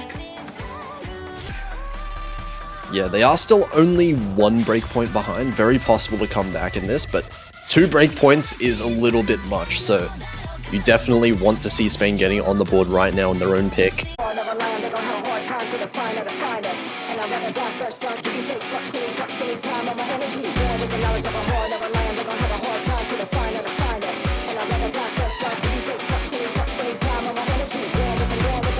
Hello everyone, and welcome to the final match of MWC 7K 2023 semifinals. However, this is, according to the schedule, the last match, but unfortunately, as of right now, Malaysia does not have enough members online. So I'm not too sure if they will be able to get back in time, but for now, we're just about to put like a 10-minute-ish timer or something. Hopefully Malaysia gets a team in time. But if that doesn't happen, unfortunately, it will be a win by default for Philippines if that doesn't happen.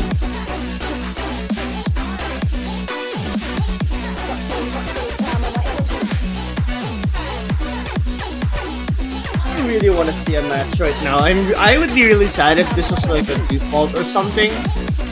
Because, you know, can I say at least, we have the Philippines-Malaysia combo in the commentators. We can't waste this, right? Yeah, it is really unfortunate. It was could be a really high match. Winners bracket, Philippines taking on Malaysia. Like these two teams are just really, really powerful in their own right, and this would have been a really, really good banger of a match. And couple that with the fact that we also have a Malaysian and a Filipino commentator in the commentary booth just for this match. Yeah. That's true. And, you know, I just realized something. While we're waiting for them to start coming in, like, I just wanted to plug this in right now.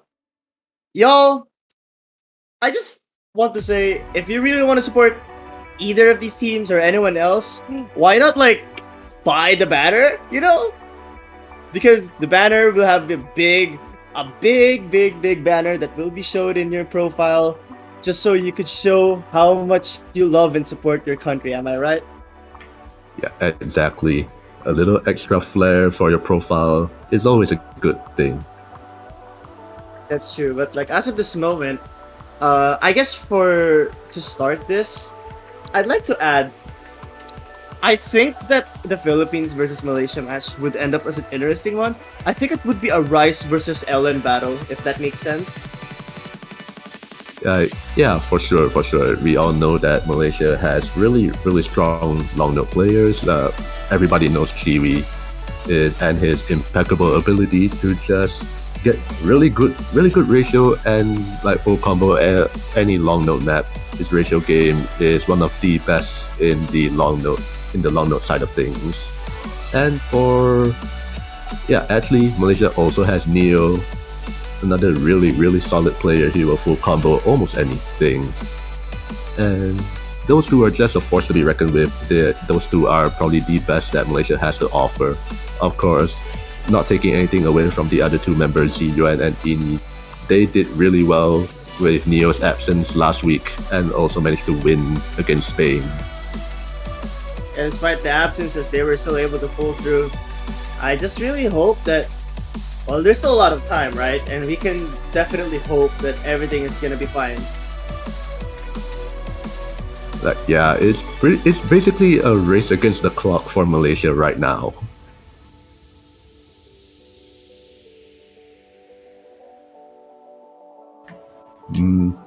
But yeah, actually, also talking a little bit about the Philippines, like Siloeska.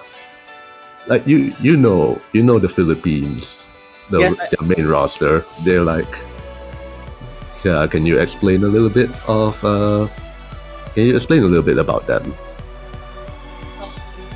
See, the Philippines roster is a very very interesting, and it's actually almost the same one as last year's roster in terms of the construction.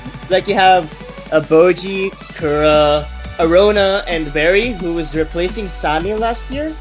And I'd say like the main LN Act player, like who has the best LN Act in the roster, it would definitely be Arona. Boji has the best Rice Act in this team, while Kura has the highest ceiling, and Barry is, in my opinion, when it comes to like very, very late game LNs, you could depend on him to pop off. But honestly speaking, even on the right side, Barry would definitely be up and, up on there as one of the top players in this whole tournament. So I gotta say, they have a very formidable team, especially when it comes to versatility, because they cover all the skill sets here. But how about you, Cryolian? How about you explain how the Malaysian team was constructed? All right. The Malaysian team is not really that complicated. They just put the top 4 players in the Malaysian country leaderboard into the team. Yes, they are ranked 1 to 4 in Malaysia. And it also pretty much boils down to in 7 key for Malaysia there isn't as many participants. Like we know in 4 key there are really strong names, but unfortunately those names don't translate over to 7 key. Whereas for 7 key, these 4 people in the Malaysian roster, they've played 7 key pretty much their entire lives and just picked up 4 key shortly after. Where you can't really say the same for those who main 4K. They just started on 4K. Very few did pick up 7 key, but I don't think a lot of the top players in 4 key do translate over to 7 key. That's fair. But right now, we're just waiting for things to happen. And oh man, 3 minutes left. I'm a little bit heartbroken, to be honest, because I really wanted to see something this time, But we can only hope. We can really only hope, and I'm not giving up on that, right? Let's not give up. Yeah, there's still 2 minutes before a win by default happens, but yeah, I also don't really want to give up. But as time goes on, that chance of a match is just getting slimmer and slimmer.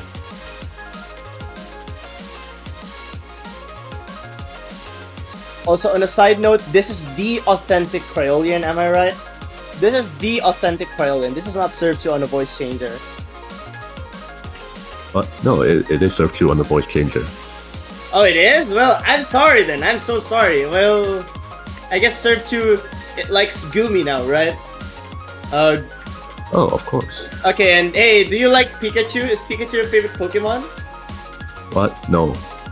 Okay, yeah, you're served to. Okay, yeah, this is served to everyone. This is served to, okay? Well, serve 2 aside, jokes aside also, I am actually Cryolian. There is only 1 minute left. about 35 seconds left. Alright, so let's see if there's an update. What is the news on this? I am really praying really hard right now. Please. So we'll have the final call in 20 seconds. Is this the first potential win by default on this whole tournament? I think it is. I don't think any other team has won by default before, at least in this tournament. This 2023. And I was so excited to watch this. It's very unfortunate, and the clock has struck. But wait a second, we have to wait for the official message. I think that's it, unfortunately. I don't know what to say right now.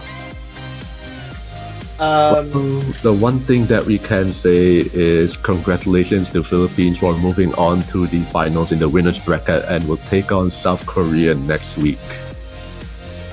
Well, yeah, I mean, Malaysia is not over yet. Luckily, this is a winner's bracket match, so no team is eliminated.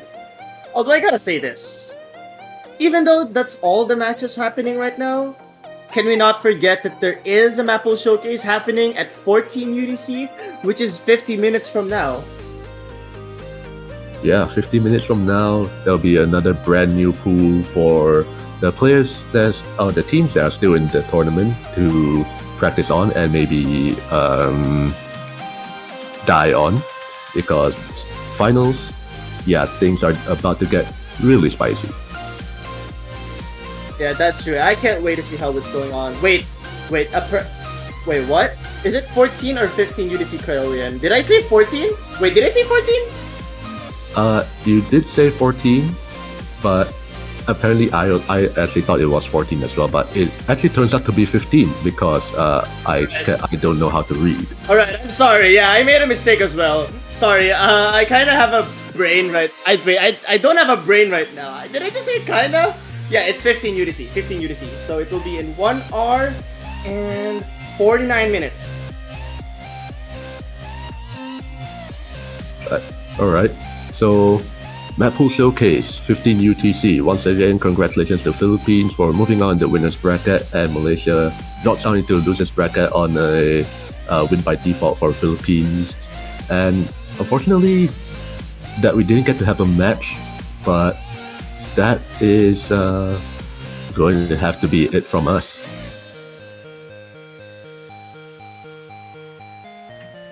If you have any final words to say before we go off. I guess let's never forget to give our support for Malaysia, because at the end of the day, they wanted to play a match as well, but right now they couldn't. So everyone in the chat and everyone in general, let's give our full support to the Malaysian team, and never forget that every team here deserves a lot of the respect, because despite all of the busy lives that they had, they're still able to dedicate time to be able to play the game for everyone to watch. Am I right? For sure. But for now, we're going to be signing off. We'll see you in the Map Pool Showcase in 1 hour and 47 minutes. I have been Cryolian, and thanks for sticking by, and once again, apologize for no match.